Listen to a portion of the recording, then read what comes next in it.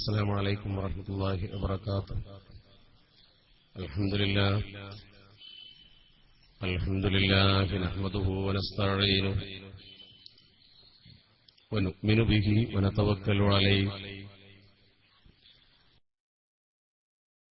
ونعوذ بالله من شرور أنفسنا ومن سيئات أعمالنا.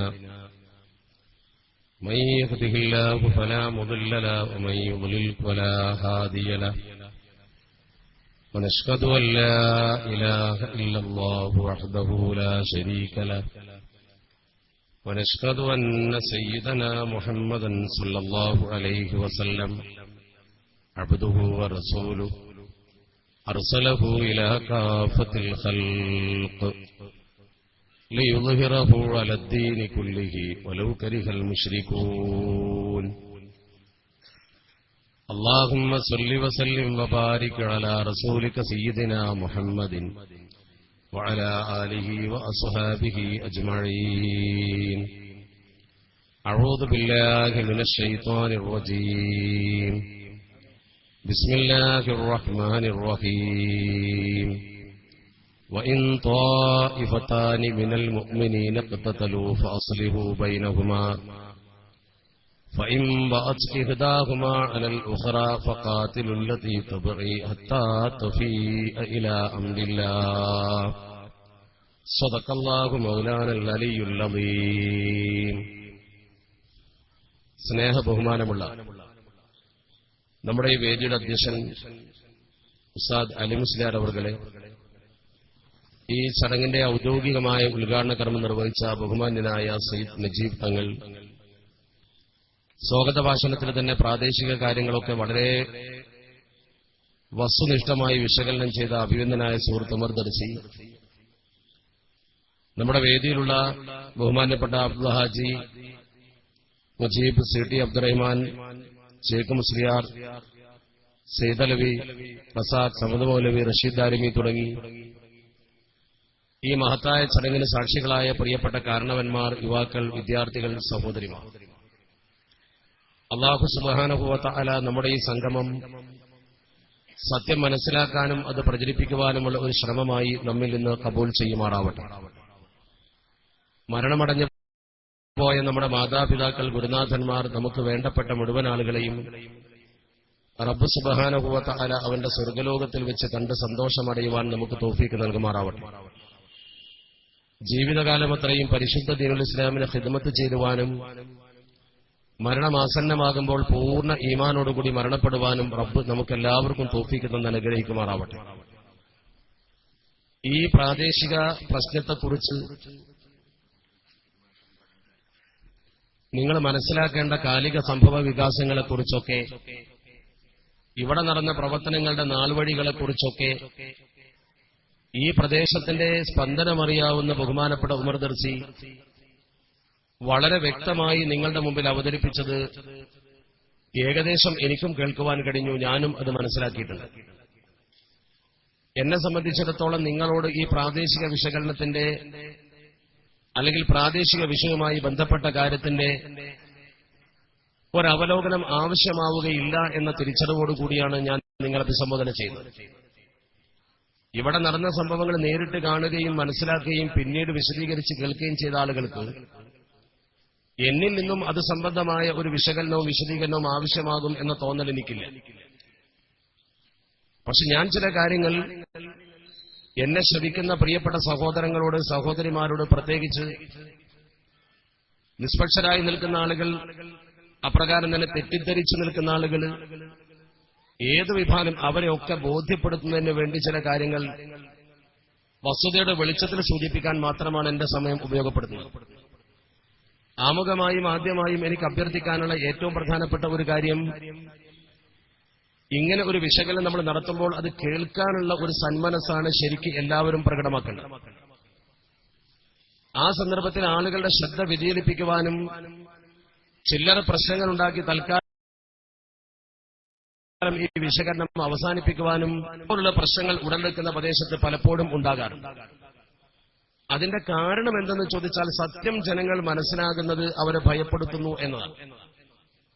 വസ്തുത മനസ്സിലാക്കുന്ന ആളുകൾ സ്വാഭാവികമായും കാര്യം ഗ്രഹിച്ചുകൊണ്ട് അതിന്റെ പക്ഷത്തേക്ക് വരിക സ്വാഭാവികമാണല്ലോ. അത്തരമൊരു ഭയപ്പാട് ആളുകൾക്കുണ്ടാകുമ്പോൾ സ്വാഭാവികമായും അത് മനസ്സിലാക്കരുത് എന്ന ഒരു ചിന്താഗതി അവർക്കുണ്ടാകും. ഏതുപോലെ പരിശുദ്ധ ഖുർആൻ അവതരിപ്പിച്ച സന്ദർഭത്തിൽ ആളുകളൊക്കെ പരിശുദ്ധ ഖുർആനിലേക്ക് ഇങ്ങനെ ആകൃഷ്ടരായി നിൽക്കുന്ന സമയത്ത് വിശുദ്ധ ഖുർആൻ ജനങ്ങളെ മുഴുവൻ കീഴടക്കുന്നു എന്ന് കണ്ടപ്പോൾ ശത്രുക്കൾ പറഞ്ഞ ഒരു വാചകമുണ്ട് ഖുർആനിൽ. ഖുർആൻ തെറ്റാണെന്ന് അവർ പറഞ്ഞില്ല, അത് പറഞ്ഞാൽ വിജയിക്കില്ലെന്ന് അവർക്കറിയാം. അതുകൊണ്ട് തന്നെ ഖുർആനിനെ എതിർത്ത് പരാജയപ്പെടുത്താൻ കഴിയില്ലെന്ന് ബോധ്യം വന്നപ്പോൾ അവർ പറഞ്ഞ വാചകം പരിശുദ്ധ ഖുർആനിലുണ്ട്.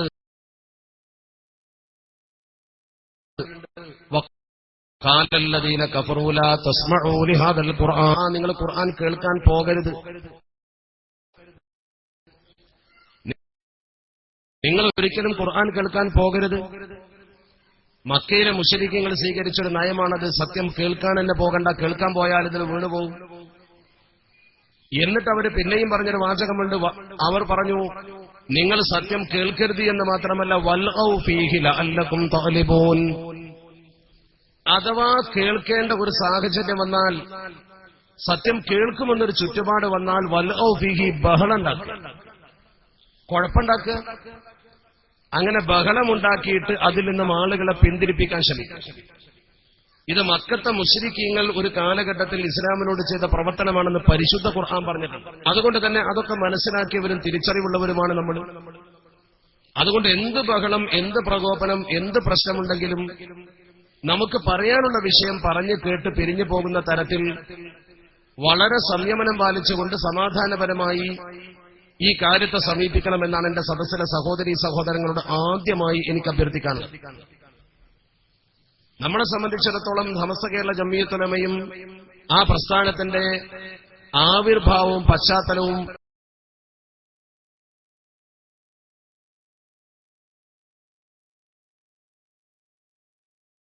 ഒക്കെ അറിയാവുന്ന ആളുകളാണ്. അതുകൊണ്ട് അതിന്റെ നമുക്കറിയാമല്ലോ, സമകേരള ജംഇയ്യത്തുൽ ഉലമ എന്ന പേരിൽ ഇന്ന് നമ്മുടെ കേരളത്തിൽ പ്രവർത്തിക്കുന്ന സംഘടന വളരെ മനോഹരമായി മദ്രസകളും അനുബന്ധ സംവിധാനങ്ങളും ഒക്കെ നല്ല നിലക്ക് കൊണ്ടു നടക്കുമ്പോൾ അതേ പേരിൽ സമാന്തരമായി ഒരു സംഘടന കേരളത്തിൽ പ്രവർത്തിക്കുന്നു. ആളുകൾക്കിടയിൽ അഭിപ്രായാന്തരമുണ്ടാക്കുവാനും ജനങ്ങൾക്കിടയിൽ തെറ്റിദ്ധാരണ സൃഷ്ടിക്കുന്നതിനും വേണ്ടി അതേത്തോളമുള്ള പ്രശ്നം എന്താ? ആളുകളെ സംബന്ധിച്ചിടത്തോളമുള്ള പ്രശ്നം രണ്ടും സമത്ത. അവിടെയും പണ്ഡിതൻ, ഇവിടെയും പണ്ഡിതൻ, അവിടെയും തലപ്പാവ്, ഇവിടെയും തലപ്പാവ്. നമ്മുടെ പ്രവർത്തകർ നിങ്ങളുടെ ഇടയിലേക്ക് സംഭാവനയ്ക്ക് വേണ്ടി രഹസ്യമായി നിങ്ങളെ സമീപിക്കുന്നുണ്ട്. നിങ്ങളത് വളരെ മനോഹരമായി വിജയിപ്പിക്കണം. നമുക്കതല്ലാത്ത മറ്റൊരു മാർഗവുമില്ല എന്നുകൂടി നിങ്ങളോട് സൂചിപ്പിക്കുന്നു. അള്ളാഹു സഹായിക്കുമാറാവട്ടെ. ഈ രണ്ടു രീതിയിൽ എങ്ങനെ സംഘടന ഈ കേരളത്തിൽ ഉണ്ടായി എന്നതിനെ കുറിച്ചാണ് നമ്മൾ ആദ്യം കണ്ടത്. എന്ത് രണ്ട് സാഹചര്യത്തെ നമ്മൾ ചിന്തിക്കണം. ഇവിടെ സമസ്ത കേരള ജംഇയ്യത്തുൽ ഉലമ എന്ന പണ്ഡിത സഭ രൂപീകരിക്കുന്ന കാലത്ത് ഈ ജംഇയ്യത്തെ പരിണത മഹാനായ വരക്കൽ മുല്ലക്കോയ തങ്ങളുടെ പ്രാർത്ഥനയ്ക്ക് ആമീൻ പറഞ്ഞുകൊണ്ട് സമസ്ത മുശാവറയിൽ അതിന്റെ 26ാമത്തെ മെമ്പറായി അംഗത്വം സ്വീകരിച്ചുകൊണ്ട് പ്രവർത്തനം ആരംഭിച്ച ഒരു മഹാപണ്ഡിതനാണ് നമ്മുടെ നമ്മുടെ കണ്ണിയത്ത് അഹമ്മദ് മുസ്ലിയാർ നവ്വറല്ലാഹു മർക്കദ. ആ മഹാന്റെ ഹക്ക് ബർക്കത്തുകൊണ്ട് പടച്ചറബ് നമ്മെ എല്ലാ ആപത്ത് മുസീബത്തിൽ നിന്നും കാത്തുരക്ഷിക്കുമാറാവട്ടെ. ആ റഈസുൽ മുഹഖിഖീൻ സമസ്ത കേരള ജംഇയ്യത്തുൽ ഉലമയുടെ സ്ഥാപിത കാലഘട്ടത്തിലെ മുശാവറ മെമ്പറാണ്. നമ്മൾ ജീവിച്ചിരിക്കുന്ന കാലത്ത് ബഹുമാനപ്പെട്ട കണ്ണിയത്ത് ഉസ്താദ് സമസ്തയുടെ പ്രസിഡന്റ്. നമ്മൾ അദ്ദേഹത്തെ കാണുമ്പോഴും പരിചയപ്പെടുമ്പോഴും ബഹുമാനപ്പെട്ടവർ സമസ്തയുടെ അമരത്തുണ്ട്. ആ ബഹുമാനപ്പെട്ട സമസ്ത കേരള ജംഇയ്യത്തുൽ ഉലമയുടെ പ്രസിഡന്റ് കണ്ണിയത്ത് ഉസ്താദും അതുപോലെ തന്നെ ജനറൽ സെക്രട്ടറി ബഹുമാനപ്പെട്ട ശൈഖുന ശംസുൽ ഉലമയും. ഈ രണ്ട് മഹത്തുക്കൾ ജീവിച്ചിരിക്കുന്ന കാലഘട്ടത്തിൽ അവരെ കണ്ടവരും പരിചയപ്പെട്ടവരും അവരുടെ വാക്കുകൾ ശ്രവിച്ചവരുമാണ് നമ്മൾ. ആ രണ്ട് മഹാന്മാരാണല്ലോ കേരളീയ ജനസമൂഹത്തെ സമത്വയുടെ വഴിയിൽ നടത്തുന്നതിന് വലിയ പങ്ക് വഹിച്ച ആളുകൾ. സമത്തെ വിശ്വപ്രശസ്തമാക്കുന്നതിൽ ബഹുമാനപ്പെട്ട ശൈഖുനാ ശംസുൽ വഹിച്ച പങ്ക് ചെറുതല്ല. സമത്തെ ജനകീയമാക്കുന്നതിൽ കണ്ണിയത്ത് ഉസ്താദിന്റെ മഹത്വം വലിയ പങ്ക്. ഇവര് രണ്ടുപേരും ജീവിച്ചിരിക്കുന്ന കാലത്ത് തന്നെയാണ് ആ രണ്ട് മഹത്തുക്കളെ തള്ളിപ്പറഞ്ഞുകൊണ്ട് ഈ വിഭാഗം കടന്നു വന്നത്. കണ്ണിയത്ത് ഉസ്താദിനെ തള്ളിപ്പറയുവാനും ശംസുലമയെ തള്ളിപ്പറയുവാനും ശ്രമിക്കുന്ന ആളുകൾക്ക് പിന്നെ എന്ത് വൃത്തികേട് ചെയ്യുവാനും മടിയുണ്ടാവില്ല എന്ന കാര്യത്തിൽ ആർക്കാ തർക്കമുള്ളത്? ആരായിരുന്നു റഈസുൽ മുഹഖഖീൻ എന്ന വിഷയം നിങ്ങളോട് പറയേണ്ടതുണ്ടോ? ജീവിതത്തിൽ ഒരു കറാഹത്ത് പോലും ചെയ്യാത്ത മനുഷ്യൻ എന്ന് പറഞ്ഞാൽ അതിലപ്പുറം എന്ത് പറയണം? എല്ലാ ജാതി മതസ്ഥരും ആദരിച്ചിരുന്നൊരു വ്യക്തി എന്ന് പറഞ്ഞാൽ, നിങ്ങൾ ഇപ്പോൾ കണ്ണിയത്ത് ഉസ്താദിന്റെ ഭവനത്തിൽ പോയി നോക്ക്. വാഴക്കാട്ട് ചെന്നാൽ ആളുകൾ കൃത്യമായി പറഞ്ഞു തരും, നേരത്തെ കണ്ണിയത്ത് ഉസ്താദിന്റെ വീട്ടിലേക്ക് റോഡുണ്ടായിരുന്നില്ല. ആ മഹാന്റെ വീട്ടിലേക്ക് റോഡുണ്ടാക്കുന്നതിന് വേണ്ടി അവിടെയുള്ള മുസ്ലിം സമൂഹം ശ്രമിച്ചപ്പോ അമുസ്ലിങ്ങളുടെ സ്ഥലം കിട്ടണം, രാഷ്ട്രീയ സ്വയംസേവക സംഘം എന്ന് പറയുന്ന RSSുമായി ബന്ധപ്പെട്ട ചില പ്രവർത്തകരുടെ സ്ഥലം കിട്ടണം. അത്തരമൊരു പ്രത്യേക സാഹചര്യത്തിൽ അവരുമായി ബന്ധപ്പെട്ടപ്പോൾ അവർ പറഞ്ഞെന്താ, ഞങ്ങൾ ആലോചിച്ച് പറയാമെന്ന് പറഞ്ഞുകൊണ്ട് പിന്നീട് അവർ വന്ന് പറഞ്ഞതെന്താണ്, കണ്ണിയത്തിനാണ് റോഡ് എന്നതുകൊണ്ട് ആർക്കും എതിർക്കാൻ കഴിയുന്നില്ല, കൊടുക്കരുതെന്ന് പറയാൻ പറ്റില്ല. അവര് കണ്ണിയത്ത് ഉസ്താദിന് റോഡ് കൊടുത്തു എന്ന് മാത്രമല്ല, അവിടെ ഒരു ബോർഡ് പ്രദർശിപ്പിച്ചു, കണ്ണിയത്തിന്റെ വീട്ടിലേക്ക് മാത്രം വാഹനത്തിൽ പോവുക എന്ന്. ഒരുപാട് കാലം ആ ബോർഡ് അങ്ങനെ അവിടെ നിന്നു എന്ന് വാഴക്കാട്ടുകാർക്കറിയാം. പിന്നീടാണ് ആ ബോർഡ് മാറ്റിയത്, പബ്ലിക് റോഡാക്കി മാറ്റാൻ സൗകര്യം ചെയ്തു കൊടുത്തത്. എന്തേ അവിടെയുള്ള അമുസ്ലിങ്ങൾക്ക് കണ്ണിയത്ത് ഉസ്താദിന്റെ വീട്ടിലേക്ക് റോഡ് കൊടുക്കാൻ പറ്റില്ലെന്ന് പറയാൻ ഒരു സങ്കോചമുണ്ടായത്? അവിടെയാണ് നമ്മൾ ചിന്തിക്കേണ്ടത്. അത്ര വലിയൊരു വ്യക്തിത്വമായിരുന്നു കണ്ണിയത്ത് ഉസ്താദ്. നിങ്ങൾക്കറിയില്ലേ, ആത്മ പലയിടത്തും ചെന്നുകൊണ്ട് ദുആ ചെയ്ത് കടൽക്ഷോഭം പോലും ഒതുക്കി പാവപ്പെട്ട ആ പ്രദേശത്തെ മുക്കുവ തൊഴിലാളികൾക്ക് അന്നം കൊടുക്കാൻ സൗകര്യം ചെയ്തു കൊടുത്ത അനുഭവങ്ങൾ ഒരുപാടുണ്ട്.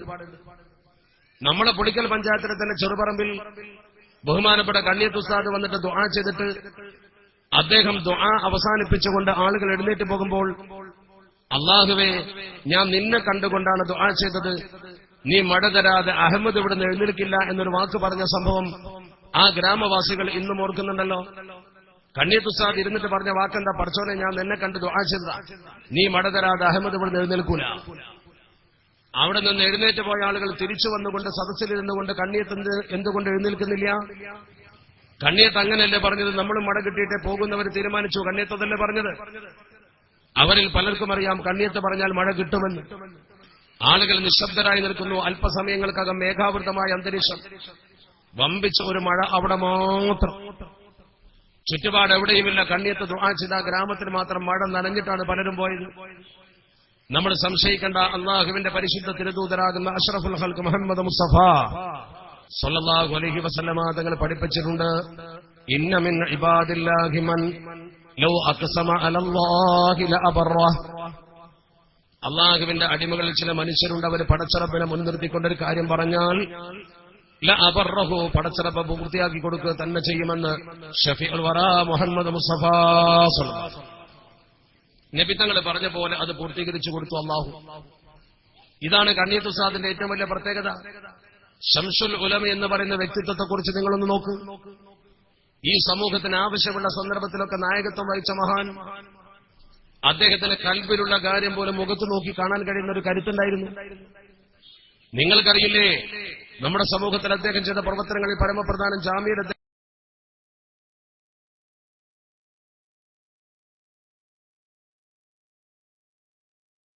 അദ്ദേഹം പ്രിൻസിപ്പളായിരിക്കുന്ന ഒരു കാലം ഉണ്ടായിരുന്നു.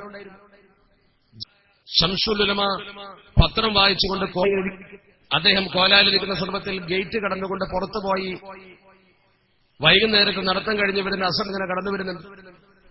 ഒരു 5-6 പേര് ഒരുമിച്ചിങ്ങനെ വരുന്ന സമയത്ത് കണ്ണിയത്ത് ഉസ്താദ് അതിൽപ്പെട്ട ഒരാളെ ചൂണ്ടിക്കാണിച്ചുകൊണ്ട് പറഞ്ഞെന്താ, അലവി ഇവിടെ വാന്ന് പറഞ്ഞു. അലവി ഇവിടെ വാന്ന് പറഞ്ഞ അലവിയെ വിളിച്ചു നിർത്തിയിട്ട് അലവിയുടെ മുഖത്ത് നോക്കിയിട്ട് 3 വാക്ക് പറഞ്ഞു.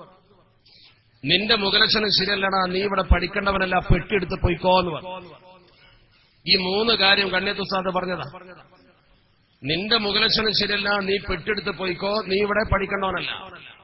അലവി പെട്ടിയെടുത്ത് പോയി. അലവി പെട്ടിയെടുത്ത് പോയപ്പോ ക്യാമ്പസിലാകെ ചർച്ച, എന്തിനാ അലവിയെ പുറത്താക്കിയത്? അച്ചടക്ക ലംഘനം ഒരിക്കലും കാണിക്കാത്ത കുട്ടിയാണ് അലവി, നല്ലവണ്ണം പഠിക്കുന്ന ആക്കിലാണ് അവൻ, എന്തിന് അലവിയെ പുറത്താക്കിയെന്ന് വലിയൊരു ചർച്ച. പക്ഷെ ഷെയ്ഖുനെ പുറത്താക്കിയതുകൊണ്ട് ആർക്കും ചോദിക്കാനൊന്നുമില്ല. ആളുകൾ അതങ്ങനെ മറന്നുകൊണ്ടിരിക്കെ 5 വർഷം കഴിയുമ്പോൾ സംഭവിച്ചെന്താ? അലവി കോളേജിൽ നിന്ന് പുറത്തുപോയി അഫ്ദുൽ ഉലമ കോഴ്സിന് ചേർന്ന് പഠിച്ചു പാസായി. അലവിക്കൊരു ജോലി വേണം. അതിന് അലവി പണം തേടി അലഞ്ഞപ്പോ ചില ആളുകൾ അദ്ദേഹത്തെ സഹായിക്കാമെന്ന് ഏറ്റു. ഒതുക്കിങ്ങൽ സ്വദേശിയായ അലവി മിഷണറി പ്രവർത്തകരുടെ കയ്യിൽപ്പെട്ടു. അവര് മിഷണറിസം പഠിപ്പിച്ചു. മഞ്ചേരിയിൽ കൊണ്ടുവന്നു. മർക്കസുൽ ബിഷാറ ഉണ്ടാക്കിയതിന്റെ തലപ്പത്തിരുത്തി ഫാദർ അലവി, മലബാറിലെ ആദ്യത്തെ ഫാദർ അലവി, ജാമ്യയിൽ പഠിച്ച ഈ അലവിയാണ്. നിന്റെ മുഖലക്ഷണം ശരിയല്ലടാ, നീ ഇവിടെ പഠിക്കണോനല്ല, പുറത്തുപോ എന്നവന്റെ മുഖത്ത് നോക്കി 5 കൊല്ലം മുമ്പേ കുഫ്രിയത്ത് നേരിട്ട് കണ്ട് പുറത്താക്കി ഷെയ്ഖുന. അതാണ് ബഹുമാനപ്പെട്ട ഷെയ്ഖുന ശംസുലമ. പഠിക്കണം നിങ്ങൾ. ആ ഷെയ്ഖുന ശംസുലമയാകുന്ന വ്യക്തിത്വത്തെ കുറിച്ച് അറിയില്ല നമുക്ക്.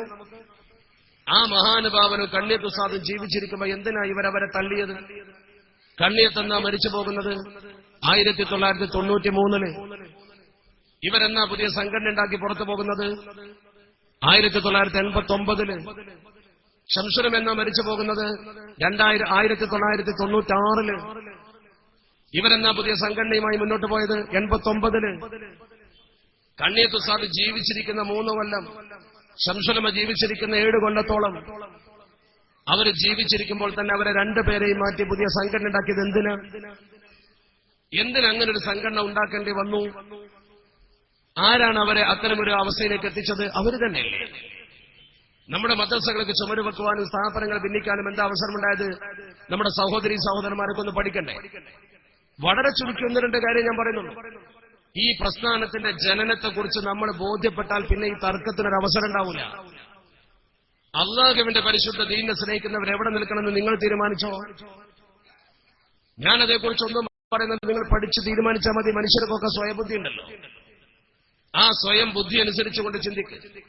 1925 രൂപീകരിച്ച് 26 മുല്ലക്കോയത്തങ്ങളുടെ നേതൃത്വത്തിൽ പ്രവർത്തനം ആരംഭിച്ച് ഈ സംഘടന അനവരതം മുന്നോട്ട് പോയി. ഒരുപാട് ദീനീ പ്രവർത്തനങ്ങൾ ഈ സമൂഹത്തിൽ കാഴ്ചവെച്ച് അതിനിടയ്ക്ക് സംഘടനയിൽ ഭിന്നിപ്പ്. സംഘടന മനുഷ്യന്മാരുണ്ടാക്കിയ സംഘടനയാകുമ്പോൾ ഭിന്നിപ്പുണ്ടാവും. ഭിന്നിപ്പ് സംഘടനയിൽ സ്വാഭാവികമാണ്. പലപ്പോഴും പല അഭിപ്രായങ്ങളുണ്ടാവും. 2 പ്രധാനപ്പെട്ട അഭിപ്രായ വ്യത്യാസങ്ങൾ സമത്തിൽ ഉണ്ടായിട്ടുണ്ട്. 65-67 കാലഘട്ടം പരിശോധിച്ചാൽ കാണാൻ കഴിയും. ഒന്നുണ്ടായത് തബ്ലീഗ് ജമാഅത്തിനെ കുറിച്ച് സമത്വ തീരുമാനമെടുത്തപ്പെടാം. തബ്ലീഗ് ജമാഅത്തിനെ കുറിച്ച് സമത്വ തീരുമാനമെടുത്തപ്പോൾ സമത്തയിൽ നിന്ന് കുറച്ച് പണ്ഡിതന്മാർ മാറിയിരുന്നു. അവര് പറഞ്ഞു അത് ശരിയല്ല എന്ന് പറഞ്ഞുകൊണ്ട് അവരൊരു പുതിയ സംഘടന ഉണ്ടാക്കി, അഖില കേരള ജമിയത്തുൽ ഉലമ. ഈ അഖില കേരള ജമിയത്തുൽ ഉലമ രൂപീകരിച്ചുകൊണ്ട് അവർ പ്രവർത്തനം ആരംഭിച്ചു.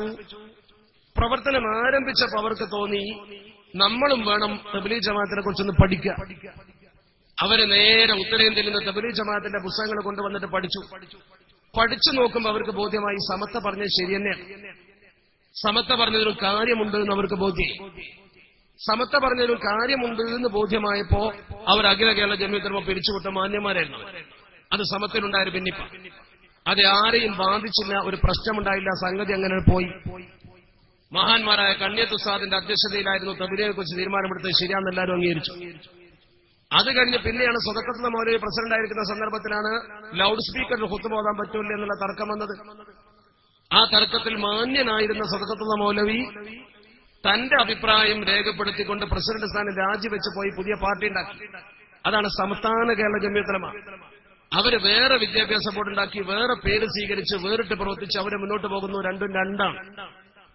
അടിയും പിടിയും കുഴപ്പവും നടുക്ക് ചുമരുവക്കൽ ഉണ്ടാക്കാൻ അവർ വന്നിട്ടില്ല. അവരൊക്കെ മാന്യത പ്രകടിപ്പിച്ചുകൊണ്ട് അവരെ വഴിക്ക് പോയി. സമത്വ അതിന്റെ വഴിക്ക് തന്നെ വന്നു. പിന്നെയും സമത്വ മുന്നോട്ട് പോകുമ്പോൾ 1974 മറുഭാഗത്തെ ചേരിക്ക് നേതൃത്വം കൊടുക്കുന്ന അഖിലേന്ത്യാ നേതാവ് സമത്വയുടെ മുഷാവറയിൽ വരുന്ന ചിന്തിക്കണം നിങ്ങൾ. അന്ന് വരെ സമത്വ കേരള ജമിയത്തുൽ ഉലമയിൽ രാഷ്ട്രീയ തർക്കമില്ല. കോൺഗ്രസുകാരുണ്ട്, ലീഗുകാരുണ്ട്, എല്ലാ വിഭാഗം ആളുകളും സമത്വയിലുണ്ട്. ബാഫകിത്തങ്ങൾ സമത്വയെ നയിച്ചിരുന്നു, പൂക്കോയത്തങ്ങൾ സമത്വയെ നയിച്ചിരുന്നു. അവര് 2 പേരും സമത്വ കേരള ജമിയത്തുൽ ഉലമയോടൊപ്പം തന്നെ ഒരു രാഷ്ട്രീയ പാർട്ടിയുടെ പ്രസിഡന്റായിരുന്നു. ശംസുലം ഒരു കാലത്ത് കോൺഗ്രസിന്റെ വേദിയിൽ പ്രസംഗിച്ചിരുന്നു. കോൺഗ്രസുകാരും മുസ്ലിം ലീഗുകാരും സാധാരണക്കാരായ ആളുകളും രാഷ്ട്രീയമുള്ളവരും ഇല്ലാത്തവരും ഒക്കെ സമത്വയിലുണ്ട്. ആ രംഗത്ത് ഇദ്ദേഹം കടന്നു വന്ന ശേഷം 1979 സുന്നി യുവജന സംഘത്തിന്റെ തലപ്പത്ത് അദ്ദേഹം വന്ന ശേഷം സമത്വ കേരള ജമിയത്തുൽ ഉലമയുടെ മുഷാവറയിൽ ഒരു പ്രമേയം കൊണ്ടുവന്നു. കോഴിക്കോട് ജില്ലാ സുന്നി യുവജന സംഘത്തെ കൊണ്ട് പ്രമേയം എടുപ്പിച്ചിട്ടാണ് കൊണ്ടുവന്നത്. ആ പ്രമേയത്തിൽ ആവശ്യപ്പെട്ട് ഒന്നുകിൽ സമത്വ ഒരു പാർട്ടി ഉണ്ടാക്കണം, രാഷ്ട്രീയ പാർട്ടി, അല്ലെങ്കിൽ സമത്വ കേരള ജംഇയ്യത്തുൽ ഉലമയുടെ രാഷ്ട്രീയ പാർട്ടിയായി സുന്നി യുവജന സംഘത്തെ അംഗീകരിക്കണം. ഇതായിരുന്നു അവർ ആവശ്യം. പക്ഷെ സമത്വ ആവശ്യം തള്ളി. ശരിക്കും മനസ്സിലാക്കണം നിങ്ങൾ ഈ നാൾ വഴി. സമത്വ ആവശ്യം തള്ളി. സമത്വയുടെ മുഷാവറ പറഞ്ഞു, സമത്വക്ക് രാഷ്ട്രീയമില്ല, വ്യക്തികൾക്ക് രാഷ്ട്രീയമാകാം. ഈ വേദിയിലിരിക്കുന്ന ആൾക്കാർക്ക് പലർക്കും രാഷ്ട്രീയം ഉണ്ടാകാം, ഇല്ലാതിരിക്കാം. അവർക്ക് ഇഷ്ടപ്പെട്ട പാർട്ടിയിൽ അവർ പങ്കെടുക്കുന്നുണ്ടാവും. പക്ഷെ സമത്വയെ അത് ബാധിക്കാൻ പാടില്ല. സമത്വയുടെ കൊടി കെട്ടി ഒരു പാർട്ടിക്ക് വോട്ട് ചോദിക്കാനോ വോട്ട് ചോദിക്കാതിരിക്കാനോ പോകേണ്ട കാര്യമില്ല. ഈ ഒരു സമീപനം സമത്വ കേരള ജംഇയ്യത്തുൽ ഉലമ പ്രഖ്യാപിച്ചു. വ്യക്തികളൊക്കെ രാഷ്ട്രീയ പ്രവർത്തനം നടത്തിക്കോട്ടെ, ഇന്ത്യയാണ് രാഷ്ട്രീയ പ്രവർത്തനം വേണ്ടിവരും. എന്നാ വേണ്ടെന്ന് തോന്നുന്നു, വേണ്ട. എന്നാൽ സമത്വക്ക് ഇന്ന പാർട്ടി എന്ന രീതിയിലൊരു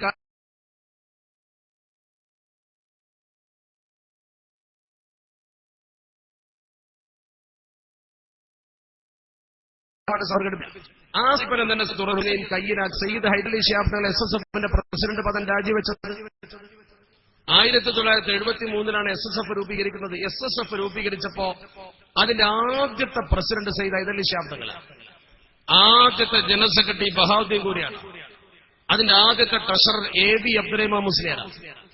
SSF ഉണ്ടാക്കിയ 3 പേരും അതിൽ നിന്ന് രാജിവെച്ചു. 3 പേരും പോയി. സയ്യിദ് ഹൈദരലി ശിഹാബ് തങ്ങൾ ആദ്യം രാജിവെച്ച് പുറത്തു പോന്നു. ഹൈദരലി ശിഹാബ് തങ്ങൾ രാജിവെച്ച് പോന്നത് എന്തിനാ? 979 SSFൽ നിന്ന് രാജിവെച്ചു.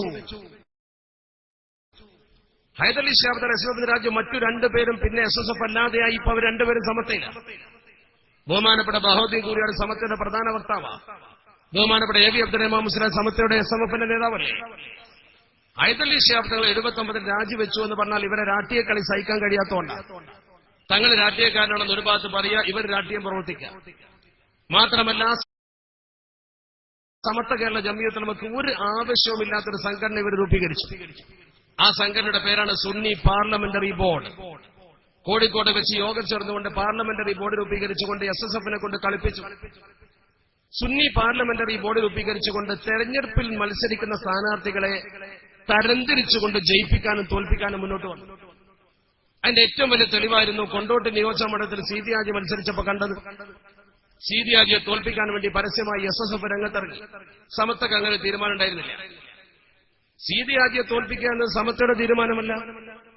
എന്തുകൊണ്ടെന്നാൽ KV മുഹമ്മദ് മുസ്ലിയാർ അതേക്കുറിച്ച് പറഞ്ഞിരുന്നു. പത്രക്കാർ ചോദിച്ചപ്പോ എന്തുകൊണ്ട് സീതി ഹാജി മുജാഹിദായിട്ട് സമത്വ തോൽപ്പിക്കാൻ പോകുന്നില്ല എന്ന് ചോദിച്ചപ്പോ സമത്വയുടെ അന്നത്തെ സെക്രട്ടറി KV മുഹമ്മദ് മുസ്ലിയാർ, അന്ന് ജനറൽ സെക്രട്ടറി ഷെയ്ഖുന ശംസുലമ പത്രക്കാരോട് അങ്ങനെ സംസാരിക്കാറില്ല.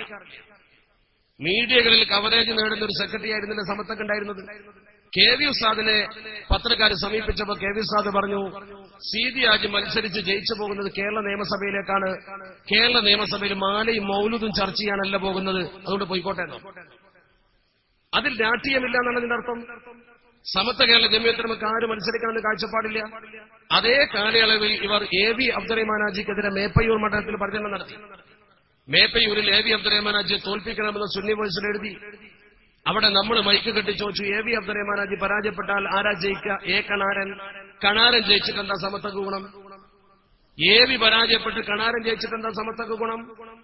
AV അബ്ദുറഹ്മാൻ ഹാജി മുജാഹിദ ശരിയാ, കണാരൻ സുന്നിയാണോ? എന്തിനീ വേണ്ടാത്ത പണിക്ക് പോകണം? ആ വിഷയത്തിൽ സമത്വ കേരള ജംഇയ്യത്തുൽ ഉലമ ഇടപെടേണ്ടതില്ല. ജയിക്കുന്നവർ ജയിക്കട്ടെ, വോട്ട് ചെയ്യാത്തവർ ചെയ്യണ്ട. മനസാക്ഷിക്കനുസരിച്ച് വേണമെങ്കിൽ വോട്ട് ചെയ്തോട്ടെ, അതല്ല സമത്വയുടെ തീരുമാനം.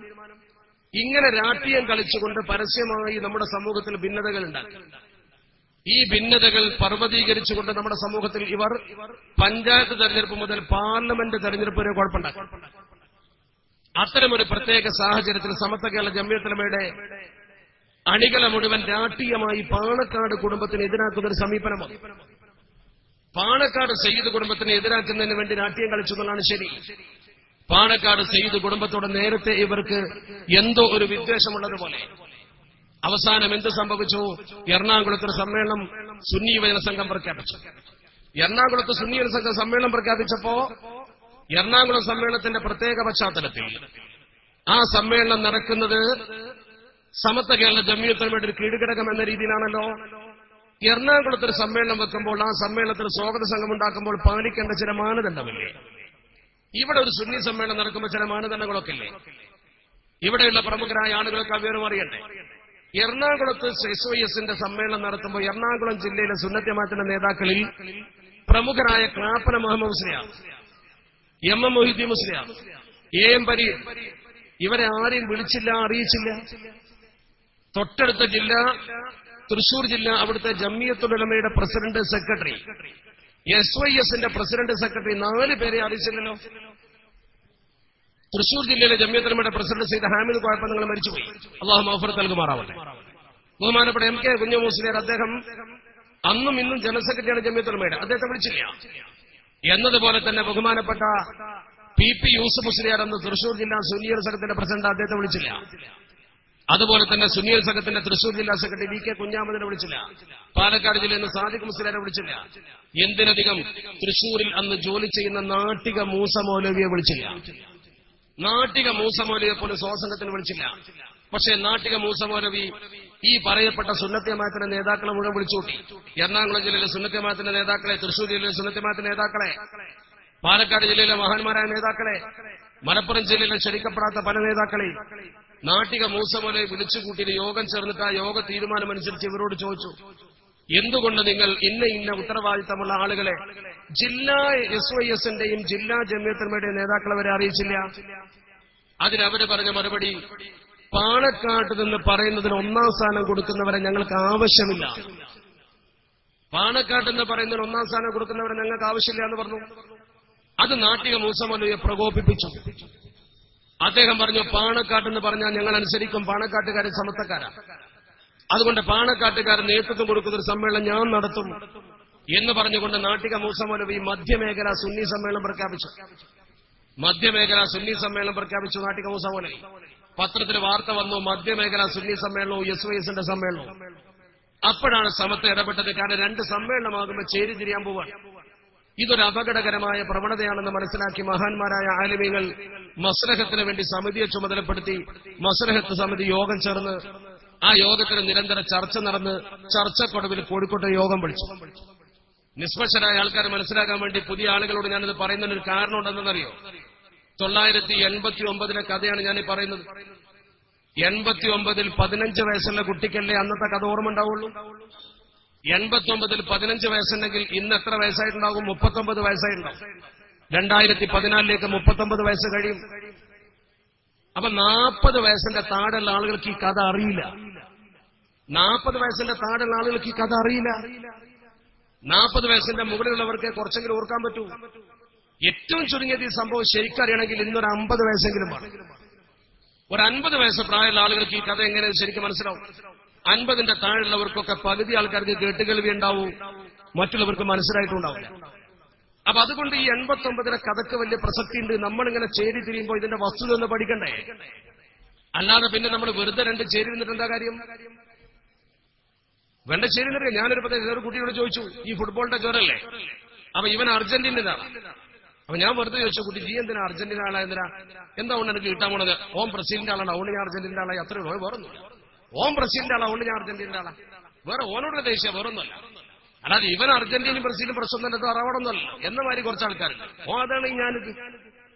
ആ ജാതി ഏർപ്പാടുകൊണ്ട് കാര്യമില്ല. നമ്മുടെ ഒരു സ്ഥലത്ത് നിൽക്കുമ്പോൾ വസ്തുതാപരമായി ഇത് പഠിച്ചിട്ട് നിൽക്കാം.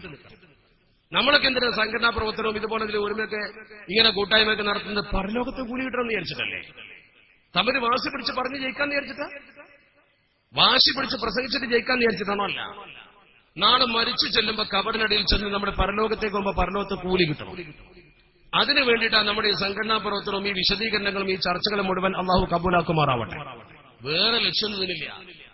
പറഞ്ഞു ജയിക്കാൻ വേണ്ടിയിട്ടല്ല, ആളെ കൂട്ടി വിജയിപ്പിച്ച് കാണിച്ചു കൊടുക്കാൻ വേണ്ടിയില്ല. നമുക്കതുകൊണ്ട് എന്താ വ്യക്തിപരമായി നേട്ടുള്ളത്? നാളെ പിറ്റേന്ന് നമ്മളും കബറിലേക്ക് പോകും. അതുകൊണ്ട് ശരിക്കും മനസ്സിലാക്കേണ്ട കാര്യം ഞാൻ പറയുന്നത്, 989 എറണാകുളം സമ്മേളനത്തെക്കുറിച്ച് ചർച്ച ചെയ്യാൻ സമത്വ യോഗം വിളിച്ചു. സമത്വ കേരള ഇസ്ലാമിക വിദ്യാഭ്യാസ ബോർഡിന്റെ മീറ്റിംഗ് കോഴിക്കോട്ട് ചേർന്നു. തീരെ കേട്ട് പരിചയമില്ലാത്ത ആളുകൾ കൃത്യ ഡേറ്റ് വെച്ച് പരിശോധിച്ചോ? സമത്വത്തിന്റെ രേഖണ്ട്. 1988 നവംബർ 12. 988 നവംബർ 12 കോഴിക്കോട്ട് യോഗം വിളിച്ചു. ആ യോഗം വിദ്യാഭ്യാസ ബോർഡ് യോഗമാണ്. യോഗത്തിൽ വെച്ച് ഷെയ്ഖുന ശംസുലം ഒരു പ്രസംഗം ചെയ്തു. അദ്ദേഹം പറഞ്ഞു, സുന്നികൾ 2 ആവുക ശരിയല്ലല്ലോ, നമ്മൾ 2 ആവുന്നത് ശരിയല്ല. അവിടെ 2 സമ്മേളനം ഇപ്പോൾ നടത്താൻ തീരുമാനിച്ചത് ശരിയല്ല, നമുക്ക് ഒരു സമ്മേളനമാക്കി കൂടെയെന്ന് ചോദിച്ചു. കൂടി നിന്ന മുഴുവൻ ആളുകളും പറഞ്ഞു, 2 സമ്മേളനം അപകടമാണ്, നമുക്കൊന്നു മതി. സുന്നികൾ ഭിന്നിച്ചാൽ അപകടമാണ്. കേരളത്തിലെ ഏറ്റവും വലിയ സംഘമാണ് സുന്നികൾ. അദ്ദേഹത്തിന്റെ അഭ്യർത്ഥന മാനിച്ച് ആ യോഗത്തിൽ വെച്ച് 3 തീരുമാനം എടുത്തു. 3 തീരുമാനം ശ്രദ്ധിക്കണം. 3 തീരുമാനം എന്ന് പറഞ്ഞാൽ, ഒന്ന്, ഇപ്പൊ നടത്താൻ തീരുമാനിച്ച 2 സമ്മേളനം നിർത്തിവെക്കുക. എന്നിട്ട് 2 കൂട്ടരും കൂടി ഒരു സമ്മേളനം നടത്തുക. ആ ഒരു സമ്മേളനത്തിന് വേണ്ടി ഇപ്പൊ ഉണ്ടാക്കിയ 2 സ്വാഗത സംഘവും കൂടി ചേർന്ന് ഒറ്റ സ്വാഗത സംഘം ഉണ്ടാക്കുക. എത്ര നല്ല തീരുമാനം! 2ആയി നടത്താൻ തീരുമാനിച്ച സമ്മേളനം 2ഉം വേണ്ട, 2 കൂട്ടരും ചേർന്ന് ഒരു സമ്മേളനം നടത്താം. ആ ഒരു സമ്മേളനത്തിന് ഇവിടെ വെച്ച് തന്നെ നമുക്കൊരു സ്വസംഘം ഉണ്ടാക്കാം ഒന്നിച്ച്. നവംബർ 12 ഈ തീരുമാനമനുസരിച്ച് അടുത്ത ആഴ്ച ഇതേ സമയത്ത് ഇവിടെ കൂടാന്ന് പറഞ്ഞു. അടുത്ത ആഴ്ച ഇതേ സമയം എന്ന് പറഞ്ഞാൽ നവംബർ 12 കഴിഞ്ഞാൽ അടുത്ത ആഴ്ച അതേ ദിവസം അടുത്ത ശനിയാഴ്ച ഏതാ? നവംബർ 19. 88 നവംബർ 19 യോഗം വീണ്ടും കൂടി. 2 സ്വാഗതസംഘത്തിന്റെ ആൾക്കാരും വന്നു.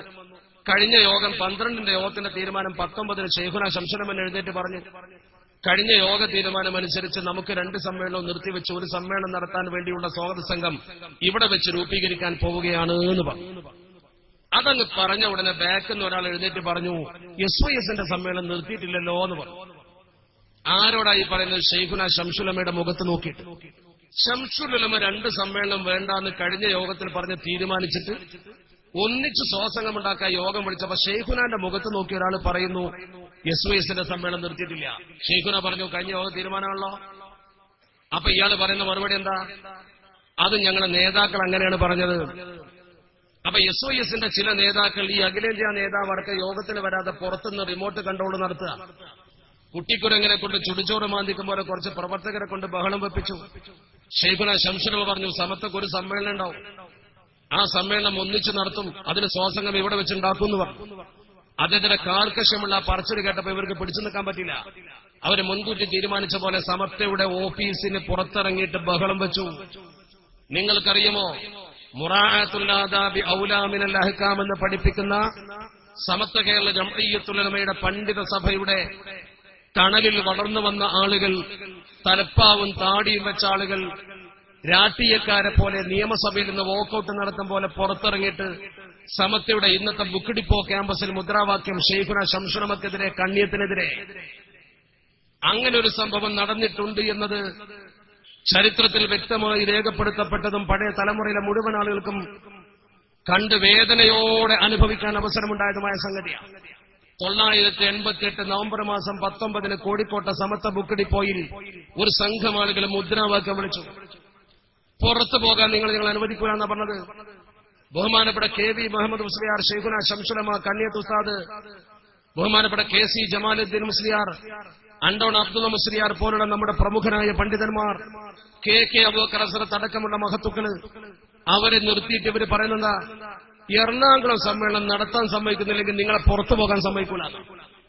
എറണാകുളം സമ്മേളനം നടത്താൻ വിടൂല്ലെങ്കിൽ നിങ്ങളെ പുറത്തു പോകാൻ സമ്മതിക്കൂല. ഈ മുദ്രാവാക്യം പണ്ഡിതന്മാരോട് സാധാരണക്കാരായ ചെറുപ്പക്കാരായ ആളുകൾ വെളിത്തരത്തിൽ ആദ്യമായി സമത്വയുടെ ഓഫീസിലേക്ക് ശംസുലമ പോലീസിനെ വിളിച്ചു വരുത്തി.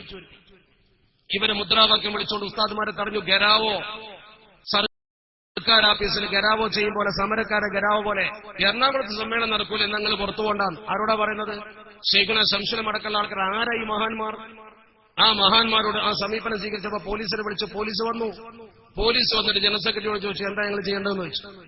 ബഹുമാനപ്പെട്ട ശൈഖുന ശംസുലമ പറഞ്ഞു, ഒന്നും ചെയ്യണ്ട, ഞങ്ങൾക്ക് ഇവർക്കിടയിലൂടെ പുറത്തു പോകാൻ സൗകര്യം ചെയ്തു തന്നാൽ മതി, പ്രൊട്ടക്ഷൻ. നിങ്ങൾ ഓർക്കണം, സമത്വയുടെ ഓഫീസിൽ നിന്ന് ബഹുമാനപ്പെട്ട സമത്വയുടെ നേതാക്കൾക്ക് പുറത്തു പോകാൻ പോലീസിന്റെ പ്രൊട്ടക്ഷൻ വേണ്ടി വന്നു. പോലീസുകാരെ പ്രൊട്ടക്ഷൻ കൊടുത്തിട്ട് ജീപ്പിൽ ഇങ്ങനെ ഇവർ പോകുമ്പോ ആ ജീപ്പിന്റെ പേരിൽ കാറും പോലീസുകാരുമായി പോകുമ്പോൾ ഇവര് മുദ്രാവാക്യം വിളിക്കുക, ശൈഖുനെ സമ്മേളനം നടത്താൻ സമ്മതിച്ചില്ലെങ്കിൽ നിങ്ങൾ ഞങ്ങൾ കാണിച്ചു തരാം. ആരോട്? മഹാന്മാരായ ഉസ്താദുമാരോട് ശിഷ്യന്മാര് പ്രകടിപ്പിക്കുന്ന ഒരു ആദരവ് നോക്കണം. നമ്മുടെ സമൂഹത്തിന്റെ ഗതി എവിടെ എത്തി? ഇവരെ കയ്യിൽ നിന്ന് ഇതല്ലാതെ വേറെ വല്ലതും നിങ്ങൾ പ്രതീക്ഷിക്കുന്നുണ്ടോ? ആ മുദ്രാവാക്യം വിളിച്ച് കലാപമുണ്ടാക്കി തുടങ്ങിയ ആളുകള്, ആലിമീങ്ങൾ പുറത്തു പോയപ്പോ അവരും പിരിഞ്ഞുപോയി. മഹാന്മാരായ ഉസ്താദുമാർ ഉടനെ തന്നെ മുഷാവറ വിളിക്കാൻ തീരുമാനിച്ചു.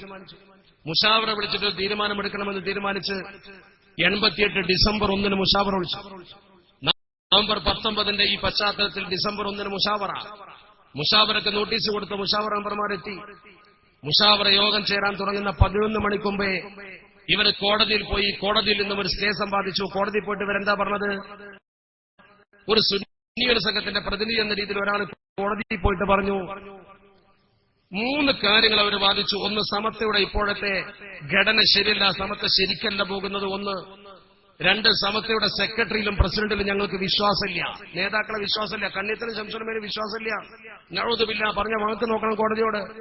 3 പറഞ്ഞു, സമത്വയുടെ പ്രവർത്തനം റസീവറെ ഏൽപ്പിക്കണം. ആരാ റസീവർ? റസീവർ എന്ന് പറഞ്ഞ വില്ലേജ് ഓഫീസറോ തഹസീൽദാരോ ഒക്കെ ആയിരിക്കും. അപ്പൊ കണ്ണിയത്തിനേക്കാളും ശംസുലമേക്കാളും ഇവർക്ക് വിശ്വാസം തഹസീൽദാരെ അല്ലെങ്കിൽ ഒരു വില്ലേജ് ഓഫീസറെ. ഈ 3 വാദമാണ് കോഴിക്കോട് കോടതിയിൽ, മുസ്ലിം കോടതിയിൽ അവർ ഉദ്ധരിച്ചത്. കോടതി വാദം കേട്ടു. എന്ത് വിഷയത്തിനും കോടതി ചെന്ന ഉടനെ സ്റ്റേ കിട്ടും. കോടതി പറഞ്ഞു മുഷാവറ ചേരാൻ പാടില്ല, മുഷാവറ ചേരാൻ പാടില്ല. സമത്വ കേരള ജംഇയ്യത്തുലമയുടെ ചരിത്രത്തിൽ ആദ്യമായി മുഷാവറക്ക് സ്റ്റേ കൊടുത്തു. മുഷാവറക്ക് സ്റ്റേ കൊടുത്തു എന്ന് മാത്രമല്ല, മുഷാവറ യോഗം ചേരാൻ പാടില്ല എന്നുള്ള വിവരം അറിഞ്ഞു. കണ്ണിയത്ത് ഉസ്താദ് വീട്ടിൽ നിന്ന് പുറപ്പെട്ടിരുന്നു. കണ്ണിയത്തിന്റെ വീട്ടിലേക്ക് ആള് തെരഞ്ഞുപോയി, വടിക്ക് വെച്ച് കണ്ണിയത്തിനെ മടക്കിക്കൊണ്ടുപോയി. കണ്ണിയത്ത് ഉസ്താദ് വീട്ടിലേക്ക് തന്നെ പോയി. പല പണ്ഡിതന്മാരും പിരിഞ്ഞുപോയി. മാനു മുസ്ലിയാരും അതുപോലെ തന്നെ ഹൈദ്രോസ് മുസ്ലിയാരും കണ്ണിയത്ത് ഉസ്താദിന്റെ വീട്ടിൽ ചെന്നു. കണ്ണിയത്ത് ഉസ്താദ് അവരെ കണ്ടപ്പോ പൊട്ടിക്കരഞ്ഞു. കണ്ണിയത്ത് കണ്ണീരൊലിപ്പിച്ചുകൊണ്ട് പറഞ്ഞു, സമത്വക്കെതിരെ കേസ് കൊടുത്തില്ലേ? സമത്വ കേരള ജംഇയ്യത്തുലമയുടെ അതുവരെയുള്ള ചരിത്രത്തിൽ സമത്വക്കെതിരെ അങ്ങനത്തെ ഒരു കേസ് ഒരു ബിദ്അത്തുകാരൻ കൊടുത്തിട്ടില്ല, ഒരു RSSകാരൻ കൊടുത്തിട്ടില്ല, BJPക്കാരൻ കൊടുത്തിട്ടില്ല. കണ്ണിയത്ത് കരഞ്ഞുകൊണ്ട് പറഞ്ഞു, കണ്ണിയത്ത് പ്രസിഡന്റായി നിൽക്കുമ്പോൾ സമത്വക്കെതിരെ ഒരു കേസ് കൊടുക്കാൻ പാടുണ്ടോ? കണ്ണിയത്ത് കരഞ്ഞുകൊണ്ട് പറഞ്ഞു, ഇനി എങ്ങനെയാണ് നമ്മൾ ദീൻ നടത്തുക? കണ്ണഞ്ചിരിങ്ങനെ ഒട്ടിച്ചു. മാനു മുസ്ലിയാർ കണ്ണിയത്ത് ഉസ്താദിനോട് പറഞ്ഞു, ഉസ്താദെ, മുഷാവറ യോഗം ചേരണ്ടെന്ന് മാത്രമേ കോടതി പറഞ്ഞിട്ടുള്ളൂ. നമുക്ക് ദീൻ നടത്താനോ ജനങ്ങളോട് കാര്യം പറയാനോ തടസ്സമില്ല. നമുക്ക് ജനങ്ങളോട് വിളിച്ചുകൂട്ടി കാര്യം പറയാം. ഉടനെ തന്നെ കണ്ണിയത്ത് കൊണ്ടുവന്ന വലിയൊരു യോഗം സംഘടിപ്പിക്കണമെന്ന് പറഞ്ഞു. യോഗം സംഘടിപ്പിക്കണമെന്ന് പറഞ്ഞു. കണ്ണിയത്തിന്റെ വാക്ക് പ്രകാരം തന്നെ കോഴിക്കോട്ടും മലപ്പുറത്തും 2 മഹാവിശദീകരണ സമ്മേളനം വെച്ചു. കോഴിക്കോട്ടെ വിശദീകരണ സമ്മേളനത്തിൽ കണ്ണിയത്ത് ദുആ ചെയ്ത ശേഷം ഉടനെ പറഞ്ഞു, സമത്വക്കെതിരെ കേസ് കൊടുത്തവരെ അല്ലാഹു മുഖം കെടുത്തട്ടെ. വാക്ക അത് വല്ലാത്തൊരു വാക്ക്. ആ വാക്ക് കുറിക്കൂ, ശരിക്കുണ്ടു. ഒരു സാധു മനുഷ്യനാണല്ലോ സമത്വക്കെതിരെ കേസ് കൊടുക്കാൻ തെരഞ്ഞെടുക്കപ്പെട്ട ആള്. അല്ലാഹു അദ്ദേഹത്തിന് ആരാണെങ്കിലും ശരി, അദ്ദേഹം എങ്ങനെയാണ് മരിച്ചത് എന്ന് അദ്ദേഹത്തിന്റെ നാട്ടിൽ പോയി എന്ന് ചോദിക്കണം. മുഖം കെടുക എന്ന് പറഞ്ഞ് ശരിക്കും കണ്ടു. അദ്ദേഹം എങ്ങനെയായിരുന്നു മരിച്ചു കിടന്നിരുന്ന രംഗം എന്നൊന്ന് പോയി ചോദിക്കണം. അല്ലാഹു അത്തരം പരീക്ഷണം നമുക്ക് നൽകാതിരിക്കുമാറാവട്ടെ. അദ്ദേഹത്തിന് വിധി വന്നു പോയതാ, മരിച്ച ആളെ കുറിച്ച് അങ്ങനെ പറയാൻ പാടില്ല, ശരിയാ. പക്ഷേ ഒരു ഇബ്രത്തിന് വേണ്ടി നമ്മൾ പഠിക്കണം. പടച്ചോനെ പെടില്ല മനുഷ്യന്മാർ ഓർക്കണം, കണ്ണിയത്തിന്റെ ദുആണ്. സമത്വക്കെതിരെ കേസ് കൊടുത്തവർ അല്ലാഹു മുഖം കെടുത്തട്ടെ. അതിനൊരു പക്ഷെ കുറ്റക്കാരനാവില്ല, കാരണം ആ പാവത്തിനെ ഇവരൊക്കെ കൂടി പറഞ്ഞ് കേട്ടി ആ മനുഷ്യനെ കൊണ്ട് ചെയ്യിച്ചതാ. റസൂലുള്ളാഹിന്റെ കഴുത്തിൽ ഒട്ടകത്തിന്റെ കുടൽമാലിടാൻ വേണ്ടി വലിയ ചർച്ച നടന്നത്. ആരിടും എന്നുള്ള ചർച്ച. എല്ലാവരും തയ്യാറായില്ല. ഉഖബത്ത് ബിൻ അബീ മുഅയ്ത്ത് അവസാനം തയ്യാറാവുക ചെയ്തത്. ഈ വൃത്തികേട് ചെയ്യാൻ ഒരാൾ തയ്യാറാവണ്ട. ഈ സാധുവിനെ അവരൊക്കെ കൂടി കയറ്റി അദ്ദേഹത്തെ കൊണ്ട് കേസ് കൊടുപ്പിച്ചു. അയാൾ മരിച്ചു കിടന്നിരുന്ന രംഗം നിങ്ങൾ അദ്ദേഹത്തിന്റെ നാട്ടിൽ പോയിട്ടൊന്ന് പഠിക്കണം.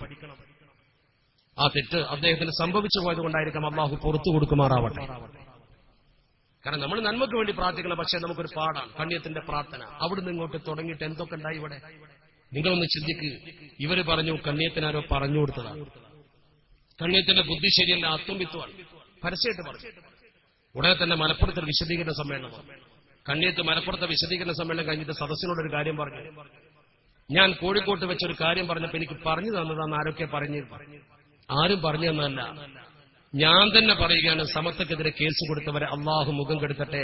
അവരെയും അവരെ അഹ്ലുകാരെയും അല്ലാഹു ഖൈറിലാക്കാതിരിക്കട്ടെ. അവരെ നിങ്ങളാരും സഹായിക്കാൻ പോകരുത് കേട്ടോ എന്ന് പറഞ്ഞു. അവരെ നിങ്ങളാരും സഹായിക്കരുത് കേട്ടോ എന്ന് അതിന്റെ ക്ലിപ്പിംഗ് കൂടി ഇപ്പൊ നമ്മൾ കാണിക്കാറുണ്ട്. അന്നത്തെ വാക്ക് ഓഡിയോ കാസറ്റ് ഇപ്പോഴും ഉണ്ട്. കണ്ണിയത്തിന്റെ അതേ ശബ്ദത്തിൽ അവരാരും സഹായിക്കരുത് കേട്ടോ. അള്ളാഹുവിന്റെ പരിശുദ്ധ ദീൻ പഠിപ്പിച്ചതനുസരിച്ച് കൊണ്ട് തന്നെ ആ കണ്ണിയത്ത് പ്രാർത്ഥിച്ച്. ഇപ്പൊ ചില ആൾക്കാർ പറയും, ലാ തഖൂലു കബ്ബഹല്ലാഹു വജ്ഹഹു, മുഖം കെടുത്തട്ടെ എന്ന് പറയാൻ പാടില്ല എന്ന് റസൂൽ പറഞ്ഞിട്ടുണ്ട്. അതുകൊണ്ട് അങ്ങനെ കണ്ണിയത്ത് പ്രാർത്ഥിക്കൂല. കണ്ണിയത്തിന്റെ ഈ വാക്ക് പിന്നെ എന്തായാലും അർത്ഥം? അത് സന്ദർഭത്തിനും സാഹചര്യത്തിനും അനുസരിച്ചാണ് കാര്യങ്ങൾ. അള്ളാന്റെ റസൂലിനോട് ഒക്കെ സ്വഹാബത്ത് വന്നിട്ട് ചില ആളുകൾക്ക് ഇതിനെ പ്രാർത്ഥിക്കാൻ പറഞ്ഞപ്പോ റസൂൽ പറഞ്ഞെന്താ, ലം ഉബഅത ലആന, ഞാൻ ശപിക്കാൻ വന്ന ആളല്ല, മറിച്ച് ഞാൻ വന്നത് ഇന്നമാ ബുഇത്തു റഹ്മ, ഞാൻ അനുഗ്രഹത്തിന് വന്ന ആളാ, ഞാൻ ശപിക്കൂല എന്ന് പറഞ്ഞു. അതേ പ്രവാചകർ തന്നെ ചരിത്രത്തിൽ കാണാം. തനിക്ക് അസറിന്റെ നിസ്കാരം ഖളാ ആക്കും വിധം തടവിൽ വെച്ച ആളുകൾ, യുദ്ധരംഗത്ത് പ്രതിസന്ധി സൃഷ്ടിച്ച ആളുകൾ, അള്ളാഹുവിന്റെ പരിശുദ്ധ ഹബീബിനെ പ്രതിരോധിച്ചുകൊണ്ട് സമരമുഖത്ത് അസർ ഖളാ ആകുന്ന ഒരവസ്ഥ വന്നപ്പോ അള്ളാഹുവിന്റെ പ്രവാചകർ ദ്വാർദ്ദം മല അല്ലാഹു ബുയൂതഹും വഖുബൂറഹും നാറാ. അതിനപ്പുറം എന്താ വേണ്ടത്? അവരെ കബറുകളും വീടുകളും പടച്ചറപ്പ് തീ കൊണ്ട് നിറക്കട്ടെ. അഷ്റഫുൽ ഖൽഖ് മുഹമ്മദ് മുസ്തഫ സ്വല്ലല്ലാഹു അലൈഹി വസല്ലം. ശാപല്ലത് സന്ദർഭത്തിനനുസരിച്ച വിഷയത്തിന്റെ ഗൗരവത്തിനനുസരിച്ച് പറയും. അള്ളാഹുവിന്റെ പരിശുദ്ധ പ്രവാചകർ പറഞ്ഞിട്ടുണ്ട്, ഇതുപോലെ റസൂലുള്ളാഹി ശാപവചനം ഉച്ചരിച്ച പല സന്ദർഭങ്ങളുണ്ടായിട്ടുണ്ട്. എന്താ കാരണം? ആ വിഷയത്തിന്റെ ഗൗരവം അങ്ങനെയാണ്. സമത്വ കേരള ജമിയത്തുൽ ഉലമ എന്ന് പറയുന്ന വലിയൊരു സംഘത്തെ കോടതി കയറ്റുന്ന വലിയ വിഷയം. അതുകൊണ്ട് തന്നെ ഗണ്യത്ത് ഉസ്താദ് പ്രാർത്ഥിച്ചു, മുഖം കെടുത്തട്ടെ എന്ന് പരസ്യമായിട്ട് പറഞ്ഞു. ആ ഗണ്യത്ത് ഉസ്താദ് അത് പറഞ്ഞതിന് ശേഷം സമത്വ കേസ് നടത്തി കോടതിയിൽ ഇവരെന്താ വാദിച്ചത്? ഇവരെ വാദം നിങ്ങൾക്ക് അംഗീകരിക്കാൻ പറ്റുമോ? ഞാൻ ചോദിക്കട്ടെ, ഇവർ ചെയ്ത ഒന്നാമത്തെ പ്രവർത്തനം സമത്വ കേരള ജമിയത്തുൽ ഉലമയുടെ ഓഫീസിൽ കണ്ണിയത്തിനെയും സംശയനമയും പ്രതിരോധിച്ചുകൊണ്ട് മുദ്രാവാക്യം വിളിച്ച് ശരിയുണ്ടോ? നിങ്ങൾ പറ, അത് ശരിയാണോ? നിങ്ങൾ നിഷ്പക്ഷര ആലോചിക്കും. കണ്ണിയത്ത് ഉസ്താദിനെയും ശംശനമയെ പോലുള്ള മഹത്തുക്കളെ പ്രതിരോധിച്ചത്, അതിൽ അവർ നയിക്കുന്ന ഒരു സംഘടനയുടെ നേതാക്കളെ പ്രതിരോധിച്ചത് ശരിയുണ്ടോ എന്ന് ആലോചിച്ച് പറ. സമത്തിന്റെ ഓഫീസിൽ അത്തരം ഒരു ബഹളം ഉണ്ടാക്കിയത് ശരിയുണ്ടോ? നമ്മൾ ചിന്തിക്കേണ്ട കാര്യമില്ല. രണ്ടാമത്തേത്, സമത്വക്കെതിരെ കോടതിയിൽ കേസിന് പോയത് ശരിയുണ്ടോ? സമത്വയുടെ പ്രവർത്തനം ശരിയില്ല എന്ന് കോടതി പറയാൻ പാടില്ല. സമത്വയുടെ നേതാക്കളിൽ ഞങ്ങൾക്ക് വിശ്വാസമില്ല എന്ന് പറയാൻ പാടില്ല. സമത്വ കേരള ജമിയത്തുൽ ഉലമയുടെ പ്രവർത്തനം റിസീവർ ഏൽപ്പിക്കണമെന്ന് പറയാൻ പാടില്ല. എന്തേ സമത്വം അതിന് മാത്രമല്ലേ തെറ്റ് ചെയ്തത്? അപ്പൊ ഇവരെ സംബന്ധിച്ചുള്ള രാഷ്ട്രീയമായൊരു പകപോക്കലായിരുന്നു. ഇവരെ നയിച്ചിരുന്നത് വേറെ ചില ആളുകളാണ്. ഈ പ്രശ്നങ്ങളെ കത്തിജ്വലിച്ച് നിൽക്കുന്ന സമയത്ത് സമത്വ കേസ് നടത്തി. കേസിൽ കോടതി ആവശ്യപ്പെട്ടതൊക്കെ ശംശനമ കൊടുത്തു. ശംശനമ കൊണ്ടുപോയി കൊടുത്തു. രേഖ തെളിയിച്ചപ്പോ കോടതി പറഞ്ഞു, സമത്വം നിങ്ങൾ നയിച്ചോളൂ, കുഴപ്പമില്ല. സ്റ്റേ വെക്കേറ്റ് ചെയ്തു. സ്റ്റേ വെക്കേറ്റ് ചെയ്തപ്പോ, സ്റ്റേ ഒഴിവായപ്പോ മുഷാവറ യോഗം വീണ്ടും ചേർന്നു. മുഷാവറ യോഗം വീണ്ടും ചേർന്നിട്ട് മുഷാവറ യോഗത്തിൽ വെച്ചിട്ട് തീരുമാനമെടുത്തുകൊണ്ട് 1989 അപ്പോഴേക്കും ഡിസംബർ 1 മുഷാവറ സ്റ്റേ ചെയ്ത് 1 മാസം കേസ് എടുത്തു. 1 മാസം കഴിഞ്ഞപ്പോ കേസ് ജയിച്ചു. കേസ് ജയിച്ചപ്പോ ഡിസംബർ കഴിഞ്ഞാൽ പിന്നെ ജനുവരി വന്നല്ലോ. 1988 കഴിഞ്ഞ് 89 89 ജനുവരി മാസം 16 മുഷാവറ കൂടി. ജനുവരി 16 മുഷാവറയിൽ ഇവരൊക്കെ പങ്കെടുത്തു. ഇനി ഇവരെ പുറത്താക്കലും ഒരു പകപോക്കലുമാണ് സമത്വയുടെ ഉദ്ദേശമെങ്കിൽ ആ മുഷാവറയിൽ വെച്ച് ഇവരെ പുറത്താക്കിക്കൂടെ? പുറത്താക്കിയില്ലല്ലോ. എന്തേ പുറത്താക്കാതിരുന്നത്? സമത്വ കേരള ജമിയത്തുൽ ഉലമയുടെ നേതാക്കൾ പ്രശ്നം ഉണ്ടാക്കാതിരിക്കാൻ ശ്രമിച്ചു, പരമാവധി ശ്രമിച്ചു. കണ്ണിയത്ത് ഉസ്താദ് അടക്കമുള്ള ആൾക്കാർക്കെതിരെ കേസ് കൊടുത്തിട്ട് സമത്വന്റെ ഓഫീസിൽ ബഹളം വെച്ചിട്ട് കേസ് ജയിച്ചു വന്ന മുഷാവറ കൂടിയിട്ട് പോലും ഇവരെ പുറത്താക്കിയില്ല. അത്ര വലിയ മാന്യത നമ്മുടെ ആലിമീങ്ങൾ കളിച്ചിട്ടുണ്ട്. ഒന്നും ചെയ്തില്ലല്ലോ അവർക്കെതിരെ. ആ യോഗത്തിൽ വെച്ച് ജനുവരി 16 യോഗത്തിൽ വെച്ച് ഒരു തീരുമാനമെടുത്തു. എന്താ? ഇപ്പൊ സമത്വക്കെതിരെ കേസ് കൊടുത്തു, പ്രശ്നമായി, ബഹളമായി, ആകെ ബുദ്ധിമുട്ടില്ല. അതുകൊണ്ട് സമ്മേളനം തന്നെ വേണ്ട. ഇപ്പൊ ഒരു സമ്മേളനം നടത്തിയാൽ ഭിന്നിപ്പുണ്ടാവും. സമ്മേളനം നടത്തുന്നതിനാ ശക്തി ഉണ്ടാക്കാൻ. സമ്മേളനം നടത്തിയിട്ട് ഭിന്നിപ്പാണ് ഉണ്ടാകുന്നെങ്കിൽ പിന്നെന്തിനാ സമ്മേളനം? അതുകൊണ്ട് തൽക്കാലം എറണാകുളത്ത് ആരും സമ്മേളനം നടത്തേണ്ട, തൽക്കാലം സമ്മേളനം നിർത്തിവെച്ചിരിക്കുന്നു. എല്ലാ മെമ്പർമാരും അത് അംഗീകരിച്ചു. 2 കൂട്ടരും സമ്മേളനം ഒഴിവാക്കണമെന്ന് പറഞ്ഞു. ആ തീരുമാനത്തിൽ എല്ലാവരും ഒപ്പുവെച്ച് പുറത്തിറങ്ങിയപ്പോ ഇദ്ദേഹത്തെ പത്രക്കാർ കണ്ടു, ഈ അഖിലേന്ത്യാ നേതാവിനെ. അയാളോട് പത്രക്കാർ ചോദിച്ചു, ഇത്രയൊക്കെ കാര്യം മുന്നോട്ട് പോയിട്ട് പിന്നെ നിങ്ങൾ സമ്മേളനം നടത്താൻ പാടുണ്ടോ എന്ന് സമ്മേളനം നിർത്താൻ പാടുണ്ടോ എന്ന് ചോദിച്ചു. അദ്ദേഹം പറഞ്ഞു, സമത്വ മുഷാവറ എതിർത്താലും സമ്മേളനം നടത്തുമെന്ന് പറഞ്ഞു. മുഷാവറ എതിർത്താലും സമ്മേളനം നടത്തും. പത്രത്തിൽ വന്ന അങ്ങനെ. മുഷാവറയുടെ ജോയിന്റ് സെക്രട്ടറി പറയാണ്, മുഷാവറ എതിർത്താലും സമ്മേളനം നടത്തും. നിങ്ങൾ അംഗീകരിക്കോ? എന്നിട്ടും സമത്വ തീരുമാനമെടുത്തില്ല. സമത്വ കേരള ജമിയത്തുൽ ഉലമ അങ്ങനെയൊക്കെ പറഞ്ഞിട്ടുണ്ടെങ്കിലും നിരീക്ഷിച്ചു. ആ ഒറ്റ പ്രസ്താവന മതി പുറത്താക്കാൻ. ഒരു സംഘടനയുടെ ജോയിന്റ് സെക്രട്ടറി 40 അംഗ മുഷാവറ എടുത്ത തീരുമാനത്തിനെതിരെ പുറത്ത് പത്രക്കാരോട് പറയാം. എന്നിട്ട് ഉസ്താദുമാർ ക്ഷമിച്ചു. അതാ നമ്മൾ ഉസ്താദുമാർ ക്ഷമ. അവർ ക്ഷമിച്ചു. എറണാകുളം സമ്മേളനം നടക്കൂല്ലേ നോക്കി. ഈ സമ്മേളനം ഒരു ഭിന്നിപ്പിലേക്ക് പോകുന്നു എന്ന് കണ്ടപ്പോ പാണക്കാട്ട് സയ്യിദ് മുഹമ്മദ് അലി ശിഹാബ് തങ്ങൾ പറഞ്ഞു, അദ്ദേഹം ഇന്ന് ഒന്നിപ്പിന്റെ ആളാണ്. ഭിന്നിപ്പിലേക്ക് ഈ സമ്മേളനം പോകുന്നു, ഇതുമൂലം പള്ളിയിലും മദ്രസയിലൊക്കെ ഭിന്നിപ്പുണ്ടാകും എന്ന് മനസ്സിലായപ്പോ ബഹുമാനപ്പെട്ട തങ്ങൾ പറഞ്ഞു, എറണാകുളം സമ്മേളനത്തിന് ആരും പോകണ്ട. അതോടുകൂടി ഒരു കൂട്ടരത് രാഷ്ട്രീയമായി ഏറ്റെടുത്തു. ആ രാഷ്ട്രീയ പാർട്ടി അത് വിജയിപ്പിക്കാൻ വേണ്ട പ്രവർത്തനമൊക്കെ ചെയ്തു. ഇവരാണെങ്കിലോ ആ രാഷ്ട്രീയ പാർട്ടിയുടെ ചട്ടുകങ്ങളായി. പാണക്കാട്ടെ തങ്ങളെയും അദ്ദേഹത്തെ പാർട്ടിയെയും അടിക്കാൻ ഇയാളൊരു ഉപകരണമാണെന്ന് അവർ മനസ്സിലാക്കി. ഇദ്ദേഹത്തെ ഒരു മടുത്താഴിയാക്കി അവർ ഉപയോഗപ്പെടുത്തി. അത് അദ്ദേഹം ചിന്തിച്ചതുമില്ല. അങ്ങനെ അദ്ദേഹത്തെ ഉപയോഗപ്പെടുത്തിക്കൊണ്ട് സമ്മേളനമാണ് നടത്തിക്കൊടുത്തവർ. സമ്മേളനം നടത്തിയപ്പോൾ അതിൽ 6 മുഷാവറ മെമ്പർമാർ പങ്കെടുത്തു. അവരെ സമത്വ നോട്ട് ചെയ്തിട്ട് സമത്വ കേരള ജമിയത്തുൽ ഉലമ ഫെബ്രുവരി മാസം 18 യോഗം വിളിച്ച മുഷാവറ. ഫെബ്രുവരി 18 മുഷാവറയിൽ വെച്ച് 6 ആളെ പേര് വായിച്ചു. ജനുവരി 16 മുഷാവറയിൽ 6 പ്രസന്റ്. അവർ ഒപ്പിട്ട തീരുമാനമാണ് എറണാകുളത്ത് സമ്മേളനം നടത്താൻ പാടില്ല.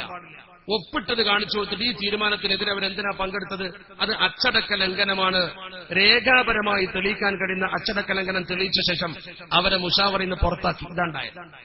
മുഷാവറിന്ന് അവരെ പുറത്താക്കുമ്പോൾ രണ്ട് കാര്യം അവർ ചിന്തിക്കണമായിരുന്നു. ഒന്ന്, ഇവർ ചെയ്ത തെറ്റ് ഗൗരവമുള്ളതാണ്. രണ്ട്, പുറത്താക്കുന്നതാരാ? Kanniyath president, Shamsululama general secretary. ഈ പുറത്താക്കപ്പെട്ട 6 പേരുടെയും ഒരു നിലക്കും ഗുരുനാഥനല്ല ശംസുലമയും അതുപോലെ തന്നെ കണ്ണിയത്ത് ഉസ്താദും അല്ലേ? ഏതെങ്കിലും ഒരു നിലക്കല്ലെങ്കിൽ ഒരു നിലക്ക് ഗുരുനാഥനല്ലേ? ഏതെങ്കിലും ഒരു നിലക്കെന്ന് പറഞ്ഞാൽ ഒന്നുകിൽ ഗുരുവിന്റെ ഗുരു, ഏതെങ്കിലും ഒരു നിലക്ക് ഗുരുനാഥന. എന്നാൽ യാതൊരു കാരണവശാലും ഈ 6 ആളുടെയും ശിഷ്യന്മാരല്ല ഇവർ രണ്ടാളും. ഗുരു ശിഷ്യ ബന്ധം പരിശോധിച്ചാൽ കണ്ണിയത്തും ശംസുലമയും ഇവരെ ഗുരുക്കന്മാരാ, പ്രായത്തിന് മുമ്പന്മാരാ. പ്രായം കൊണ്ടും പക്വത കൊണ്ടും സ്ഥാനം കൊണ്ടും ഗുരുനാഥന്മാർ എന്ന നിലക്കും ഈ 2 മഹാന്മാര് ജീവിച്ചിരിക്കുമ്പോൾ ഒക്കെ പോട്ടെ, കണ്ണിയത്തും ശംസുലമയും മാത്രം, ബാക്കി 40 പോട്ടെ, 38 പോട്ടെ. ആ 2 പേര് ഒരുമിച്ച് നിൽക്കുന്ന സ്ഥലത്ത് അവരെക്കാൾ വലുത് മുഷാവറിൽ ആരാ? ആ 2 പേരടക്കമുള്ള 34 ആൾ ഒരു ഭാഗം, ഇവർ 6 പേര് മറുഭാഗം. ഈ 6 പേരെ പുറത്താക്കിയപ്പോ ഭൂരിപക്ഷം നോക്കുകയാണെങ്കിൽ 34 പുറത്ത്. ഇനി ഭൂരിപക്ഷം പോകട്ടെ, കണ്ണിയത്തും ശംസുലമയുമാരാ? ഈ പുറത്താക്കപ്പെട്ട 6 പേരുടെയും ഒരു നിലക്കല്ലെങ്കിൽ മറ്റൊരു നിലക്ക് ഗുരുവര്യന്മാർ. ആ ഗുരുവര്യന്മാരെ അധിക്ഷേപിച്ചുകൊണ്ട് ഇവർ പുറത്തു പോയിട്ട് എന്താ ചെയ്തത്? അഡ്വക്കേറ്റ് അരവിന്ദാക്ഷമേനോനെ സമീപിച്ചിട്ട് പറഞ്ഞു, ഞങ്ങൾക്ക് സമത്വണ്ടാക്കണം, ഞങ്ങളെ പുറത്താക്കിയിട്ടുണ്ട് എന്ന് പറഞ്ഞു. അരവിന്ദാക്ഷമേനോൻ ചോദിച്ചു, നിങ്ങൾ പുറത്താക്കിയെങ്കിൽ നിങ്ങൾ ഭരണഘടന കൊണ്ടുപോവാ. ഭരണഘടന കൊണ്ടുവന്ന് കൊടുത്തപ്പോ പറഞ്ഞു, ഭരണഘടനയിൽ കൃത്യമായി പറഞ്ഞു, സമത്വ മുഷാവറയുടെ മിനിമം കോറം 10 ആണ്. 40 അംഗ മുഷാവറയിൽ 10 ആളുണ്ടെങ്കിൽ യോഗം ചേരാൻ പറ്റൂ. 30 ആൾ ആബ്സെന്റ് ആയ യോഗം ചേരാം, 31 ആൾ ആബ്സെന്റ് ആയ യോഗം ചേരാൻ പറ്റില്ല, 9 ആൾക്ക് യോഗം കൂടാൻ പറ്റില്ല. Minimum quorum 11. യോഗം ചേരണമെങ്കിൽ ചുരുങ്ങിയത് 10 ആളുമാണ്. അഡ്വക്കേറ്റ് അരവിന്ദാക്ഷമേനോൻ പറഞ്ഞു കൊടുത്തു, നിയമപ്രകാരം നിങ്ങൾ 6 ആളല്ലേ ഉള്ളൂ, 6 ആൾ കൂടെ യോഗം ചേരാൻ പറ്റില്ല, സമത്വം എന്ന് പറയാനും പറ്റില്ല, ഒന്നും ചെയ്യാൻ പറ്റില്ല എന്നാണ്. ഇപ്പൊ ഇവര് പറയും ഞങ്ങൾ 6 അല്ലായിരുന്നു, ഇറങ്ങിപ്പോന്നപ്പോ എത്ര ആളുണ്ടെന്ന്. എന്ത് തെളിവാണ്ടത്? ഉണ്ടെങ്കിൽ അന്ന് തന്നെ നിങ്ങൾക്ക് സമത്വം ശരിക്കും രൂപീകരിക്കാമല്ലോ. അഡ്വക്കേറ്റ് അരവിന്ദാക്ഷമേനോൻ പറഞ്ഞു, നിങ്ങൾ വെറുതെ ഒരു കമ്മിറ്റി ഉണ്ടായിക്കോ, സമത്ത എന്നുള്ള പേരിട്ടോ, ഒരു കൺഫ്യൂഷൻ ഉണ്ടാകും. രണ്ടും സമത്ത എന്ന് പറയുമ്പോ ആ കൺഫ്യൂഷൻ ഉപയോഗപ്പെടുത്തിക്കൊണ്ട് നിങ്ങൾക്ക് മുന്നോട്ട് പോകാം. ഇതാണ് ഒരു വക്കീലിന്റെ ഉപദേശം. കൺഫ്യൂഷൻ ഉണ്ടാക്കുക, ആശയക്കുഴപ്പമുണ്ടാക്കാൻ ഞങ്ങളും സമത്തയെന്ന് പറയാം. അതുകൊണ്ടാണ് ഇവർ വേറിട്ട് പോകാതെ ഈ ആശയക്കുഴപ്പമുണ്ടാക്കാൻ ശ്രമിച്ചത്. അത് വക്കീലിന്റെ ഉപദേശം. സമത്ത എന്ന് പറഞ്ഞാൽ സമത്തിന്റെ സ്ഥാപനത്തിന് മേലൊക്കെ അവകാശവാദം ഉന്നയിച്ച് മുന്നോട്ട് പോകാം. ഈ ഒരു സമീപനം സ്വീകരിച്ചുകൊണ്ട് അവർ അന്ന് മുതൽ മുന്നോട്ട് പോയി. ഇവര് പറഞ്ഞു ഞങ്ങൾ സമത്തയാണ്. ഇവർ 6 പേര് കൂടി വേറെ കുറച്ച് ആൾക്കാരെ കൂട്ടിച്ചേർത്ത് പുതിയ മുഷാവറുണ്ടാക്കി. ആ മുഷാവറുണ്ടാക്കി അവരെ ഒരു പുതിയ വിദ്യാഭ്യാസ ബോർഡ് ഉണ്ടാക്കി, സുന്നി വിദ്യാഭ്യാസ ബോർഡ്. മാത്രമല്ല ഇവർ പുതിയൊരു സംഘടന രജിസ്റ്ററും ചെയ്തു, സുന്നി ജമിയത്തുൽ രജിസ്റ്റർ ചെയ്തു. സമത്ത കേരള സുന്നി ജമിയത്തുൽ രജിസ്റ്റർ ചെയ്തു, അഖിലേന്ത്യാ സുന്നി ജമിയത്തുൽ രജിസ്റ്റർ ചെയ്തു. എന്നിട്ട് സമത്താന്നേ പറയുള്ളൂ. നമ്മൾ ഈ വിഷയം ഷെയ്ഖുന ശംസുലമ ജീവിച്ചിരിക്കുന്ന കാലത്ത് ഷെയ്ഖുനോട് പറഞ്ഞു, ഷെയ്ഖുന ഇവരിങ്ങനെ പലപ്പോഴും സമത്ത സമത്ത എന്ന് പറഞ്ഞ് നടക്കുമ്പോൾ നമുക്ക് ചില ബുദ്ധിമുട്ടുകളുണ്ടല്ലോ, നമ്മൾ എന്തു ചെയ്യുന്നു? ഷെയ്ഖുന അതിന്റെ വസ്തുനിഷ്ഠമായ കാര്യം പറഞ്ഞു. നിങ്ങൾ അവർക്കെതിരെ കേസ് കൊടുത്താൽ ആ കേസ് സിവിൽ കേസായി സുപ്രീം കോടതി വരെ പോകും. ഒരു വിധി വരുമ്പോഴേക്കും ഒരുപാട് പൈസ, ലക്ഷങ്ങൾ ഈ സമുദായത്തിന്റെ ചെലവാവും. എന്നിട്ട് എന്താ ഗുണം കിട്ടുക? സമത്ത എന്ന പേര് ഉപയോഗിക്കാൻ പാടില്ല എന്നല്ലേ കേസ്. വിധി വരുമ്പോ അവര് ആ പേരിന്റെ കൂടെ ഒരു ചെറിയ പൊട്ടെന്തെങ്കിലും കൂട്ടിച്ചേർത്താൽ അവർക്കത് ഉപയോഗിക്കാൻ പറ്റും. അപ്പൊ ഞങ്ങളിങ്ങനെ നോക്കി, എന്താ ഈ പറഞ്ഞതിന്റെ അർത്ഥം? ശംസുലമ ചോദിച്ചേടോ, സമത്ത കേരളം നായർ മഹാസഭയില്ലേ, അതും സമത്തല്ലേ എന്ന് വെച്ചു. അങ്ങനെ ഒരു ചെറിയ പേര് എന്തെങ്കിലും കൂട്ടിച്ചേർത്താൽ മതി. സംഭവം ശരിയാണ്, സമത്ത കേരള സുന്നി ജമിയത്തിലും അവർക്കുണ്ട്. അപ്പൊ കേസ് കൂടിയിട്ട് കാര്യമില്ല. സമത്ത എന്നുള്ള പേര് ഉപയോഗിക്കണ്ട എന്ന് പറയുമ്പോൾ അതിന്റെ കൂടെ വേറെ എന്തെങ്കിലും കൂട്ടിച്ചേർക്കും. അങ്ങനെ ചെയ്യുമെന്ന് ഷെയ്ഖുന ബാബൻ നമ്മൾ ചോദിച്ചു, ഇനി എന്താ ഒരു മാർഗം? മാർഗം മറ്റൊന്നുമില്ല, അതൊരു കുട്ടിക്കളി പോലെ അങ്ങനെ പോയിക്കോളെന്ന് പറഞ്ഞു. അവരിങ്ങനെ സമത്ത സമത്ത എന്ന് പറഞ്ഞ് നടക്കുമ്പോൾ അതൊക്കെ ഒരു കുട്ടിക്കളിയാ. അതിന് ഷെയ്ഖുന ശംസുലമ ഒരു ഉദാഹരണം പറഞ്ഞു തന്നു. ഈ റോഡിലൂടെ ഒരാൾ ഇന്ത്യയുടെ പ്രധാനമന്ത്രിയാന്ന് പറഞ്ഞ് നടന്നാൽ, ഞാൻ പ്രധാനമന്ത്രിയാന്ന് ഒരാൾ പറഞ്ഞാൽ യഥാർത്ഥ പ്രധാനമന്ത്രി ആൾക്കെതിരെ കേസ് കൊടുക്കാൻ വരുമോ? ഇപ്പൊ നിങ്ങൾ ആരെങ്കിലും നാളെ നേരം വിളിക്കുമ്പോൾ ഇവിടെ ഞാനാണ് ഇന്ത്യയുടെ പ്രധാനമന്ത്രി എന്ന് പറഞ്ഞാൽ നരേന്ദ്രമോദി കേസ് കൊടുക്കാൻ വരുമോ? നരേന്ദ്രമോദിയെ സ്ഥാനം വെച്ച് നോക്കുമ്പോൾ ഇയാളാരാ? നമ്മൾ മനസ്സിലാക്കേണ്ട ഒരു കാര്യമാണ്. ഷെയ്ഖുന ഒരു ഉദാഹരണം പറഞ്ഞു. അദ്ദേഹം അന്ന് ഞങ്ങൾക്ക് പറഞ്ഞു തന്ന ഉദാഹരണം ഇപ്പോഴും ഞങ്ങളെ മനസ്സിലുണ്ട്. പണ്ഡിറ്റ് ജവഹർലാൽ നെഹ്റു ഇന്ത്യയുടെ പ്രധാനമന്ത്രിയാവുമ്പോൾ കോഴിക്കോട്ട് കുതിരവട്ടത്ത് ചിത്രാകാശുപത്രി, മാനസിക രോഗാശുപത്രി കുതിരവട്ടത്ത് രോഗികളെ കാണാൻ വാർത്ത സൃഷ്ടിക്കാനും ഒന്ന് വിലയിരുത്താനൊക്കെ വന്നതാ. നെഹ്റുവിന്റെ കൂടെ കലക്ടറുണ്ട്, പ്രോട്ടോകോൾ ഓഫീസേഴ്സ്, ബന്ധപ്പെട്ടവരും പോലീസും പടയൊക്കെ ഉണ്ട്. അങ്ങനെ രോഗികളുണ്ട് സെല്ലിൽ. രോഗികൾക്കിനെ പരിചയപ്പെടുത്തി കൊടുത്തത് നെഹ്റു ആണ് ഇന്ത്യയുടെ പ്രധാനമന്ത്രിയാന്ന് പറഞ്ഞു. കുറെ രോഗികൾ കരഞ്ഞു, കുറെ ആൾക്കാർ ചിരിച്ചു. മനോരോഗികൾക്ക് എന്ത് നെഹ്റു, എന്ത് പ്രധാനമന്ത്രി? അങ്ങനെ സഞ്ചരിച്ച് കുറച്ചൊക്കെ സുഖമായ ഒരു സെല്ലിലെത്തി. ആ രോഗികൾ കുറച്ചൊക്കെ സുഖമായിട്ടുണ്ട്, സുഖപ്പെട്ട് നിൽക്കുക, അവർ പോകാനൊക്കെ ആയിട്ടുണ്ട്. അവരോട് പറഞ്ഞു, ഇത് ചാച്ചാ നെഹ്റു ആണ്, പ്രൈം മിനിസ്റ്റർ ഓഫ് ഇന്ത്യ എന്ന് പറഞ്ഞു, ഇന്ത്യയുടെ പ്രധാനമന്ത്രിയാണ്. അവ കൂട്ടത്തിൽ ഒരാൾ വിളിച്ചു പറഞ്ഞു, അതിവിടെ വരുമ്പോ ഞങ്ങളും അങ്ങനെയൊക്കെ തന്നെ പ്രധാനമന്ത്രിയാ പ്രസിഡന്റാന്നൊക്കെ പറയും, പോകുമ്പോഴൊക്കെ സുഖമായിക്കൊള്ളൂട്ടോന്നോ. അത്രയുള്ളൂ സംഗതി. ആ രീതിയിൽ ഇതൊരു കുട്ടിക്കളിയായി നിങ്ങൾ കണ്ടാൽ മതി എന്ന് ബഹുമാനപ്പെട്ട ശൈഖുന അന്ന് പറഞ്ഞതാ. നിങ്ങൾ അതേക്കുറിച്ച് ഒന്നും ചിന്തിക്കണ്ട, നിങ്ങൾ യഥാർത്ഥ സമത്വയുടെ പ്രവർത്തനവുമായിട്ട് മുന്നോട്ട് പോയിക്കോ. ശൈഖുന ശംസുലമ അന്ന് നമ്മളോട് പറഞ്ഞൊരു വാക്കാണത്. ഇവിടെ നമ്മുടെ ഒരു പിടുത്തം എന്ന് പറയുന്നത് കണ്ണിയത്ത് ഉസ്താദിന്റെ വാക്കും ശംസുലമയുടെ വാക്കുകളുമാണ്. ആ രണ്ട് മഹത്തുക്കൾ കണ്ണിയത്ത് ഉസ്താദ് പരസ്യമായി പറഞ്ഞില്ലേ, ഇവരെ അള്ളാഹു മുഖം എന്ന്. അതിന് ഇവര് പറഞ്ഞ വാക്കെന്താ? കണ്ണിയത്തിന് അത്തും വിത്തുമാണെന്നാണ്. എന്നാൽ കണ്ണിയത്ത് അതിന് പ്രതികരിച്ചത് എങ്ങനെ നിങ്ങൾക്കറിയോ? കണ്ണിയത്ത് അതിന് പ്രതികരിച്ചത് അത്തും വിത്തുമാണെന്ന് കണ്ണിയത്തിനെ കുറിച്ച് ആളുകൾ പറഞ്ഞപ്പോ ആ കാലഘട്ടത്തിൽ കണ്ണിയത്ത് ഉസ്താദ് ഓരോ വേദിയിലും ചെന്നിട്ട് സമത്തയിൽ അണിനിരക്കണമെന്നും സമത്ത എന്റെ പക്ഷത്താണെന്നും അദ്ദേഹം തീർത്ത് പറയുന്ന കാലമാണ്. വില്യാപ്പള്ളി ഇബ്രാഹിം മുസ്ലിയാരെ കുറിച്ച് നിങ്ങൾ കേട്ടില്ലേ? വില്യാപ്പള്ളി ഇബ്രാഹിം മുസ്ലിയാർ ആ കാലഘട്ടത്തിൽ 990 സംഭവം. 990 അദ്ദേഹം നേരിട്ട് തളിപ്പറമ്പിലെ കൂവത്തുൽ ഇസ്ലാം അറബി കോളേജിൽ അതിന് ചെല്ലുമ്പോ അവിടെയുള്ളൊരു മുദരിസ്, കൂവത്തിലെ മുദരിസ് ബഹുമാനപ്പെട്ട കണ്ണിയത്ത് ഉസ്താദിന്റെ അടുത്ത് എന്നൊരു കഥ പറഞ്ഞു. വില്യാപ്പള്ളി ഇന്നും ജീവിച്ചിരിപ്പുണ്ട്. വില്യാപ്പള്ളി ഉസ്താദിനോട് ചോദിച്ചാൽ അദ്ദേഹം ഇപ്പോഴും പറയും. കണ്ണിയത്ത് ഉസ്താദിന്റെ വീട്ടിൽ ചെന്നിട്ട് പറഞ്ഞു, ഉസ്താദെ, ഞങ്ങൾ നിങ്ങളെ സ്നേഹിക്കുന്നുണ്ട്, സമത്തെയും സ്നേഹിക്കുന്നുണ്ട്, ഞങ്ങൾ സയ്യിദന്മാരൊക്കെ സ്നേഹിക്കുന്നുണ്ട്. ഇപ്പൊ സമത്ത എന്ന് പറഞ്ഞ് വേറൊരു സംഘടനയുടെ ഒരു തലപ്പത്തൊരു സയ്യിദ, അതും സമത്തയാണ്. ഞങ്ങൾ എന്തു ചെയ്യണം, ഞങ്ങൾ എന്താണ് ചെയ്യേണ്ടതെന്ന് ചോദിച്ചു. കണ്ണിയത്ത് ഇങ്ങനെ കിടന്നിട്ടായിരുന്നു തന്നെ കേട്ടിരുന്നത്. ഇതാണ് കേട്ടപ്പോ കണ്ണിയത്ത് എഴുന്നേറ്റ് നിന്നിട്ട് പറഞ്ഞു, ഇങ്ങനെ പറഞ്ഞത്ര കയ്യനടിച്ചിട്ട്, ഞാനാണ് സമത്തിന്റെ പ്രസിഡന്റ്, ആ സ്ഥാനം ഞാൻ ആരും ഏൽപ്പിച്ചിട്ടില്ല, ഞാനാണ് സമത്തിന്റെ പ്രസിഡന്റ്, വേറെ ആരത് പറഞ്ഞാലും ഞാനത് അംഗീകരിച്ചു കൊടുക്കൂല. അതായിരുന്നു കണ്ണിയത്ത് ഉസ്താദ്. ആ കണ്ണിയത്ത് ഉസ്താദ് വേദികൾ മുഴുവൻ നടന്നുകൊണ്ട് പറഞ്ഞു, സമത്ത കേരള ജമിയത്തുലമയുടെ പ്രസിഡന്റ് ഞാനാണ്. അത് അഹങ്കാരം പറഞ്ഞതല്ല, എന്റെ കൂടെ നിങ്ങൾ നിൽക്കണം, സമത്തക്ക് താങ്ങും തണലുമാകണം. അങ്ങനെ കണ്ണൂർ ജില്ലയിൽ ഒരു വിശദീകരണ സമ്മേളനം നടക്കാൻ പോകുമ്പോ അദ്ദേഹം കണ്ണൂരിലേക്ക് പോകുമ്പോ കോഴിക്കോട് കഴിഞ്ഞപ്പോ ഇടക്കിടക്ക് ചോദിക്കും, നന്ദിയിലെത്തിയോ. അദ്ദേഹത്തിന്റെ ഹാദിമ്യങ്ങളായ ആളുകളോട് ചോദിച്ചാൽ അറിയാം, നന്ദിയിലെത്തിയോ എന്ന് ചോദിക്കും. ഉടനെ ചോദിച്ച അവസാനം നന്ദിയിലെത്തി എന്ന് പറഞ്ഞപ്പോ എനിക്കിവിടെ കയറണമെന്ന് പറഞ്ഞു.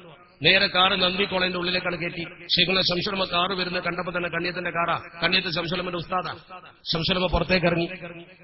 ശംസുലമ പുറത്തേക്ക് ഇറങ്ങി വരുന്നു. കണ്ണിയത്ത് ഉസ്താദ് പറഞ്ഞു, എനിക്ക് ഒതു കൊടുക്കണം എന്ന് പറഞ്ഞു. ഹാദിമികൾ ഡോറ് തുറന്ന് കണ്ണിയത്തിന് ഇറക്കി. ശംസുലമ വന്നു. ശംസുലമയോട് പറഞ്ഞു, എനിക്ക് ഒതു കൊടുക്കണം എന്ന് പറഞ്ഞു. ഉടനെ തന്നെ കുട്ടികളെ പറഞ്ഞയച്ച് ക്യാന്റീനിൽ നിന്ന് ചൂടാക്കിയ വെള്ളം കൊണ്ടുവന്നു. കണ്ണിയത്ത് ഉസ്താദിന് ഒതു കൊടുക്കാൻ വേണ്ടി പാകപ്പെടുത്തിയ വെള്ളം ഒഴിച്ചു കൊടുക്കാൻ ഒതു കൊടുക്കാൻ നിൽക്കുക. അങ്ങനെ ഒതു തുടങ്ങുമ്പോ ശൈഖുന കണ്ണിയത്ത് ഉസ്താദ് ശംസുലമയോട് പറഞ്ഞു, ഈക്കെ എന്നാ വിളിച്ചേ, ഞാൻ ഒതുർക്കുന്നത് ശരിക്കും നോക്കണം എന്ന് പറഞ്ഞു. ഞാൻ ഒതുർക്കുന്നത് ശരിക്കും നോക്കണം ഇ കെ ഉസ്താദിനോട് കണ്ണിയത്ത് ഉസ്താദ് പറയാ. ശംസുലമ അത്ഭുതത്തോടു കൂടി കേട്ടു. ഒതുർക്കുന്നൊക്കെ ശരിക്കും തന്നെ ശ്രദ്ധിച്ച് ഒതുക്കെടുത്ത് കഴിഞ്ഞു.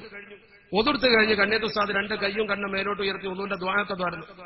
ആ ദ്വാഴക്ക ദ്വാരുന്ന് കഴിഞ്ഞപ്പോ ബഹുമാനപ്പെട്ട കണ്ണിയത്ത് ഉസ്താദ് എല്ലാം കഴിഞ്ഞപ്പോ ശംസുലമയോട് ചോദിച്ചു, ഞാൻ ഒതുർക്കുന്നത് ശ്രദ്ധിച്ചോന്ന് ചോദിച്ചു.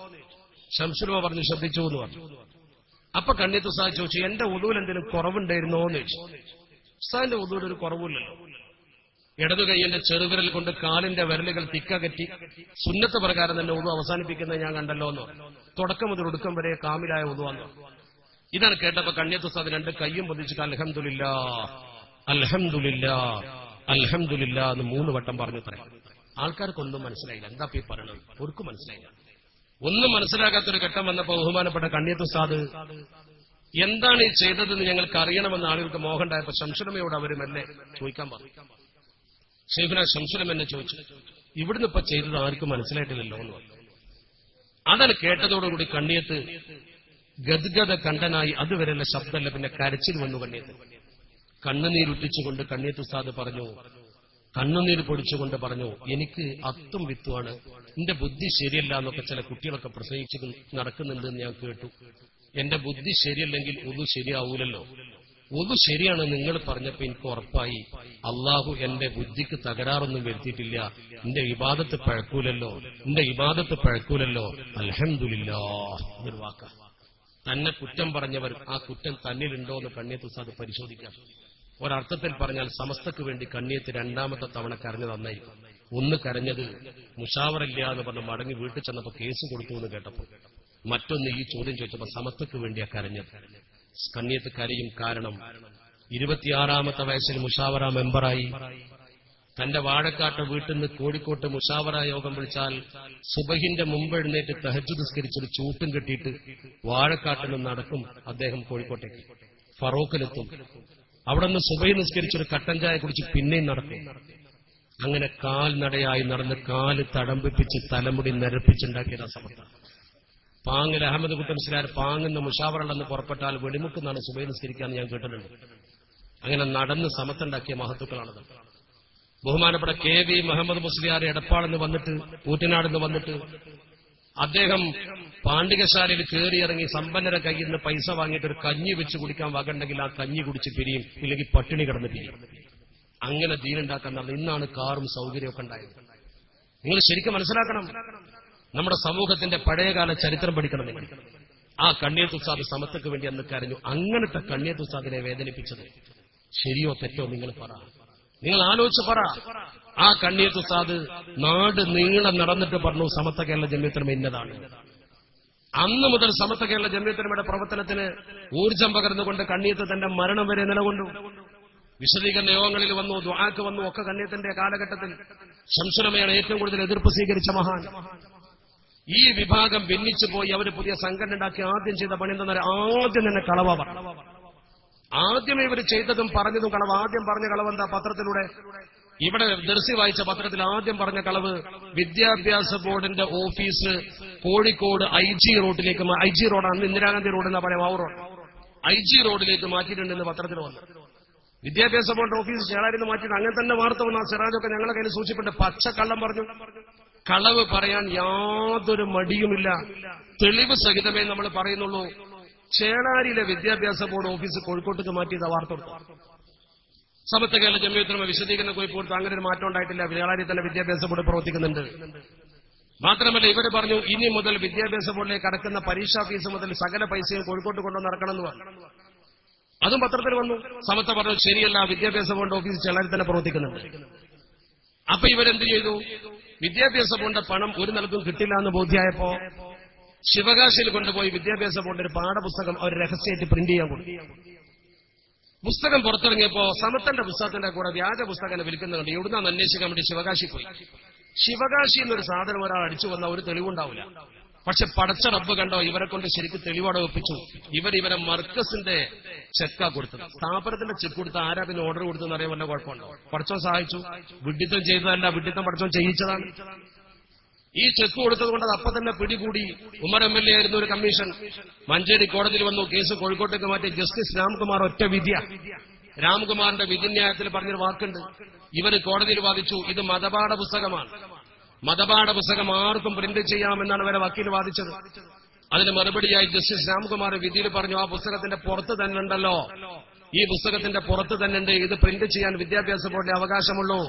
അത്തരമൊരു പ്രഖ്യാപനത്തിന് മുമ്പിൽ വെച്ചുകൊണ്ട് ഇത്തരം കള്ളത്തരം ചെയ്ത് ശരിയായില്ല എന്ന ജഡ്ജി പറഞ്ഞത്. ജഡ്ജി വരെ പെണ്ണുങ്ങളെ കള്ളത്തരം ചെയ്തത് അങ്ങനെ തന്നെ പറഞ്ഞു. ഒരു ജഡ്ജി പോലും, അമുസ്ലിം ജഡ്ജി പോലും പറഞ്ഞു ജസ്റ്റിസ് രാംകുമാറിന്റെ വിധിയിൽ പലതവണ ഇവർ കള്ളത്തരം പറഞ്ഞു എന്നുള്ള വാക്കുണ്ട്. റാദർ ക്യൂരിയസ് എന്ന് പറയുന്ന വാക്കുണ്ട് അദ്ദേഹം ഉപയോഗിച്ചിട്ട്, റാദർ സ്ട്രേഞ്ച് എന്നുള്ള വാക്കുണ്ട് അദ്ദേഹം ഉപയോഗിച്ചിട്ട്. അവര് വിദ്യാഭ്യാസ ബോർഡിന്റെ ആളുകളാണെന്ന് പറഞ്ഞ് അവതരിപ്പിച്ച ആളുകൾ വിദ്യാഭ്യാസ ബോർഡിന്റെ ജനറൽ ബോഡി മെമ്പർമാര് പോലും അല്ലാത്ത അത്ഭുതം കോടതി ചൂണ്ടിക്കാണിച്ചു. ഓർക്കണം നിങ്ങൾ. മിനിറ്റ്സ് ചോദിച്ചു. ഇവരൊരു ദിവസം കൊണ്ട് എഴുതിണ്ടാക്കിയ ഒരു മിനിറ്റ്സ് കോടതി പറഞ്ഞത് ഒറ്റ ദിവസം കൊണ്ട് ഇരിപ്പിലുണ്ടാക്കിയ മിനിറ്റ്സാന്ന് പറഞ്ഞു. കള്ള മിനിറ്റ്സ് ഉണ്ടാക്കി കോടതി കൊടുത്തു വന്ന്. അന്ന് മുതലേ കള്ളത്തരത്തുമെന്ന് ആരംഭിച്ചത്. അന്ന് മുതലേ ആരംഭിക്കുന്ന കളവ് പറയാനും ചെയ്യാനും ഒരു മടിയും ഇവർക്കില്ല, അവരുടെ നേതാക്കൾക്കില്ല, പിന്നെ ഇവർക്കുണ്ടാവും. ദീനിന്റെ കാര്യത്തിൽ നമ്മൾ ഒരിക്കലും ആ സമീപനം സ്വീകരിക്കും. ജയിക്കാൻ വേണ്ടി പോലും കളവ് പറയാൻ പാടില്ല. നമ്മൾ ആ സമീപനം സ്വീകരിക്കാൻ പാടില്ല. അവിടെ നിന്ന് അങ്ങോട്ട് തുടങ്ങി പിന്നെ ഇവർ നടത്തിയ ഓരോ പ്രവർത്തനങ്ങളും നിങ്ങൾ നോക്ക്. ഞാൻ ദീർഘിപ്പിക്കാതെ 2-3 കാര്യങ്ങൾ കൂടി പറഞ്ഞ് അവസാനിപ്പിക്കാം. നിങ്ങൾ ശരിക്കും അവർ വന്നതിന്റെ ശേഷം ഇവിടെ ഉണ്ടായ ഓരോ പ്രശ്നങ്ങൾ പഠിക്കുക. നമ്മളിവിടെ കേരളത്തിലെ മുസ്ലിങ്ങൾ പണ്ട് മുതലേ മുസ്ലിം ലീഗിനെ കാണുന്നു, കോൺഗ്രസിനെ കാണുന്നു, കമ്മ്യൂണിസ്റ്റ് പാർട്ടിയെ കാണുന്നു. ഇതൊക്കെ നമ്മൾ പണ്ടേ കാണുന്നതല്ലേ. കമ്മ്യൂണിസ്റ്റ് പാർട്ടി ഇന്നുണ്ടായതല്ല, കോൺഗ്രസ് ഒന്നുണ്ടായതല്ല, മുസ്ലിം ലീഗ് ഇന്നുണ്ടായതല്ല, ഇവിടുത്തെ തെരഞ്ഞെടുപ്പ് ഒന്നുണ്ടായതല്ല. ഇവർ 89 വന്നതിന് ശേഷം എന്തൊക്കെ കോലാഹലം അവിടെ ഉണ്ടായത്? 89 ഇവർ വന്നതിന് ശേഷം ഉണ്ടാക്കിയ കോലാഹലം നോക്ക് നിങ്ങൾ.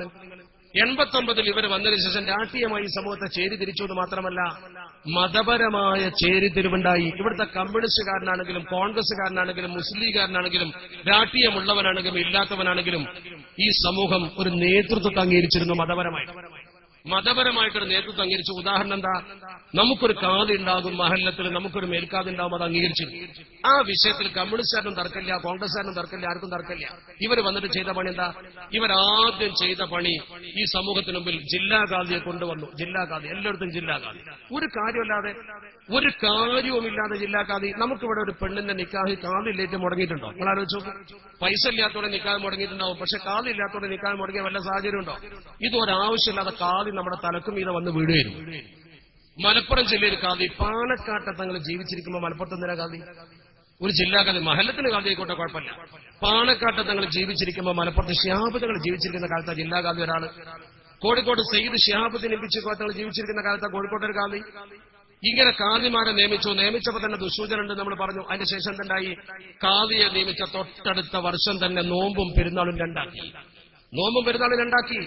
നമ്മളെ ചെവി മുളച്ച കാലം മുതൽ നമ്മൾ കോഴിക്കോട്ടെ കാദി മാസോർപ്പിക്കും, പാണക്കാട്ടെന്ന് ചോദിച്ചിട്ട് മാസോർപ്പിക്കും. കോഴിക്കോട്ടെ കാദിയുള്ള സയ്യിദ് ശിഹാബുദ്ദീൻ ഇബ്നു തങ്ങൾ പാണക്കാട്ടുകാരെ തന്നെ. അദ്ദേഹം പാണക്കാട് കുടുംബത്തിലെ കാദിയ. പാണക്കാട്ടിലെ മരിച്ചു കിടക്കുന്ന കണ്ടില്ലേ നിങ്ങൾ? കോഴിക്കോട്ടെ കാദി മരിച്ചപ്പോൾ പാണക്കാട്ടുള്ള ഉണ്ടെന്ന് പറയുന്നത്. ആ പാണക്കാട് കുടുംബത്തിന്റെ നേതൃത്വത്തിൽ മാസമുറപ്പിക്കുന്ന സമീപനം കോഴിക്കോട്ട് നിന്ന് തുടങ്ങിയിട്ടുണ്ടാവും. നമ്മൾ അതനുസരിച്ച് മാസമുറപ്പിക്കും. ഇവിടെ എന്താ ചെയ്തത്? ഇവിടെ ബിദ്അത്തുകാരെക്കാൾ കട്ടപ്പാട് സമൂഹത്തിന് വരുത്തിക്കൊണ്ട് നോമ്പും പെരുന്നാളും രണ്ടാക്കി. ഇത് നിങ്ങൾ മറന്നോ? ഈ ഉമ്മത്തിന് ആദ്യം ഭിന്നിപ്പുണ്ടാക്കി നോമ്പും പെരുന്നാളും രണ്ടാക്കി. അന്ന് നിർത്തിയതാ. പിന്നെ ഒരു മാസമുറപ്പിക്കാൻ പോയില്ല. അവർക്കറിയാം അവരുറപ്പിച്ചാൽ മാസമുറക്കൂല. പിന്നെ ദുന്യാവൊന്നും ഉറപ്പിച്ചിട്ടില്ലല്ലോ. അന്നൊരൊറ്റ ഉറപ്പിച്ച അന്ന് പല സ്ഥലത്തും പല പ്രശ്നമുണ്ടായി. ചില സ്ഥലത്ത് ഇവരെ നേരത്തെ പെരുന്നാളോ, ഇവർക്കൊരു ദിവസം നേരത്തെ പെരുന്നാൾ, ഇവർ നോമ്പ് പെരുന്നാളാക്കി വരും. നമ്മൾ നോമ്പ് നോക്കുന്ന ദിവസം ഇവർക്ക് പെരുന്നാളാ. തലേ ദിവസം ഇവർ പെരുന്നാളാക്കി പെരുന്നാൾ കുത്തുപടത്തി. ചില സ്ഥലത്ത് ചില മുസ്ലിംമാരെന്ത് ചെയ്തു? പെരുന്നാൾ കുത്തുപടത്തിയിട്ട് കുത്തുപ്പന്റെ ഏട് ചീന്തിപ്പോയി, പിറ്റേന്ന് കുത്തുപോന്ന് കൊടുക്കുന്നുണ്ടാവരുത് വിചാരിച്ചു. പക്ഷെ നമ്മുടെ മുസ്ലിംമാർ മുഴുവൻ മർക്കസ് പഠിച്ച ആൾക്കാരല്ലോ, അവർക്ക് കുത്തുപോകുന്ന ഏടൊന്നും വേണ്ടല്ലോ.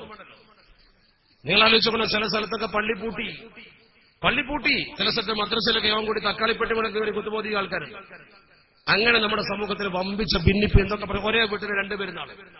ഈ രീതിയിൽ നമ്മുടെ സമൂഹത്തിൽ ആദ്യത്തെ ഭിന്നിപ്പ് ഇവർ സംഘടന പ്രവൃത്തി ഉണ്ടാക്കിക്കൊണ്ട് മാസപ്പുറ വിവാദം, ഖാദി വിവാദം. അത് കഴിഞ്ഞ ഉടനെ തന്നെ നമ്മുടെ സമൂഹത്തിൽ പിന്നെ ഉണ്ടാക്കിയ വിവാദം എന്താ?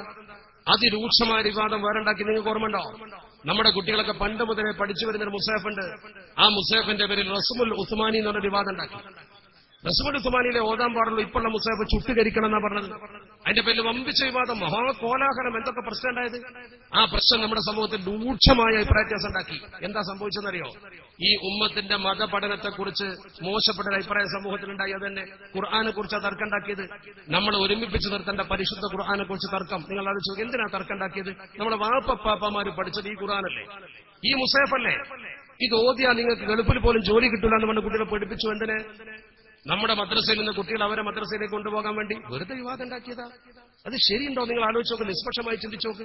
അത് കഴിഞ്ഞ് പിന്നെ നമുക്കൊക്കെ ഒരു കെട്ടുറപ്പുണ്ട്. ഒരു മഹല്ലത്തിൽ ഒരു കാദി പറഞ്ഞാൽ അത് അംഗീകരിക്കുന്ന ഒരു സ്വഭാവം എല്ലാവർക്കും ഉണ്ട്. അതില്ലായ്മ ചെയ്യാൻ വേണ്ടി വളപുരത്തൊരു തൊലാഖ് വിവാദം ഉണ്ടാക്കി. ചെറുശ്ശേരി സ്ഥാനോട് ഫത്വ വെച്ചു. ചെറുശ്ശേരി സ്ഥാനെ കുറിച്ച് നിങ്ങൾക്കറിയാലോ? വസ്തുനിഷ്ഠമായി ദീനിന്റെ കാര്യങ്ങളിൽ കൃത്യമായി ഫത്വ കൊടുക്കുന്ന ഒരു മഹാനാണ്. ഫിഖ്ഹിന്റെ വിഷയത്തിൽ അദ്ദേഹത്തിന് പഴവ് സംഭവിക്കാറില്ല. അള്ളാഹു ദീർഘായുസ് കൊടുക്കുമാറാവട്ടെ. അദ്ദേഹത്തോട് ചോദിച്ചു, അദ്ദേഹം ഫത്വ കൊടുത്തു. ഫായിലില്ലാത്തതുകൊണ്ട് തൊലാഖ് പോയിട്ടില്ല എന്ന് പറഞ്ഞതാ പ്രശ്നം. ഈ പ്രശ്നത്തിന്റെ പേരിൽ വമ്പിച്ച വിവാദം, വലിയ കുഴപ്പം. എത്രത്തോളം എത്തിയെന്നറിയോ? മലപ്പുറത്ത് മാളിയേക്കൽ ഓഡിറ്റോറിയത്തിൽ 40 ആളിപ്പുറത്തും 40 ആളിപ്പുറത്തും ഒരു വാദപ്രതിവാദം വരെ ഉണ്ടായി. ഫിഖ്ഹിന്റെ മസല ചർച്ച എന്താ? അങ്ങനെ ഇരുന്നിട്ട് വാദിക്കന്നെ.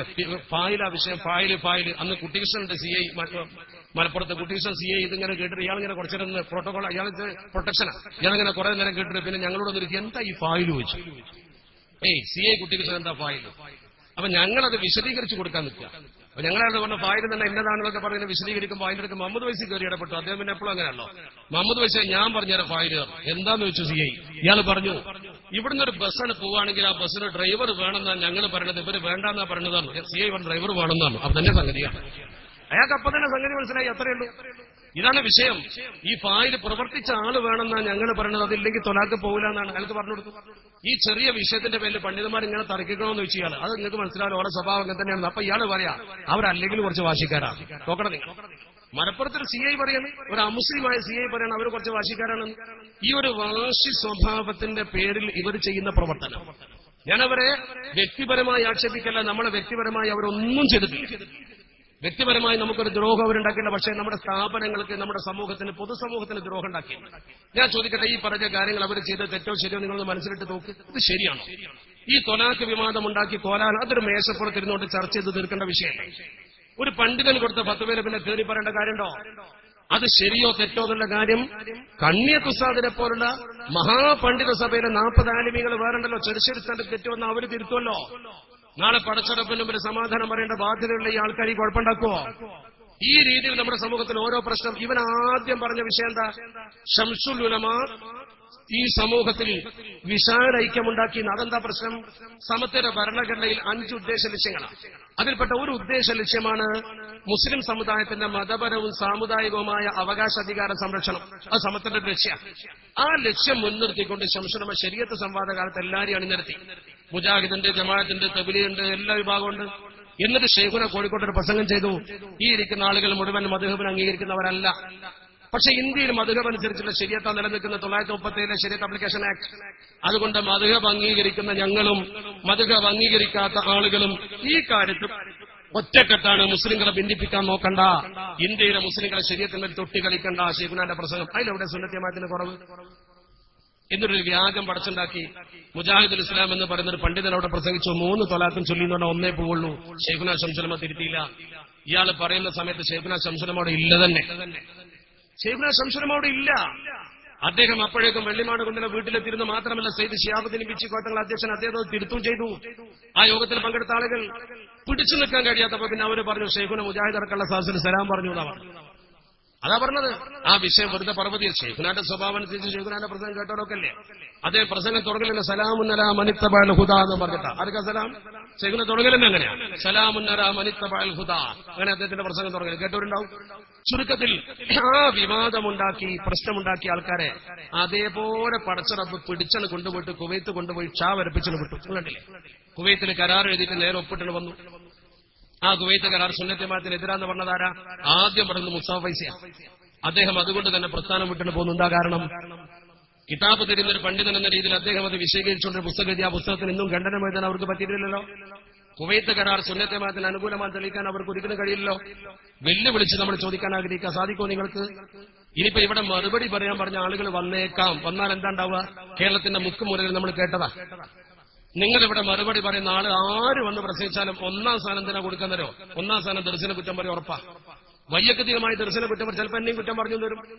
വൈയക്തികമായി കുറ്റം പറയുന്നത് ഞങ്ങൾക്ക് ആരെക്കുറിച്ചും വ്യക്തിപരമായി ഒരു കുറ്റം പറയേണ്ട. എന്താ കാരണം? ഞങ്ങൾക്ക് ന്യായം പറയാണ്ട്. ന്യായം പറയാനുള്ള ആളുകൾക്ക് വ്യക്തിപരമായി കുറ്റം പറയേണ്ട കാര്യമില്ല. പ്രസംഗിച്ച ആളെ കുറ്റം പറയേണ്ട കാര്യം. അപ്പൊ ഞാനോ ദർശനം മരിച്ചുപോയി എന്നവർ പറഞ്ഞു ശരിയാവും. ഞങ്ങൾ ജീവിച്ചിട്ടില്ല എന്നിരിക്കുന്നവർ പറഞ്ഞു ശരിയാവും. നിങ്ങൾ ചെയ്യേണ്ടത് സമത്വ കേരള ജംഇയ്യത്തുൽ ഉലമ എന്ന് പറയുന്ന പണ്ഡിത സഭയോട് ചെയ്ത ക്രൂരത തിരുത്താവേണ്ടത്. ഈ ഉമ്മത്തിനെ കൊണ്ട് പന്താടുന്ന പണിയില്ല നിങ്ങൾ ചെയ്തത്.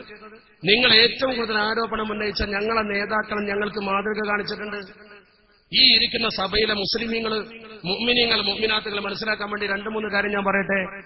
ഇവർ ഏറ്റവും കൂടുതൽ എതിർത്ത ആളുകൾ ആരൊക്കെയാ? ഒന്ന് ശൈഖുന ശംസുലമയാണ്. ഒന്ന് ശംസുലമയാണ് ഏറ്റവും എതിർത്തത് വരെ. ഈ ശംസുൽ ഉലമ തന്റെ ജീവിതകാലം അവസാനിക്കുമ്പോൾ കാണിച്ച 3 കാര്യങ്ങൾ ഞാൻ പറയട്ടെ. 3 കാര്യങ്ങൾ നിങ്ങൾ ശരിക്കും ശ്രദ്ധിച്ചോ. അദ്ദേഹം സമത്വയുടെ പന്ഥാവിൽ നിന്ന് സമത്വയെ തെറ്റിച്ചിരുന്നുവെങ്കിൽ ആ മഹാനായ മനുഷ്യന് ഈ അനുഗ്രഹം കിട്ടുമായിരുന്നോ? ചിന്തിക്കും നിങ്ങൾ. ശൈഖുനാന്റെ ജീവിതാന്തത്തിന് 3 കാര്യം ചെയ്തു. ഒന്നെന്താ? ഒന്ന് ബഹുമാനപ്പെട്ടവർ ചെയ്തത്. അദ്ദേഹം മരിക്കുന്നത് 1996 96 അദ്ദേഹം മരിക്കുമ്പോൾ 96 ഓഗസ്റ്റ് 10 ഒരു 2ാം ശനിയാഴ്ച. എല്ലാ 2ാം ശനിയാഴ്ചയും സമത്വ കേരള ജംഇയ്യത്തുൽ ഉലമയുടെ മുശാവറ ചേരലുണ്ട്. സമസ്ത കേരള ജംഇയ്യത്തുൽ ഉലമയുടെ വിദ്യാഭ്യാസ ബോർഡ് മീറ്റിംഗ് ചേരാറുണ്ട്. വിദ്യാഭ്യാസ ബോർഡ് മീറ്റിംഗ്. ഈ 2ാം ശനിയാഴ്ച വിദ്യാഭ്യാസ ബോർഡ് മീറ്റിംഗ് ചേരുമ്പോൾ ശൈഖുന പങ്കെടുക്കാറുണ്ട്. 1996 അദ്ദേഹം മരിക്കുന്ന കൊല്ലത്തിൽ ഓഗസ്റ്റ് 10 വിദ്യാഭ്യാസ ബോർഡ് മീറ്റിംഗ്. അന്ന് അദ്ദേഹം ആശുപത്രിയില്ല. അദ്ദേഹം ആശുപത്രിയിൽ നിന്ന് വന്നു യോഗത്തിലേക്ക്. ആശുപത്രിയിൽ നിന്ന് യോഗത്തിന് വന്നിട്ട് ശൈഖുന പറഞ്ഞു, ഞാൻ ആശുപത്രിയിൽ നിന്ന് ഡോക്ടറെ സമ്മതം വാങ്ങിയിട്ടാ വരുന്നത്. അത് കേട്ടപ്പോ തന്നെ ആൾക്കാർ, അല്ലെങ്കിൽ തന്നെ ശൈഖുന വന്നപ്പോ തന്നെ ചിലരൊക്കെ അത്ഭുതപ്പെടുന്നുണ്ട്. കാരണം ശൈഖുന വരാൻ മാത്രമുള്ള ഒരു ചർച്ചയോ ഇല്ല. എന്തിനാ ആശുപത്രിയിൽ നിന്നൊക്കെ ഇടങ്ങാറായി വന്നത്? ഒരു ചോദ്യമാണ്. അപ്പൊ ശൈഖുന തന്നെ പറഞ്ഞു, ഞാൻ ആശുപത്രിയിൽ നിന്ന് വരാൻ കാരണം ഒരു പ്രധാന സംഗതിയാണ്. അപ്പൊ ആളുകളൊക്കെ സാഗൂതം വീക്ഷിച്ചു. എന്താ അദ്ദേഹം പറഞ്ഞത്? നമ്മുടെ സമത്വ കേരള ജംഇയ്യത്തുൽ ഉലമക്ക് വേണ്ടി ത്യാഗം ചെയ്ത് മരിച്ചു പോയ ഒരുപാട് ഉലമാക്കളുണ്ട്, ഉമറാക്കളുണ്ട്. അവർക്കൊക്കെ നമ്മൾ യോഗം ചേരുമ്പോ ദ്വാരക്കലുണ്ട്. പക്ഷെ ദ്വാരക്കാൻ വേണ്ടി യോഗം ചേരലുണ്ടോ എന്ന് ചോദിച്ചു. ദ്വാരക്കാൻ വേണ്ടിയിട്ട് യോഗം ചേരലില്ലല്ലോ. യോഗം ചേരുമ്പോ ദ്വാരക്കലുള്ളൂ പോരാ. നമ്മൾ അവർക്ക് വേണ്ടി ദ്വാരക്കാൻ ബാധ്യസ്ഥരാണ്. നമുക്കൊരു യോഗം ചേർന്നുകൂടെ എന്ന് ചോദിച്ചു. ഒരു നല്ല അഭിപ്രായം എല്ലാവർക്കും തോന്നി. ശൈഖുന പറഞ്ഞു, നമുക്കൊരു ദിനം പ്രാർത്ഥനാ ദിനമായി ആചരിക്കണം. സമസ്തന്റെ ചരിത്രത്തിൽ ആദ്യമാണ് പ്രാർത്ഥനാ ദിനം. അങ്ങനെ ദിനമില്ല. 96 വരെയുള്ള സമസ്തന്റെ ചരിത്രത്തിൽ പ്രാർത്ഥനാ ദിനമില്ല. ശൈഖുന പറഞ്ഞു, നമുക്കൊരു ദിനം വെക്കണം. അപ്പൊ തന്നെ വെച്ചു. അടുത്ത മാസം സെപ്റ്റംബർ 6, ഓഗസ്റ്റ് 10 യോഗം, സെപ്റ്റംബർ 6 പ്രാർത്ഥനാ ദിനം. സമത്തിന്റെ ചരിത്രത്തിൽ ആദ്യത്തെ പ്രാർത്ഥനാ ദിനം. ആർക്കാ പ്രാർത്ഥന? ആർക്കാന്നില്ല, എല്ലാവർക്കും. സമത്വക്ക് വേണ്ടി പ്രവർത്തിച്ചവർക്കൊക്കെ സമത്തിന്റെ എല്ലാ സ്ഥാപനത്തിലും പ്രാർത്ഥനാ ദിനം തീരുമാനമായി. വിദ്യാഭ്യാസ ബോർഡ് സർക്കുലർ പോയി എല്ലാ സ്ഥലത്തും വിവരത്തി. ഈ പ്രാർത്ഥനാ ദിനം പുലരുന്നതിന്റെ 17 ദിവസം മുമ്പ്, കൃത്യം 17 ദിവസം മുമ്പ് ശൈഖുന ഈ ലോകത്തോട് വിട പറഞ്ഞു. ഇന്നാ ലില്ലാഹി വ ഇന്നാ ഇലൈഹി റാജിഊൻ. മഹാനായ ശൈഖുന മരിച്ചു പോയപ്പോൾ, മഹാനായ ശൈഖുന മരണപ്പെട്ടു പോയപ്പോൾ നിങ്ങൾ ഓർക്കണം, എല്ലാവരും ഈ ദിവസം പ്രതീക്ഷിച്ചുകൊണ്ട് പ്രാർത്ഥനയ്ക്കിരിക്കുകയാണ്. ആ പ്രാർത്ഥനയുടെ ദിവസം അങ്ങ് പുലരുമ്പോൾ എല്ലാവരും ആദ്യമായി പ്രാർത്ഥിച്ചത് ശൈഖുനാക്ക് വേണ്ടിയാണ്.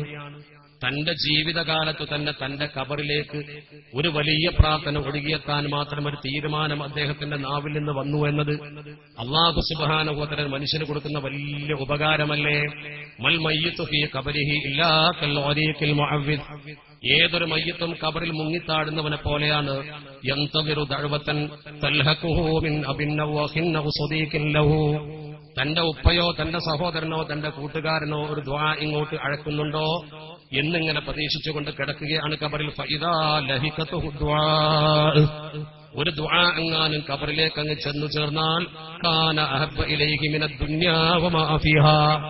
ഈ ദുനിയാവും അതിലുള്ള മുഴുവനും കിട്ടിയതിനേക്കാൾ അവന് പ്രതിഫലമായി തോന്നുമെന്ന്, വലിയ അനുഗ്രഹമായി തോന്നുമെന്ന് അഷ്റഫുൽ വറ മുഹമ്മദ് മുസ്തഫ സ്വല്ലല്ലാഹു അലൈഹി വസല്ലമ തങ്ങൾ പറഞ്ഞ ആ മഹാസൗഭാഗ്യം തന്റെ ജീവിതകാലത്ത് തന്റെ നാവുകൊണ്ട് തീരുമാനമെടുക്കാൻ ഒരു മനുഷ്യന് അവസരം കൊടുത്താൽ അതൊരു വലിയന്റെ ലക്ഷണമാണ്. അതൊരു വലിയന്റെ ലക്ഷണമാണ്. അങ്ങനത്തെ മഹാനാണ് ശൈഖുന ശംസുൽ ഉലമ. അദ്ദേഹം അല്ലാഹുവിന്റെ ദീനിന്റെ യഥാർത്ഥ പന്താവിൽ നിന്ന് മുല്ലക്കോയ തങ്ങൾ വരച്ച വരയിൽ നിന്ന് സമസ്തയെ എങ്ങാനും തെറ്റിച്ചിരുന്നുവെങ്കിൽ ഈ അനുഗ്രഹം പടച്ചറപ്പ് കൊടുക്കൂല. കാരണം മരണാനന്തരം ഇത്ര വലിയ പുണ്യം കിട്ടുന്ന പ്രവർത്തനം ജീവിതത്തിൽ ചെയ്യാൻ കഴിയില്ല.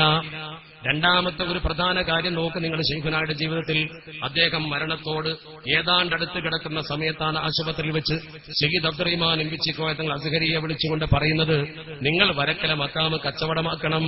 മുല്ലക്കോയ തങ്ങളുടെ ആ മക്ബറ അടക്കമുള്ള സ്ഥലം കച്ചവടമാക്കാൻ അസ്ഹരി തങ്ങൾ വിചാരിച്ചാൽ മാത്രമേ നടക്കൂ. അതുതന്നെയാണ് അസ്ഹരി തങ്ങൾ സമത്തയുടെ പ്രസിഡന്റായപ്പോഴുള്ള ഏറ്റവും വലിയ നേട്ടം. ആ മഹാനുഭാവൻ സമത്ത കേരള ജമിയത്തുലമയുടെ പ്രസിഡന്റായി. ശൈഖുന അദ്ദേഹത്തെ കൊണ്ട് ചില നേട്ടങ്ങൾ ഉദ്ദേശിച്ചു. അദ്ദേഹത്തിന്റെ വൈയക്തികമായ ഒഴിവില്ലായ്മയും അദ്ദേഹത്തിന്റെ കേരളത്തിന്റെ സംഘടനാശാസ്ത്രം അറിയായികയും കാരണം അദ്ദേഹം മാറി നിന്നു. ആ വിഷയം ഒരു വിവാദമാക്കേണ്ടതില്ല. മറിച്ച് അദ്ദേഹം ഇല്ലായിരുന്നുവെങ്കിൽ വരക്കര മക്കാമും സമത്തൊക്കെ കിട്ടൂല. വലിയ പണക്കാരും കോടികൾ ചെലവാക്കാൻ കെൽപ്പുള്ളവരുമൊക്കെ വില പറഞ്ഞു നോക്കാഞ്ഞിട്ടല്ലോ. ആ വരക്കര മക്കാമ് തങ്ങൾ ഇടപെട്ടു. ഉപ്പാപ്പയാണ് സമത്വം ഉണ്ടാക്കിയത്, മുല്ലക്കോയ തങ്ങള്. ഉപ്പാപ്പാന്റെ സ്ഥാനത്ത് ഇന്ന് സമത്തിന്റെ പ്രസിഡന്റ് ഞാനാ. അതുകൊണ്ട് നിങ്ങൾ ഉപ്പാപ്പാന്റെ ഖബറ് പരിപാലിക്കാൻ സമത്തക്ക് അവസരം കൊടുക്കണമെന്ന് പറഞ്ഞു. അവരപ്പ തന്നെ അത് സമത്തക്ക് എഴുതി കൊടുക്കാൻ തയ്യാറായി. സമ്പത്തല്ല അവരുടെ പ്രശ്നം. മക്കാമ് ഫ്രീ ആയിട്ട് കൊടുത്തു, സ്ഥലത്തിന് വിലയും കൊടുത്തു. അത് രജിസ്റ്റർ ചെയ്ത് ശൈഖുനാന്റെ മുമ്പിൽ വന്നപ്പോ ശൈഖുന പറഞ്ഞു, അവിടെയാണ് എന്റെ ഖബർ ഉണ്ടാവേണ്ടത്, എന്റെ ഖബർ അവിടെയാണ്. നന്ദി ദാറുസലാം അറബി കോളേജിന്റെ മുമ്പിൽ ഖബർ ഒരുക്കാൻ കമ്മിറ്റി റെഡിയായിരുന്നു. 12,000 ശിഷ്യന്മാരുണ്ട്. അവർ സിയാറത്ത് ചെയ്യാൻ വന്നാൽ മതി, കോളേജ് രക്ഷപ്പെട്ടു. ഇനി അങ്ങോട്ട് കൊണ്ടുപോകുന്നതിന് ശൈഖുനാന്റെ മക്കൾക്ക് വല്ല പ്രയാസം ഉണ്ടെങ്കിൽ ഷെയ്ഖിന്റെ പള്ളിയിൽ അപ്പവാണിവ നേർച്ച നടക്കുന്ന അലാവുദ്ദീൻ ഇൽസി തങ്ങളെ ഖബറിന്റെ സമീപത്ത്, അതും കോളേജ് കമ്മിറ്റിന്റെ തന്നെ, നന്ദി കോളേജിന്റെ കമ്മിറ്റിയാണ് ഭരിക്കുന്നത്, അവിടെ ഖബർ ഒരുക്കാൻ അവരും റെഡിയാ. അത് രണ്ടും ഉണ്ടായില്ലെന്ന ഷെയ്ഖുനാന്റെ വീട്ടിന്റെ മുറ്റത്തൊരു മക്കാം ഒരുക്കിയാലോ? അങ്ങനെയും ചിലരൊക്കെ ചിന്തിച്ചിരുന്നു. മൂന്നും നടന്നില്ല. ശൈഖുന പറഞ്ഞു, എന്റെ ഖബർ മുല്ലക്കോയ തങ്ങളുടെ കാലിന്റെ ചുവട്ടിലായിരിക്കണം. അത് പടച്ച റബ്ബ് ഇലാഹിയായ ഒരു ഇൽഹാമ് കൊടുത്തതാ. എന്താ കാരണം? ബഹുമാനപ്പെട്ട ശൈഖുന ശംസുൽ ഉലമ ഒരുപാട് വിവാദത്തിന് വിധേയനായി. അദ്ദേഹമാണ് സമത്തയെ പുലർത്തിയതെന്ന് പലരും പ്രചരിപ്പിച്ചു. അദ്ദേഹം സത്യത്തിൽ നിന്ന് വ്യതിചലിച്ചു എന്ന് പലരും പറഞ്ഞു. മാത്രമല്ല, പുസ്തകം എഴുതി ഇന്നും നമ്മുടെ കയ്യിൽ സൂക്ഷിപ്പുണ്ട്. ശംസുൽ ഉലമക്ക് ഒരു തുറന്ന കത്ത്, അദ്ദേഹത്തിന്റെ ഈമാൻ തെറ്റിപ്പോയി ആ പുസ്തകത്തിൽ എഴുതിയത്.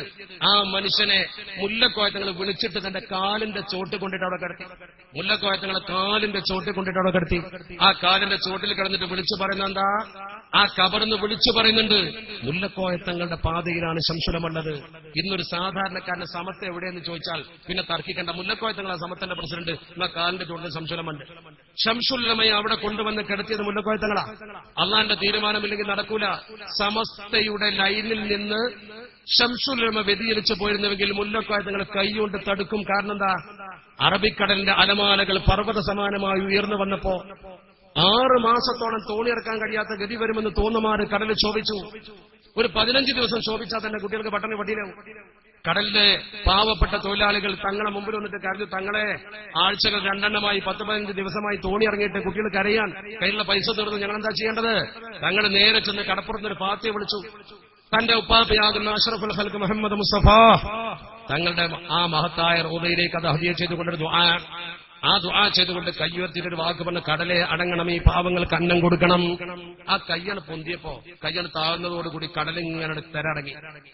അവര് തോണിയിറക്കിയിട്ട് നല്ല മത്സ്യം പിടിച്ചിട്ട് കൊണ്ടുവന്നു.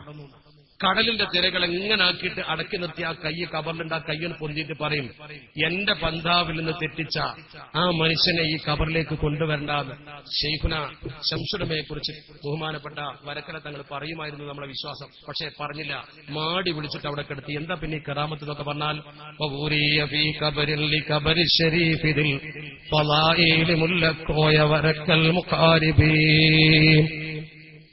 ആ മഹാനായ വരക്കൽ മുല്ലക്കോയത്തങ്ങൾ വിളിച്ചു കിടത്തിയ കബറിന്റെ സമീപത്തതാ ശൈഖുന ശംസുലമ കണ്ടോ നിങ്ങൾ? ഏത് സാധാരണക്കാരനും മനസ്സിലാകുന്നതിൽ മറ്റൊന്നോ, മഹാനായ ശൈഖുന മരിക്കാൻ സമയമെടുത്തപ്പോൾ അതാ അദ്ദേഹം പറയുന്നു, എല്ലാവരോടും യാസീനോദനെ. ശൈഖുനെ കൽപ്പിക്കുക. സാധാരണ രോഗിയെ കിടക്കുമ്പോൾ നമ്മളെ യാസീനോദന, ശൈഖുനെ പറയുന്നത് ഒക്കെ യാസീനോദന. എല്ലാവരും യാസീനോദി യാസീനോദി നമ്മളെ അലവിക്കുട്ടിയാച്ചിട്ട് ടി പി അലവിക്കുട്ടിയാച്ചി അള്ളാഹു അദ്ദേഹത്തിന് ദീർഘായുസ്സ് കൊടുക്കുമാറാവട്ടെ. ഇപ്പൊ രോഗിയാണ്, നമ്മുടെ സമ്മേളനത്തിലൊക്കെ വളണ്ടിയിരുന്ന അലവിക്കുട്ടിയാച്ചി വേങ്ങരക്കാരൻ, അദ്ദേഹം ഉറക്കെ യാസീനോദ വൈലേക്ക് തുറച്ചപ്പോൾ അലവിക്കുട്ടിയാച്ചി പറഞ്ഞപ്പോ അതാ ബാങ്കണ് വിളിക്കുന്നു. ബാങ്കണ് വിളിക്കുകയാണ്. ബാങ്കണ് വിളിക്കുമ്പോൾ സുബൈന്റെ ബാങ്ക് വിളിച്ചപ്പോ ശൈഖുന ആ ബാങ്കിന് ഉത്തരം കൊടുക്കുക. ബാങ്കിന് ഉത്തരം കൊടുക്കുക, അല്ലാഹു അക്ബർ അല്ലാഹു അക്ബർ. അങ്ങനെ ഉത്തരം കൊടുത്ത് മുഅദ്ദിൻ ലാ ഇലാഹ ഇല്ലല്ലാഹ് എന്ന് പറഞ്ഞപ്പോ ശൈഖുന പറഞ്ഞു, ലാ ഇലാഹ ഇല്ലല്ലാഹ്. പിന്നെ മിണ്ടിയിട്ടില്ല, പിന്നെ ഒരു അക്ഷരം മിണ്ടില്ല, കണ്ണണ്ട് അടച്ചു. ശരിക്കും സുഖമായിട്ട് ഉറങ്ങിക്കിടക്കുമ്പോൾ കണ്ടു റൂഹാണ് പോയി. നല്ല സുന്ദരമായ റൂഹ് പോക്ക്. ലാ ഇലാഹ ഇല്ലല്ലാഹ് അവസാനത്തെ വാക്ക്, മൻകാന ആഖിറു കലാമിഹി ഖൗലു ലാ ഇലാഹ ഇല്ലല്ലാഹ്. ഒരു മനുഷ്യന്റെ അന്ത്യവാചകം ലാ ഇലാഹ ഇല്ലല്ലാഹ് ആണെങ്കിൽ ദഖലൽ ജന്ന ഖാല റസൂലുള്ളാഹി. അവസാന വാക്ക് ലാ ഇലാഹ ഇല്ലല്ലാഹ് സ്വർഗ്ഗത്തിലാണെന്ന് ഉറപ്പല്ലേ? വആഖിറു അൽഫാദിൽ ലദാനി മുഖാരിനുൻ ലിഅൻഫാസിഹിൽ ഉഖറ അല്ലതി ലം തുഅകബി. അവസാന വാക്ക് ലാ ഇലാഹ ഇല്ലല്ലാഹ്, ലാ ഇലാഹ ഇല്ലല്ലാഹ് കൂടെ വന്നു. അവസാന ശ്വാസം പിന്നെ മിണ്ടിട്ടില്ല. അങ്ങനെ ശൈഖുന സ്വർഗ്ഗത്തേക്ക് പോണ നമുക്ക് കാണിച്ചെന്നതിനാ? ആ മനുഷ്യന് പഴിച്ചിട്ടില്ല എന്ന് മനസ്സിലാക്കാനാ, അവിടെ ഉറച്ചു നിൽക്കാനാ. നമ്മുടെ മഹാന്മാരായ നേതാക്കൾ പോയ വഴിയതാ. ഈ മഹാൻ ജീവിതകാലത്ത് പോലും ഇങ്ങനത്തെ കറാമത്ത് കാണിച്ചാലാ. ആ മഹാനല്ലേ ഇവർ അധികരിച്ചത്? ആ മഹാനെ കുറിച്ചല്ലേ കത്ത് എഴുതിയത്? അദ്ദേഹത്തിന് ഈമാൻ പഴിച്ചു എന്ന് പറഞ്ഞാൽ ഇന്നും ആ കത്ത് ഞങ്ങളൊക്കെ കയ്യിലുണ്ട്. ശംസുലമക്ക് ഒരു തുറന്ന കത്ത് കണ്ടിട്ടുണ്ടാവുമല്ലോ. ആ കത്ത് ആ പുസ്തകത്തിലുണ്ട്. നിങ്ങൾക്കറിയോ, ചെറുവാളൂർ ഹൈദൂർ സ്പൈസി എന്ന ഒരാൾ ജീവിച്ചിരിപ്പുണ്ട്. ശൈഖുനാന്റെ ഒരു പ്രധാന ശിഷ്യനാ. ചെറുവാളൂർ എന്ന് പറഞ്ഞാൽ തൃശ്ശൂർ ജില്ലയിലാണ്. ആള് മലപ്പുറം ജില്ലക്കാരനാണ്. നമ്മുടെ ഏലംകുളത്ത് ജനിച്ചു വളർന്ന ഏലംകുളത്താ വീട്. അദ്ദേഹം ഇന്ന് ജോലി ചെയ്യുന്നത് ചിമ്മിനി ഡാമിനടുത്തുള്ള പാലപ്പള്ളി എന്ന് പറഞ്ഞ സ്ഥലത്ത് ദാറുൽഹുദന്റെ ഒരു കോളേജുണ്ട്. ആ കോളേജിലാണ്. അദ്ദേഹത്തിന്റെ പേര് ഹൈദൂർ സ്പൈസിയ. അദ്ദേഹം ചെറുവാളൂരിൽ നിന്ന് ജോലി ചെയ്യുന്ന തൃശ്ശൂർ ജില്ലയിൽ.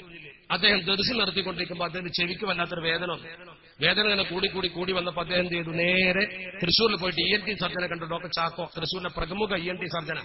ചാക്കോയെ കണ്ടു. ചാക്കോ പരിശോധിച്ചു. ചാക്കോ പറഞ്ഞു, ഡ്രമ്മിന് ദ്വാരം വീണിട്ടുണ്ട്, ഓപ്പറേഷൻ അല്ലാത്ത വേറെ മാർഗമില്ല, ആ ഓപ്പറേഷൻ ഞാൻ ചെയ്തു തരാൻ പ്രശ്നമൊന്നുമില്ല എന്ന് പറഞ്ഞു. അങ്ങനെ ഓപ്പറേഷന്റെ ഡേറ്റും കുറിച്ച് ഒക്കെ വാങ്ങിപ്പോന്നു. അദ്ദേഹം ശൈഖുനായുടെ ഉത്തമ ശിഷ്യനായതുകൊണ്ട് ശൈഖുനാനെന്ന് കാണാൻ പോയി. ശൈഖുനാനോട് ചെന്നിട്ട് വിവരം പറഞ്ഞിട്ട് ഓപ്പറേഷന് പോകാൻ തീരുമാനിച്ചതാണ്.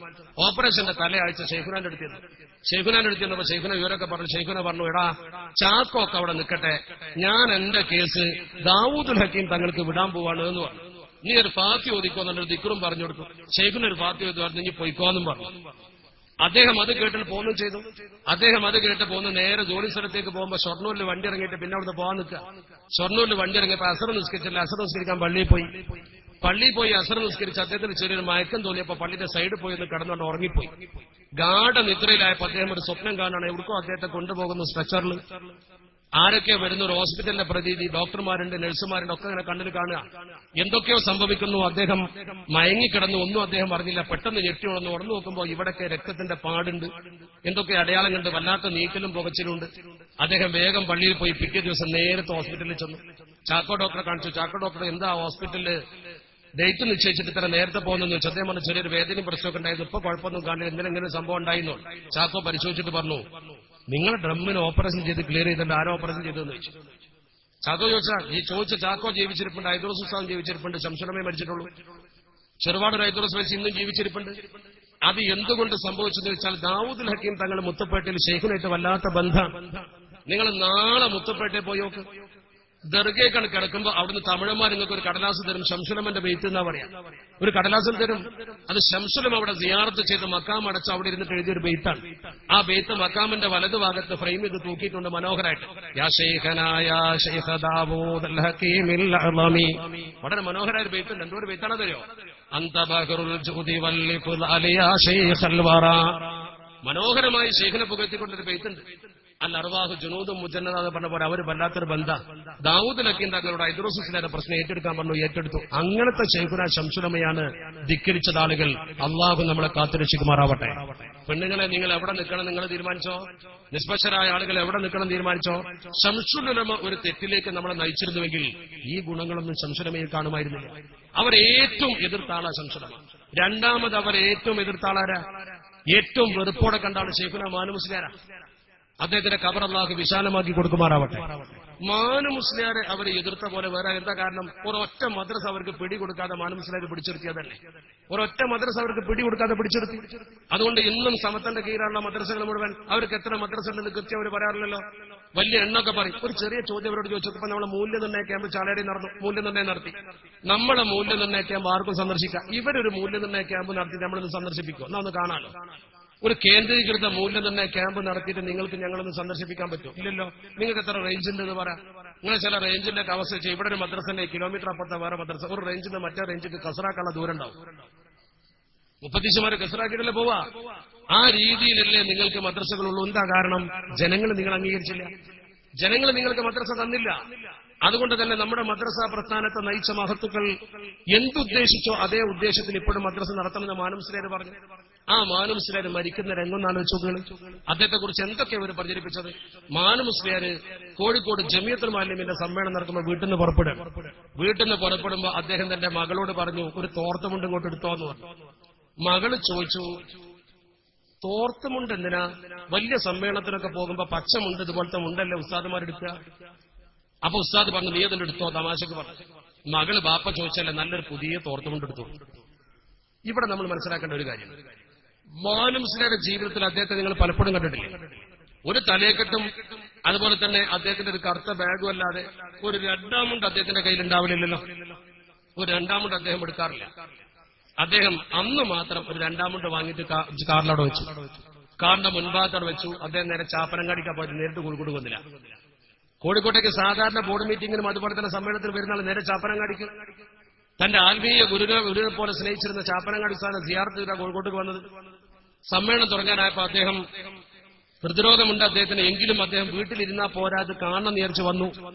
കരുവാരക്കുടിൽ ഇരുന്നാ പോരാന്ന് അദ്ദേഹത്തിന് തോന്നി. അന്ന് വരാൻ മാത്രമല്ല ആരോഗ്യമൊന്നുമില്ല. സ്റ്റേജിൽ കയറി ശുഭ്രവസ്ത്രധാരികളായ മുഅല്ലിമുകളെ സമ്മേളനം സന്തോഷത്തോടെ നോക്കിക്കൊണ്ട്, എനിക്ക് പ്രസംഗിക്കാൻ വയ്യ, ഞാൻ കേട്ടോളാന്ന് പറഞ്ഞു. സ്വാഗത പ്രസംഗം കഴിഞ്ഞു, അധ്യക്ഷ പ്രസംഗം കഴിഞ്ഞു, ഉദ്ഘാടന പ്രസംഗം കഴിഞ്ഞു, മുഖ്യാതിഥിയുടെ പ്രസംഗം കഴിഞ്ഞു, പ്രധാന പ്രസംഗം ഒക്കെ കഴിഞ്ഞു. എല്ലാം കഴിഞ്ഞപ്പോൾ അദ്ദേഹത്തിന് നെഞ്ചുവേദന വന്നു. എഴുന്നേറ്റു എന്ന് മാത്രമല്ല, അദ്ദേഹം നേരെ സ്റ്റേജിന്റെ പുറത്തിറങ്ങി. നേരത്തെ സമ്മേളനത്തിന് വേണ്ടി തയ്യാറാക്കിയ ആംബുലൻസിലായിരുന്നു. സമ്മേളനത്തിന് ആംബുലൻസ് അതുപോലെ ഫയർഫോഴ്സ് ഒക്കെ ഉണ്ടാവുമല്ലോ. ആ ആംബുലൻസിൽ അദ്ദേഹം കയറി വെപ്പ് പല്ല് എടുത്തു കൊടുത്തു, വെള്ളം കുടിച്ചു. അദ്ദേഹം ലാ ഇലാഹ ഇല്ലല്ലാഹ് എന്ന് ഉറക്കെ പറഞ്ഞു. അങ്ങനെ അദ്ദേഹം പോയി. ആ ലാ ഇലാഹ ഇല്ലല്ലാഹ്ക്ക് ശേഷം ഒരു തവണ കൂടി വെള്ളം കുടിച്ച് ലാ ഇലാഹ ഇല്ലല്ലാഹ് പറഞ്ഞു. പിന്നെ മിണ്ടിയിട്ടില്ല. മരണം സ്ഥിരീകരിച്ചു ആശുപത്രിയിൽ. നേരെ സമത്തിന്റെ ഓഫീസിലേക്ക് കൊണ്ടുവന്നു. ഓർക്കണം നിങ്ങൾ, ഇവിടെ ചിന്തിക്കേണ്ട ഒരു പ്രധാനപ്പെട്ട കാര്യമുണ്ട്. സമ്മേളനത്തിന്റെ മുമ്പ് മാനു മുസ്ലിയാർ മരിച്ചാൽ സമ്മേളനം നടക്കൂല. ലക്ഷക്കണക്കിന് രൂപ ചെലവാക്കി മുഅല്ലിമുകൾ തിരിച്ചു പോകേണ്ടി വരും. അന്യനാട്ടിൽ തിരുവനന്തപുരത്തൊക്കെ വാഹനം വിളിച്ച് വന്ന ആൾക്കാർ മടങ്ങിപ്പോണം. 2, സമ്മേളനത്തിന്റെ മധ്യത്തിൽ വെച്ച് ബഹുമാനപ്പെട്ടവർ മരിച്ചാലോ സമ്മേളനത്തിന് അലങ്കോലായി. പാടേ സമ്മേളനം കഴിഞ്ഞിട്ട് മരിച്ചാലോ ഒറ്റ കുട്ടി മയ്യത്ത് നിസ്കരിക്കാൻ അവിടെ ഉണ്ടാവില്ല. എല്ലാവരും വാഹനത്തിൽ കയറി പോയിട്ട് കരുവാരക്കുണ്ട് അത്ര ആൾ എത്തൂല. അപ്പൊ പടച്ച റബ്ബ് അദ്ദേഹത്തിന് അനുഗ്രഹം കൊടുക്കാൻ തീരുമാനിച്ചു. എല്ലാവരും നിർത്തിയിട്ടൊരു മരണം. ശിഹാബ് തങ്ങളുടേതടക്കമുള്ള പ്രധാന പ്രസംഗം, സയ്യിദ് ഹൈദരലി ശിഹാബ് തങ്ങൾ അടക്കമുള്ള മഹാന്മാരുടെ പ്രസംഗം മുഴുവൻ കഴിയും. എല്ലാ പ്രസംഗങ്ങളും, പ്രധാനപ്പെട്ട പ്രസംഗങ്ങൾ മുഴുവൻ കഴിയാം. എല്ലാം കഴിഞ്ഞിട്ട് ആകെ പിന്നെ 1-2 യുവ പ്രസംഗര് മാത്രം, ഒന്ന് ഞാൻ തന്നെ പ്രസംഗിക്കാതെ ആരും അത്ര പ്രതീക്ഷ കൊണ്ടല്ലല്ലോ, മറിച്ച് ബാക്കിയുള്ള പ്രസംഗമൊക്കെ കഴിഞ്ഞപ്പോൾ ആളുകൾ അവിടെ ഉണ്ട് താൻ. അപ്പൊ ആളുകളെ നിർത്തിയിട്ടൊരു മരണം. മയ്യത്ത് സമസ്തന്റെ ഓഫീസിൽ കൊണ്ടുവരുമ്പോ സമയം എത്ര? രാത്രി 10 മണി കഴിയുന്നുണ്ട്. ഒരു കടയും തുറന്നിട്ടില്ല. അദ്ദേഹത്തിന്റെ മയ്യത്ത് കഫൻ ചെയ്യാൻ കഫൻ തുണിക്ക് വേണ്ടി ഓടുകയാണ്. അതെവിടുന്നൊക്കെ പോയി കൊണ്ടുവരുമ്പോൾ കുളിപ്പിക്കൽ നടക്കണ്ടേ? ജനങ്ങൾ അവിടെ കാത്തു നിൽക്കില്ലേ? ഹൈദരലി ശിഹാബ് തങ്ങൾ ഗ്രൗണ്ടിൽ പ്രഖ്യാപിച്ചു മരണം. അത്തിപ്പറ്റ മൊയ്തീൻ കുട്ടി മുസ്ലിയാർ ദിക്ർ തുടങ്ങി. ഇതൊരു ഭാഗ്യല്ലേ? ഇതിങ്ങനെ നടന്നുകൊണ്ടിരിക്കുന്ന സമയത്ത് ചിന്തിക്കണം നിങ്ങൾ, ഈ മയ്യത്ത് ഇവിടെ കുളിപ്പിക്കാൻ, മയ്യത്ത് കുളിപ്പിക്കാൻ പല്ല് തേക്കാൻ ചുറ്റണ്ടേ, കയ്യമ്മ ചുറ്റന്റെ തുണിയൊന്നും കിട്ടാനില്ല. അന്ന് കോഴിക്കോട് ഓഫീസിൽ ആരും താമസിക്കുന്നില്ലല്ലോ, വൃത്തിയിൽ ഒരു സാധനമില്ല. എന്താ ചെയ്തത്? ആ സന്ദർഭത്തിലാണ് കാറിൽ ഇങ്ങനെ ഒരു പുതിയ മുണ്ടിരിക്കുന്ന വിവരം കൂടെ വന്ന ആളുകൾ പറയുന്നത്. ആ കാറിലെ മുണ്ടെടുത്ത് കൊണ്ടുവന്നു. അന്ന് മാത്രം ഒരു പുതിയ മുണ്ട് കയ്യിൽ കരുതിയത് എന്തിനാ? അള്ളാഹു റബ്ബുൽ ഇസ്സത്ത് മഹാന്മാര് മരിക്കുന്നതിന് മുമ്പ് അവർക്ക് സൂചന കൊടുക്കും. മരണത്തിന് മുമ്പേ അവർക്ക് സൂചന കൊടുക്കും. അദ്ദേഹം എന്തിനാ കോഴിക്കോട്ടേക്ക് ഇത്ര ഗതികെട്ട് പുറപ്പെട്ടത്? ഈ മുഅല്ലിമീങ്ങളെ കണ്ടു മരിക്കാൻ. ആ മുഅല്ലിമീങ്ങളെ കണ്ടിട്ട് സന്തോഷത്തോടു കൂടി മരിക്കാൻ. ഓർക്കണം നിങ്ങൾ, അദ്ദേഹം ആ സമ്മേളന നഗരിയിൽ വെച്ചുകൊണ്ട് വിട വാങ്ങുമ്പോൾ ഓർക്കണം, ആ മഹാന് പടച്ചിറപ്പ് കൊടുത്ത ഏറ്റവും വലിയ സന്തോഷകരമായ വിട പറയണം. എത്ര മനുഷ്യന്മാർ ശുഭ്ര വസ്ത്രധാരികളായ നല്ല ഒരു മനോഹരമായ സദസ്സ്. ഖൈറുക്കും മൻ തഅല്ലമൽ ഖുർആന വഅല്ലമ. ആ മനോഹരമായ സദസ്സിൽ വെച്ചുകൊണ്ട് ബഹുമാനപ്പെട്ടവരതാ പോകുന്നു. എന്തൊരു മനോഹരമായ പോക്കാണത്! അപ്പോഴല്ലേ ഒരു മനോഹരമായ അറബി കവി മനോഹരമായിട്ട് ചോദിച്ചത്, മാ അഹ്ദ അൽ മൗജ ബഹറൽ അറബി ഹൈറാന ഇദ മാ ജദംഉ ബിഹാരിൽ ബീദി അഖ്സാന.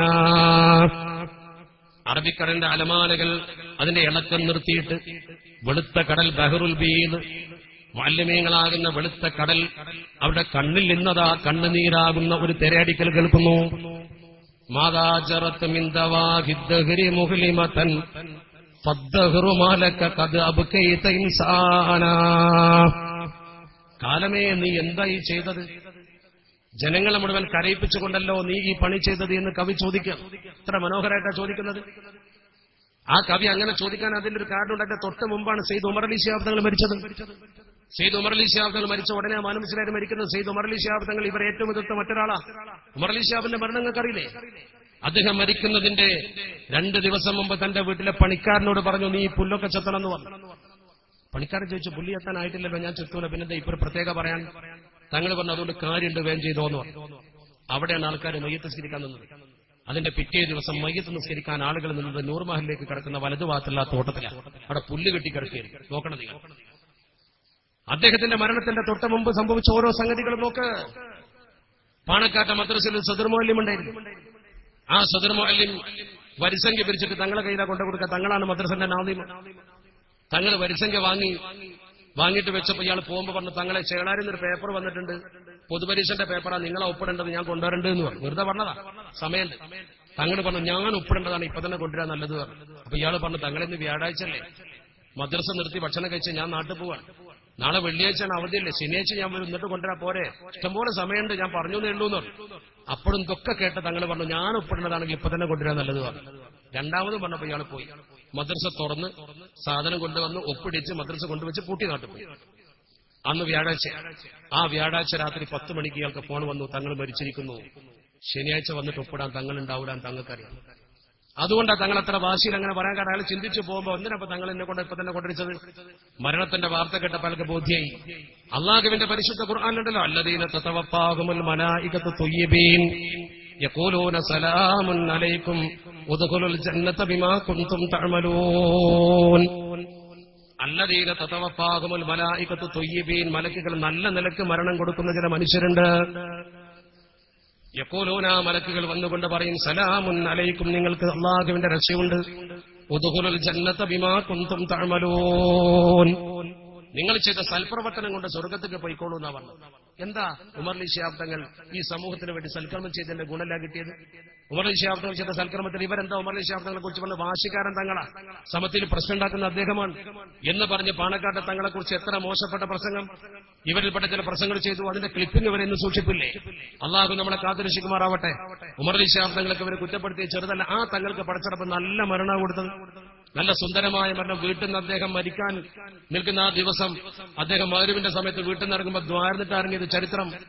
തന്റെ വീട്ടുകാരെ മുഴുവൻ വിളിച്ചിട്ട് ദ്വാരന്നിട്ട് ഇറങ്ങണത് നോക്കണം നിങ്ങൾ. നമ്മൾ ആരെങ്കിലും ആശുപത്രിയിൽ പോകുമ്പോൾ ദ്വാരന്ന് ഇറങ്ങാറുണ്ടോ? ജനങ്ങൾക്ക് വേണ്ടി കൈ ഉയർത്തി ദ്വാരന്ന, ആയിരങ്ങൾക്ക് വേണ്ടി ദ്വാ ചെയ്ത അതേ ഓഫീസ് റൂമിൽ വെച്ച് അദ്ദേഹം കുടുംബത്തെ കൂട്ടിയിട്ട് ഒരു ദ്വാരന്നിട്ട് ബിസ്മിൻ ചൊല്ലിട്ട് ഇറങ്ങിയത്, കെലിമ ചൊല്ലിട്ടാ കാർക്ക് കയറിയതെന്ന് മുത്തപ്പ തങ്ങൾ പറയുന്നു. പണക്കാട്ടെ തങ്ങളെ വീട്ടിന്റെ മുമ്പിൽ മരുന്ന് കച്ചവടം നടത്തി തങ്ങൾ കൂടെ ഉണ്ടായിരുന്നു. ഓർക്കണം നിങ്ങൾ. അങ്ങനെ കെലിമ ചൊല്ലി മരിക്കാൻ ഭാഗ്യം കൊടുത്തു. അതെന്താ? നന്മ ചെയ്തതുകൊണ്ട്. ആ നന്മ ചെയ്ത മഹാന്മാരാണ് നമ്മുടെ കൂടെ നിന്നത്. ഇവർക്കറിയാം മരണം വരുന്നുണ്ടെന്ന്. മഹാന്മാർക്ക് മമ്പുറത്തെ തങ്ങള് തന്റെ മുരീദന്മാരിൽപ്പെട്ട ചില ആളുകൾക്ക്, കുടിഞ്ഞിരൊക്കെ ഉള്ള ആളുകൾക്ക് വേറെ ചില മുരീദന്മാരെ കയ്യിൽ കഫം പുടവ കൊടുത്തേക്കും. എന്താ കൊടുത്തേക്കണെന്ന് അവർക്കല്ല. ഈ പൊതി കൊടുക്കുക, കൊടുത്ത അവിടെ പോയി കൊടുക്കേറി. ഈ പൊതി കൊണ്ട് ഈ സാധു ആ വീട്ടിൽ ചെന്ന് കയറുന്നതിന്റെ അല്പം മുമ്പ് അവിടെ എത്തുമ്പോൾ അവിടെ ഒരു മരണം നടന്നുണ്ടാവും. അയാൾക്ക് കൊടുക്കാനത് വീട്ടുകാർക്ക് കൊടുക്കും. അത് തുറന്നു നോക്കുമ്പോൾ കഫം പുടവ പുറപ്പെട്ടപ്പോൾ അവിടെ ആള് മരിച്ചിട്ടില്ല. എങ്ങനെ ഇത് മനസ്സിലായത് മമ്പുറത്തെ തങ്ങൾക്ക്? അതാണ് മഹാന്മാരുടെ കഴിവ്. അള്ളാഹ് ചില മഹത്വങ്ങൾ കൊടുക്കുന്ന കഴിവാ. ഉമർ അലി ശിഹാബ് തങ്ങൾക്ക്, മാനു മുസ്ലിയാർക്കും ഷെയ്ഖ്നാഥൊക്കെ മരണം വരുന്നത് മുന്നിൽ ഇങ്ങനെ കണ്ട് കുറെ പണി ചെയ്യാൻ കഴിഞ്ഞിട്ടുണ്ട്. സമത്വ കേരള ജമിയത്തിലൂടെ മഹാന്മാരായ നേതാക്കൾ, ഏറ്റവും കൂടുതൽ ആരോപണ വിധേയരായ നേതാക്കളൊക്കെ മരിച്ചത് ഇങ്ങനെയാ. അവർ മുഴുവൻ മരണപ്പെട്ടത് എങ്ങനെയാ? നിങ്ങൾ ഓർക്കണം. ആ രീതിയിൽ നല്ല മരണം ഒരു മനുഷ്യനെയും ബുദ്ധിമുട്ടിക്കാതെ പടച്ചിറപ്പ് കൊടുത്ത ആക്കിബത്ത് നന്നായ മരണം എന്ന് പറഞ്ഞാൽ നമ്മളൊക്കെ ആഗ്രഹിക്കുന്ന അതല്ലേ? അള്ളാഹു നമ്മുടെയൊക്കെ ആക്കിബത്ത് നന്നാക്കി തെരുമാറാവട്ടെ. നിങ്ങൾ ചിന്തിച്ചു നോക്ക്. ഈ രീതിയിലുള്ള ഒരു നേതൃത്വം നമ്മുടെ മുമ്പിലുള്ളപ്പോൾ നമ്മളെന്തിനാ പേടിക്കണത്? നമ്മളായിട്ട് നിങ്ങൾ ആലോചിക്കും. നമ്മളായിട്ട് ഏതെങ്കിലും ഒരു സ്ഥലത്ത്, ഒരു മദ്രസയിലോ ഒരു പള്ളിയിലോ ഒരു പ്രശ്നം ഉണ്ടാക്കിയിട്ടുണ്ടോ? പോലീസ് ഉദ്യോഗസ്ഥന്മാരുടെ ചോദിച്ചു നോക്കുക. ഇവിടെ കണ്ണൂർ ജില്ലയിൽ ഒരു സ്ഥലത്തൊരു പ്രശ്നം ഉണ്ടായി. അവിടെ തന്നെ നാട്ടുകാർ തമ്മിൽ തല്ലിപ്പുണ്ടായ പ്രശ്നം. സംഘടനാ രംഗത്ത് SKSF-ഓ SYS-ഓ സമത്വയോ ജമിയത്തുൽ മുഅല്ലിമീനോ നമ്മളെ മുഅല്ലിമീങ്ങളോ ദുനിയാവിൽ എവിടെയെങ്കിലും ഒരു പ്രശ്നം ഉണ്ടാക്കി നിങ്ങൾ കേട്ടിട്ടുണ്ടോ? ഞാൻ ചോദിക്കട്ടെ, ഇവിടെ കുറെ മുഅല്ലിമീങ്ങളുണ്ടല്ലോ, നല്ല നല്ല മുഅല്ലിമീങ്ങൾ. നിങ്ങൾ മനസ്സ് നെഞ്ചത്ത് കൈവച്ച് പറ, പട്ടിണി കിടന്നാൽ നിങ്ങൾ അവരെ മദ്രസയിൽ കയറി ജോലി ചെയ്യും? ഒരിക്കലും ചെയ്യൂലല്ലോ. നേരെ മറിച്ച് ഇവരെ തക്കം കിട്ടിയ നമ്മളെ മനസ്സ് കയറും. എന്നിട്ട് പറയെന്താ? മൂസാ നബി വളർന്നത് ഫിറഔന്റെ കൊട്ടാരത്തിലാണ്. എന്നിട്ട് വമ്പിച്ച കുഴപ്പമുണ്ടാവും. ഇവർ ചെയ്യാനുള്ള. നമ്മളൊരു മുഅല്ലിം എവിടെയെങ്കിലും ഒരു പ്രശ്നം ഉണ്ടാക്കിയെന്ന് കേട്ടിട്ടുണ്ടോ? നമ്മൾ ഏതെങ്കിലും ഒരു മഹല്ലിൽ പ്രശ്നം ഉണ്ടാക്കാറുണ്ടോ? ഇല്ല. എന്താ കാരണം? നമ്മൾ തീപ്പൊരി പേടിക്കുന്ന ആൾക്കാരെ മേപ്പറുണ്ട്. നമുക്ക് നഷ്ടപ്പെടാനുണ്ട്, അവർക്കൊന്നും നഷ്ടപ്പെടാനില്ല. അവർ ചെയ്യുന്ന പ്രവർത്തനത്തെ കുറിച്ച് നിങ്ങൾ മനസ്സിലാക്കണം. വ്യാജം പറയാൻ ഒരു മടിയില്ല. കളവ് പറയുന്നതിന്റെ ഏറ്റവും അവസാനത്തെ കണ്ണിൽ നിങ്ങൾ കണ്ടത് അള്ളാഹുവിന്റെ പരിശുദ്ധ ഹബീബ് അഷ്റഫുൽ ഖൽഖ് മുത്ത് മുഹമ്മദ് മുസ്തഫ സ്വല്ലല്ലാഹു അലൈഹി വസല്ലമ തങ്ങളെ വരെ വിറ്റ് കാശാക്കിയില്ലേ? ജാലിയവാല എന്ന് പറയുന്ന ഡൽഹിയിലെ ഒരു തെരുവ് കച്ചവടക്കാരൻ അയാളെ കയ്യിൽ നിന്ന് മുടി വാങ്ങിക്കൊണ്ടുവന്നിട്ട് ഇത് റസൂലുള്ളാഹിന്റെ മുടിയാന്ന് പറയാൻ ഒരു ലജ്ജ പോലും ഉണ്ടായില്ലല്ലോ. ലജ്ജയുണ്ടായില്ല എന്ന് മാത്രമല്ല, അത് റസൂലുള്ളാഹിന്റെ മുടിയല്ല എന്നതിന്റെ ഏറ്റവും വലിയ ഉറപ്പെന്താ? ഇവർ ഈ മുടിക്ക് വേണ്ടി ഈ നാട്ടിലൊക്കെ ഫ്ലക്സ് ബോർഡ് വന്നിച്ചെന്താ? പരിഹാസത്തിന്റെ ഫ്ലക്സ് ബോർഡ് കൊണ്ട് നടക്കുന്ന ആൾക്കാരൊന്ന് മനസ്സ് കൈവച്ച് ചിന്തിക്ക്. ദീനാ കൂട്ടരെ, ഇത് ദീനാണിത്. അള്ളാന്റെ ദീനിന് സ്നേഹമുണ്ടെങ്കിൽ നിങ്ങൾ ചിന്തിക്ക്. നിങ്ങൾ എഴുതി വെച്ച ബോർഡ് ഷഹറെ മുബാറക്ക്, മസ്ജിദ്. ഷഹറെ മുബാറക്ക് കൊണ്ട് ഉദ്ദേശിച്ചത് അള്ളാഹുവിന്റെ പരിശുദ്ധ ഹബീബിന്റെ മുടി സൂക്ഷിക്കാൻ ഉത്തമ കേന്ദ്രം, തിരുകേശത്തിന് ഉത്തമ കേന്ദ്രം. ഇതല്ലേ ക്യാപ്ഷൻ? എന്നിട്ട് തറക്കല്ലിടാൻ വേണ്ടി നിങ്ങൾ സ്ഥലം തീരുമാനിക്കാതെ തറക്കല്ല് പ്രതീകാത്മകമായി കോഴിക്കോട്ടിട്ടപ്പോ തലേന്ന് വരെ പത്രത്തിൽ വന്ന വാർത്ത എന്താ? തിരുകേശത്തിന്റെ ഉത്തമ കേന്ദ്രത്തിന് തറക്കല്ലിടുന്നതാണ് ഷഹറെ മുബാറക്ക്. തറക്കല്ലിട്ടപ്പോ വാർത്ത വന്ന എന്താ? മസ്ജിദുൽ ആസാർ. ഷഹറുല്ല മുബാറക്കുല്ല രണ്ടുകൊണ്ട് ഒഴിവാക്കി. അതെന്തേ? അവരെ തമ്മിൽ തന്നെ തർക്കമുണ്ടായി. അവരാൾക്കാർ തമ്മിൽ തർക്കിച്ചപ്പോ അവരിൽപ്പെട്ട ഒരു കൂട്ടർ പറഞ്ഞു, ആ പേര് പറയണ്ട, റസൂലുള്ളാഹിന്റെ മുടിയാൻ തെളിയിക്കാതെ ആ പേരിടാൻ ഞങ്ങൾ സമ്മതിക്കൂല എന്നൊരു കൂട്ടർ പറഞ്ഞു. അവർക്ക് ചില സാമ്പത്തിക പ്രതിസന്ധിന്റെ തീർന്നും ചെയ്തു. പിന്നെ അത് വേറെ പ്രശ്നം. അപ്പൊ അവരത് പറഞ്ഞപ്പോ ചുരുക്കത്തിൽ അത് കൊടുക്കാൻ കഴിഞ്ഞില്ല. അവർ കുറച്ചൊക്കെ തടി കാത്തു, കാരണം അങ്ങനെ ഒരു പേര് വേണ്ടാന്ന് വിചാരിച്ചിട്ട്. അപ്പൊ അവർ തന്നെ തർക്കിച്ചപ്പോ അവരെ തമ്മിൽ തർക്കമുണ്ടായപ്പോ സത്യന് പുറത്തു വന്നു. അറബിയിലൊരു ചൊല്ലുണ്ട്, ഇതാ തഹാസമൽ ലിസാൻ ലഹറൽ മസ്റൂഖ്. രണ്ട് കള്ളന്മാര് തമ്മിൽ തല്ലിയാൽ കളവ് പകൽ പുറത്തിയോടും. ഓർപ്പ പോലീസിന് വേണ്ടിയല്ല, അങ്ങനെയാണ്. അവര് തമ്മിൽ തർക്കമുണ്ടായപ്പോ കളവ് മുതൽ പുറത്തിയാടി. അവര് തമ്മിൽ തർക്കിച്ചപ്പോ ഇത് കളവുള്ള മുടിയാന്ന് തെളിഞ്ഞു. അതിന്റെ തെളിവല്ലേ ഷഹറെ മുബാറക്കിന്റെ പേര് മാറ്റിയിട്ട് മസ്ജിദുൽ ആസാറിനാക്കിയത്? ഇങ്ങനത്തെ ആൾക്കാരെ ദീൻ കൊണ്ടു നടക്കാൻ പറ്റുമോ? പള്ളി കൊണ്ടു നടക്കാൻ പറ്റുമോ? നിങ്ങൾ ചിന്തിക്കും. അങ്ങനത്തെ ആളുകളെ കയ്യിൽ പള്ളിയും പള്ളിയുടെ റെക്കോർഡും കൊടുക്കാമോ? ഇത് കേവല രാഷ്ട്രീയത്തിന്റെ പ്രശ്നമാണോ? ഒന്ന് ഇരുന്നും അളന്നും ചിന്തിച്ചു പറ. അല്ലാഹുവിന്റെ പരിശുദ്ധ ദീൻ കൈകാര്യം ചെയ്യുന്നവൻ മൻ ആമന ബില്ലാഹി ആകണ്ടേ? പള്ളി കൈകാര്യം ചെയ്യുന്നവന്റെ സിഫത്ത് എന്താ? ഇന്നമായ അമറു മസാജിദ് അല്ലാഹി മൻ ആമന ബില്ലാഹി വൽ യൗമിൽ ആഖിർ അല്ലേ? അള്ളാഹുവിലും അന്ത്യദിനത്തിലും വിശ്വാസം വേണ്ടേ? അന്ത്യദിനത്തിൽ വിശ്വാസമുള്ള മനുഷ്യൻ ഈ മുടി റസൂലുള്ളാഹിന്റെ മുടിയാന്ന് പറഞ്ഞ പണം പിരിക്കോ? ജാലിയവാലയുടെ മുടി കൊണ്ടുവന്നുകൊണ്ട് പരസ്യമായിട്ട് അതിന് സനദുണ്ടെന്ന് ആദ്യം പറയുമോ? പിന്നെ സ്ഥാപനത്തിലുണ്ടെന്ന് പറയുമോ? പിന്നെ അത് വന്നാ കാണിച്ചു തരാന്ന് പറയുമോ, പിന്നെ അടിയാധാരം അവിടെയെന്ന് പറയുമോ, പിന്നെ അവസാനം പറഞ്ഞ എന്താ, ഇത് റസൂലുള്ളാഹിന്റെ മുടിയാന്ന് എനിക്ക് ഉറപ്പാണ്, നിങ്ങൾക്ക് വേണമെങ്കിൽ വിശ്വസിച്ചാൽ മതി. ഞാൻ പൂക്കൂട്ടിൽ നിന്ന് വരുമ്പോൾ ഒരു വടിയും കൊണ്ടുവന്നത് മൂസാ നബിന്റെ വടിയാണ്, നിങ്ങൾ വിശ്വസിക്കേ? എന്നാ പിന്നെ നാളെ ഞാൻ സാലിഹ് നബിന്റെ ഒട്ടാപ്പുറത്ത് വരൂലേ? അത് ദീൻ പൊടിക്കുന്ന ഏർപ്പാടല്ലേ? ആ ഏർപ്പാട് ഒരിക്കലും പ്രോത്സാഹിപ്പിക്കപ്പെടാൻ പാടില്ല. നമ്മൾ പറയുന്നു അത് പ്രോത്സാഹിപ്പിക്കപ്പെടാൻ പാടില്ല. നിങ്ങൾ മറ്റു മഹല്ലത്തുകൾ എവിടെയൊക്കെ നോക്കുന്നത്, ഒരു ചെറിയ ന്യൂനപക്ഷമാണെങ്കിലും ഒരു പ്രശ്നം ഉണ്ടായിക്കൊണ്ടിരിക്കും. ഓർപ്പാ, ഒരു ചെറിയ ന്യൂനപക്ഷമാണെങ്കിലും ഒരു പ്രശ്നം ഉണ്ടാക്കാൻ കുറച്ച് ആൾക്കാർ മതി. പ്രശ്നം ഉണ്ടാക്കാൻ ചെറിയ ആൾക്കാർ മതിയല്ലോ, സ്വൈരക്കേട് ഉണ്ടാക്കാൻ. അറബിയിലൊരു പ്രയോഗമുണ്ട്, ഇന്നൽ ബഊദത തുദ്മി മുഖലത്തൽ അസദി എന്നൊരു പ്രയോഗം. കൊതുക് സിംഹത്തിന്റെ കൺതറത്തിൽ ചോര ഒളിപ്പിക്കുന്നു. കൊതുക് സിംഹത്തിന്റെ കൺതറത്തിൽ ചോരൽപ്പിക്കും. സിംഹത്തിന്റെ അടുത്തേക്ക് നമുക്ക് അടുക്കാൻ പറ്റില്ല. എന്നാ കൊതുക് പോയിട്ട് കൊത്തിയിട്ട് ചോരൽപ്പിക്കും. അതെന്താ? സിംഹത്തിന്റെ കഴിവുകേട് അല്ല, കൊതുകിന്റെ കഴിവ അല്ല, പിന്നെന്താ? ഫിത്നന്റെ ഗൗരവമാണ്. അതാ മനസ്സിലാക്കേണ്ടത്. ഫിത്ന ഉണ്ടാക്കാൻ വളരെ കുറഞ്ഞ ആൾക്കാർ മതി, ഒരാൾ വിചാരിച്ചാൽ മതി. അപ്പൊ ഫിത്ന ഇഷ്ടപ്പെടുന്ന ചില ആളുകളുടെ അള്ളാഹുവിന്റെ പരിശുദ്ധ ഖുർആൻ പറഞ്ഞാൽ ഫിത്നത്തു അശദ്ദു മിനൽ ഖത്ൽ, കൊലപാതകത്തെക്കാൾ ഗൗരവമാണ് ഫിത്ന. ഫിത്ന ഉണ്ടാക്കുന്നവർ വളരെ ശ്രദ്ധിക്കണം. അതുകൊണ്ടൊരു മഹല്ലത്തിന്റെ ഭദ്രത എന്ന് പറയുന്നത് വിശ്വസ്തനായ ഒരു സമൂഹത്തിന്റെ കയ്യിൽ അവന്റെ ഭരണം വരുമ്പോഴാണ്. നമ്മൾ ആരും പള്ളിയുടെ ഭരണം കിട്ടുവാനോ അതല്ലെങ്കിൽ സമൂഹത്തിൽ അപകടമുണ്ടാക്കാനോ അല്ല. പക്ഷെ നമ്മുടെ കാരണവന്മാർ കൊണ്ടു നടന്ന രീതി, നമ്മുടെ പള്ളി പോകണം, നമ്മുടെ മദ്രസ പോകണം, നമ്മുടെ പാരമ്പര്യം പോകണം. ഞാൻ ചോദിക്കട്ടെ, നമ്മുടെ ബാപ്പപ്പാപ്പമാര് ചേളാരിയിലെ സിലബസ് പഠിച്ചിട്ട് എന്താ പറ്റിയത്? പിന്നെന്തിനാ പുതിയൊരു സിലബസ് ഉണ്ടാക്കിയത്? സമത്വ കേരള ജമിയത്തിൽ നമ്മുടെ ആലിമ്യങ്ങളായ കണ്ണിയത്ത് സാലും ശംസുലമൊക്കെ എന്താ കുഴപ്പം പറ്റിയത്? കുഴപ്പം പറ്റിയിരുന്നുവെങ്കിൽ അവർ ഈ രീതിയിൽ സുന്ദരമായി മരിച്ചു പോകുമോ? ഇനി കണ്ണിയത്ത് തെറ്റ് ചെയ്തിട്ടില്ല എന്ന് വിചാരിക്കാം, നിങ്ങൾ എന്തിനാ കണ്ണിയത്തിനെ പുറത്താക്കിയത്? കണ്ണിയത്ത് തെറ്റ് ചെയ്തു എന്നിരിക്കട്ടെ, എന്നാ പിന്നെ എന്തിനാ കണ്ണിയത്തിനെ ആണ്ടെടുത്താൻ പോയത്? എങ്ങനെ ചോദിച്ചാൽ നിങ്ങൾ കൊടുക്കുമല്ലോ. ഒരു നിലക്കും നിങ്ങൾക്ക് പിടിച്ചെടുക്കാൻ കഴിയില്ലോ. നിങ്ങൾക്ക് കണ്ണിയത്ത് സദിന്റെ പേരേ വേണ്ടൂ, ശംസുലമയുടെ പേര് മാത്രമേ വേണ്ടൂ. ഇത് വെച്ചുകൊണ്ട് നമ്മുടെ സമൂഹത്തിൽ പണം കിട്ടുന്നതിന് എന്തും നിങ്ങൾ ചെയ്യും, അത് സ്വാഭാവികം. പണം കിട്ടാൻ വേണ്ടി എന്തും ചെയ്യും, അതിനെന്ത് ചെയ്യാൻ അവർക്ക് മടിയില്ല. അതുകൊണ്ട് തന്നെ മഹാന്മാരെ സംബന്ധിച്ചിടത്തോളം ഇവർ ചെയ്യുന്ന ഈ പ്രവർത്തനങ്ങളൊക്കെ ശരിക്കും നമ്മളൊന്ന് വിലയിരുത്തിയാൽ കാണാൻ കഴിയുമ്പോൾ മമ്പറത്തെ മക്കാമ നോക്കുക. വലിയുള്ളാഹി കുത്തുബ് സമാൻ മമ്പുറം സയ്യിദ് അലവി തങ്ങൾ മനസ്സ് വെക്കാതെ ആ മക്കാമിന്റെ വരുമാനം ദാറുഹുദക്ക് കിട്ടൂലല്ലോ. എന്റെ ദാറുഹുദക്ക് അതിന്റെ വരുമാനം കിട്ടാൻ കാരണം മലബാറിന് ദീൻ ഉണ്ടാക്കിയതിൽ വലിയ പങ്ക് മമ്പുറത്തെ തങ്ങൾക്കാണ്. ആ മഹാന്റെ വരുമാനം അവിടെ വരാൻ കാരണം ചെറുശ്ശേരി ഉസ്താദ് സമത്തിന്റെ ആലിം അവിടെയാണ്, സമത്തിന്റെ സ്ഥാപന. മമ്പുറത്തെ തങ്ങൾ മനസ്സുകൊണ്ട് തീരുമാനിച്ചുകൊണ്ട് കൊടുക്കാൻ എത്ര കേസ് കൂടി നോക്കി ഇവർക്ക് കിട്ടിയോ? ഇവർക്ക് കിട്ടിയില്ലല്ലോ. അടിസ്ഥാനപരമായി നമ്മുടെ മക്കാമുകളെ മുഴുവൻ നോക്ക്. ഇപ്പൊ നിങ്ങൾ നോക്ക്, മടവൂർ CM വലിയുള്ളയുടെ പേരിൽ ഇവർ വേദി കിട്ടുമ്പോൾ CM-ന്റെ മക്കാമ് പരിപാലിക്കാൻ ഇവർക്ക് പറ്റുമല്ലോ. അത് ഇതുവരെ പരിപാലിച്ചിരുന്ന ബഹുമാനപ്പെട്ട പാർണൂർ ഉസ്താദ്, ഇപ്പോഴും പരിപാലിക്കുന്ന അദ്ദേഹത്തിന്റെ ശിഷ്യന്മാരും ബന്ധപ്പെട്ടവരാ. ഇവരതിന്റെ മുമ്പിൽ ഒരു ചെറിയ കൂര കെട്ടിയിട്ട് ആദ്യം വരുന്ന ആൾക്കാരെ പിരിവ് വാങ്ങി, അങ്ങോട്ടുള്ള പിരിവൊക്കെ അവിടെ വാങ്ങി. മക്കാമിന്റെ ചുറ്റുവട്ടത്ത് പിരിവിന് ഇവരുണ്ടാവും. മക്കാമിന്റെ ചുറ്റുവട്ടത്തെ ഇവരുണ്ടാവുള്ളൂ, മക്കാമിലേക്ക് ഇവർക്ക് അധികാരം ഉണ്ടാവില്ല. ഇത് ഞാനൊരു സ്ഥലത്ത് പ്രസംഗിച്ചപ്പോൾ ഒരു മഹാൻ വന്നിട്ട് മറുപടി പറഞ്ഞു, എനിക്കെന്താ ഇവനൊക്കെ എന്താ അറിയാ, ചുറ്റുവട്ടത്തെങ്കിലും ഞങ്ങളുണ്ടല്ലോ.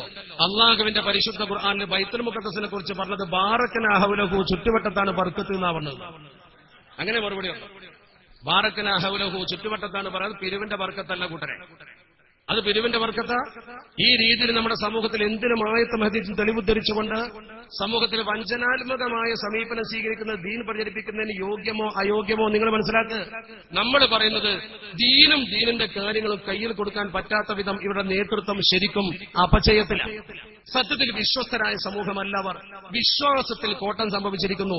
അള്ളാഹുവിന്റെ പരിശുദ്ധ പ്രവാചകർ പോലും സമൂഹത്തെ വിശ്വസിപ്പിക്കുന്ന പ്രവർത്തനം ചെയ്തത് എത്രത്തോളം. ഒരു വൈകുന്നേരം സഫിയ ബീവി റളിയല്ലാഹു തആല റസൂലുള്ളാഹിന്റെ മുമ്പിൽ പോകുമ്പോ റസൂലുള്ള സഫിയ ബീവിന്റെ കൂടെ നടന്നു കൊടുത്തു. സഫിയ ബീവി പർദ്ദയിട്ട് പോകുമ്പോ ഒരു ഇരുട്ട് സമയത്ത് റസൂലുള്ള വീട് വരെ ആക്കി കൊടുത്തു. അത് 2 യുവാക്കൾ കണ്ടു. ആ യുവാക്കളെ നബി തങ്ങൾ വിളിച്ചു, അൻസാരി യുവാക്കളെ. അവർ നബിയെ കണ്ടപ്പോ മാറിപ്പോവാ. നബി തങ്ങൾ അവരെ വിളിച്ചിട്ട് പറഞ്ഞു, ഇത് ഹാദിഹി സഫിയ ബിൻതു ഹുയയ്യിന്റെ മകൾ സഫിയാണ്. ഹുയയ്യിന്റെ മകൾ സഫിയ എന്നാണ് അവർക്കറിയാം, നബിന്റെ ഭാര്യയാണ്.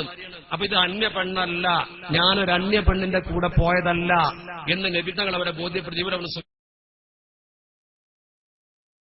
സുബ്ഹാനല്ലാഹ്, നിരന്തരം ഒഴുകും. നിങ്ങൾ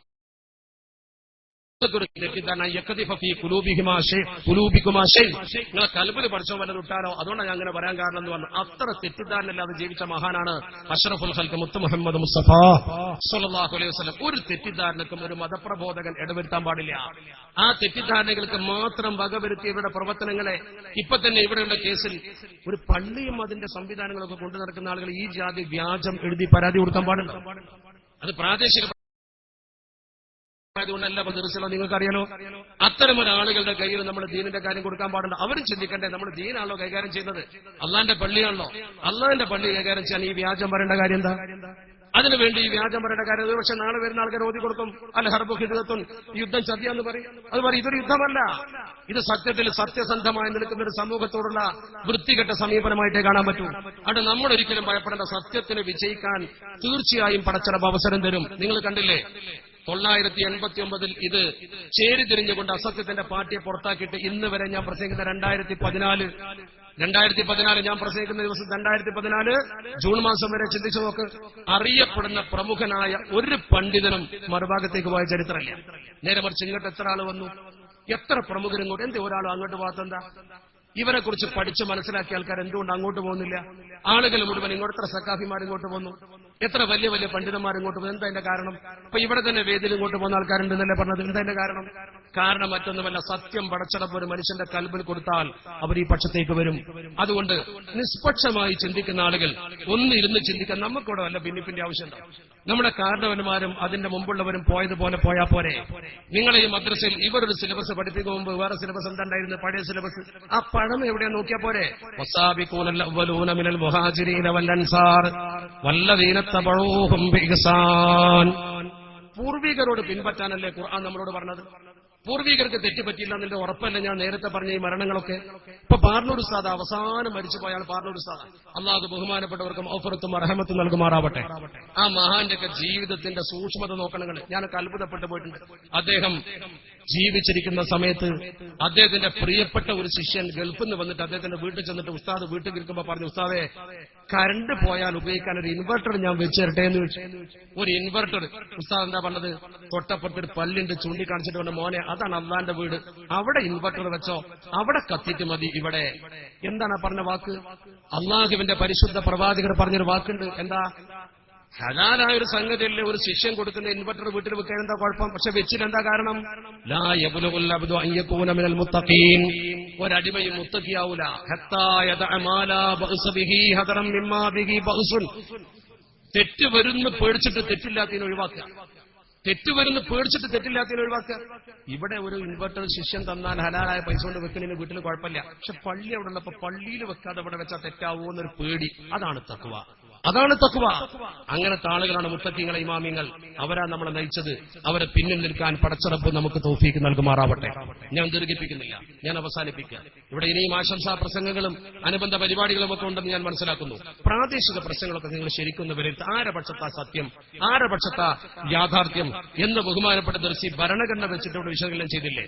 ഇവിടെ ഒരു പഴയ പണ്ഡിതൻ ബഹുമാനപ്പെട്ട ഉസ്താദ് അവർകൾ അദ്ദേഹത്തിന്റെ നേതൃത്വത്തിൽ ഈ മഹല്ല് ശരിക്കും മുന്നോട്ട് പോകുമ്പോ അദ്ദേഹത്തെ പോലും കളിയാക്കുകയും പരിഹസിക്കുകയും ചെയ്യുന്ന സമീപനം സ്വീകരിക്കുന്നത് ശരിയോ തെറ്റോ എന്ന് നിഷ്പക്ഷമതികൾ ചിന്തിച്ചോ, ആലോചിച്ചോ? ചെയ്ത പ്രവർത്തനങ്ങൾ രേഖപ്പെടുത്തുമ്പോൾ പലർക്കും വിഷമമുണ്ടാകുമ്പോ ആ വിഷമം തീർക്കാൻ മറ്റുള്ളവരെ അപഹസിക്കുന്ന സമീപനം സ്വീകരിക്കുന്നത് നേരിന്റെ മാർഗത്തിൽ സുന്നത്യമാക്കി നടത്താനോ അതോ സമൂഹത്തിൽ ഭിന്നത ഉണ്ടാക്കാനോ? പള്ളിയിൽ മൂത്രമൊഴിച്ചവനെ വെറുതെ വിട്ട പരിശുദ്ധ പ്രവാചകർ സമൂഹത്തിൽ ഭിന്നിപ്പുണ്ടാക്കുന്നവനെ കുറിച്ച് ഫദ്രിബൂഹു ബിസ്സൈഫ് എന്നാ പറഞ്ഞത്. ഓർക്കണം നിങ്ങൾ. അതുകൊണ്ട് ഗൗരവമായി നിൽക്കണം. നമ്മൾ ഒരിക്കലും ഭിന്നിപ്പുണ്ടാക്കരുത്. നമ്മുടെ ഒരു കലാപത്തിന് കാരണവുമാകരുത്. നമ്മുടെ പ്രവർത്തനം കൊണ്ട് മഹല്ലത്തിൽ യാതൊരു തരത്തിലും ഒരു ലോ ആൻഡ് ഓർഡർ പ്രശ്നം ഉണ്ടാകാൻ പാടില്ല. നമ്മളൊരു പ്രശ്നക്കാരാകാൻ പാടില്ല. നമ്മളെ കൊണ്ടൊരു വ്യക്തിക്കും ഒരു പോറലിരിക്കാൻ പാടില്ല. നമ്മൾ ആരെയും ബുദ്ധിമുട്ടിക്കാൻ പാടില്ല. നമ്മൾ സത്യത്തിന്റെ പക്ഷത്ത് സമാധാനത്തോടെ നിൽക്കണം. നമ്മൾ അക്രമകാരികളാണെന്ന് വരാൻ പാടില്ല. നമ്മൾ പ്രസംഗിച്ചിട്ടോ നമ്മൾ പ്രവർത്തിച്ചിട്ടോ ഒരു അക്രമോ ഒരു അരാജകത്തോ സമൂഹത്തിലൊരു ക്രമസമാധാന പ്രശ്നമുണ്ടാകാൻ പാടില്ല. എന്ത് സ്വാധീനത്തിന്റെ പേരിൽ ആരെന്ത് ചെയ്യുന്നുവെങ്കിലും ശരി, ചെയ്യുന്ന വ്യക്തികളുടെ വ്യക്തിത്വത്തെക്കുറിച്ചും പ്രവർത്തനത്തെക്കുറിച്ചും ഒക്കെ എന്നെക്കാളേറെ നിങ്ങൾക്കറിയാം. അവരെ കയ്യിൽ സത്യമുണ്ടോ ഇല്ലയോ നിങ്ങൾക്കറിയാം. അത് ആറ്റി കുറുക്കി കണക്കാക്കി ആലോചിച്ച് സത്യത്തിന്റെ ഒപ്പം നിന്നുകൊണ്ട് നാളെ പരലോകത്തിന് വേണ്ടി മാത്രം പ്രവർത്തിക്കുക. ദുന്യാവിന്റെ വിജയം നോക്കണ്ട. ദുന്യാവിന് വിജയം വരും, ദുന്യാവിന് പരാജയം വരും. അത് അല്ലാഹുവിന്റെ പരിശുദ്ധതയും പറഞ്ഞ ഇമാം ശാഫി തങ്ങൾ പറഞ്ഞില്ലേ, വലാ തജ്സഅ ലിഹാദിസത്തിൽ ലയാലി വമാ ലിഹവാദിസി ദുന്യാ ബഖഔ. ദുന്യാവ് നിലക്കൂല കൂട്ടരെ. ഇവിടെ ഹൈറുണ്ടാവും ഷെറുണ്ടാവും ഒക്കെ ഉണ്ടാവും. ഇവിടുന്ന് തിരിച്ചു പോകുമ്പോൾ ഉണ്ടാക്കിക്കൊള്ളി. അതാണ് നമ്മൾ ചെയ്യേണ്ടത്. അള്ളാഹു നമ്മളെ കാത്തിരക്ഷിക്കുമാറാവട്ടെ എന്ന് മാത്രം പ്രാർത്ഥിച്ചുകൊണ്ട് ഈ സന്ദർഭത്തിൽ ഞാൻ എന്റെ ലളിതമായ വാക്കുകൾക്ക് വിരാമമിടുന്നു.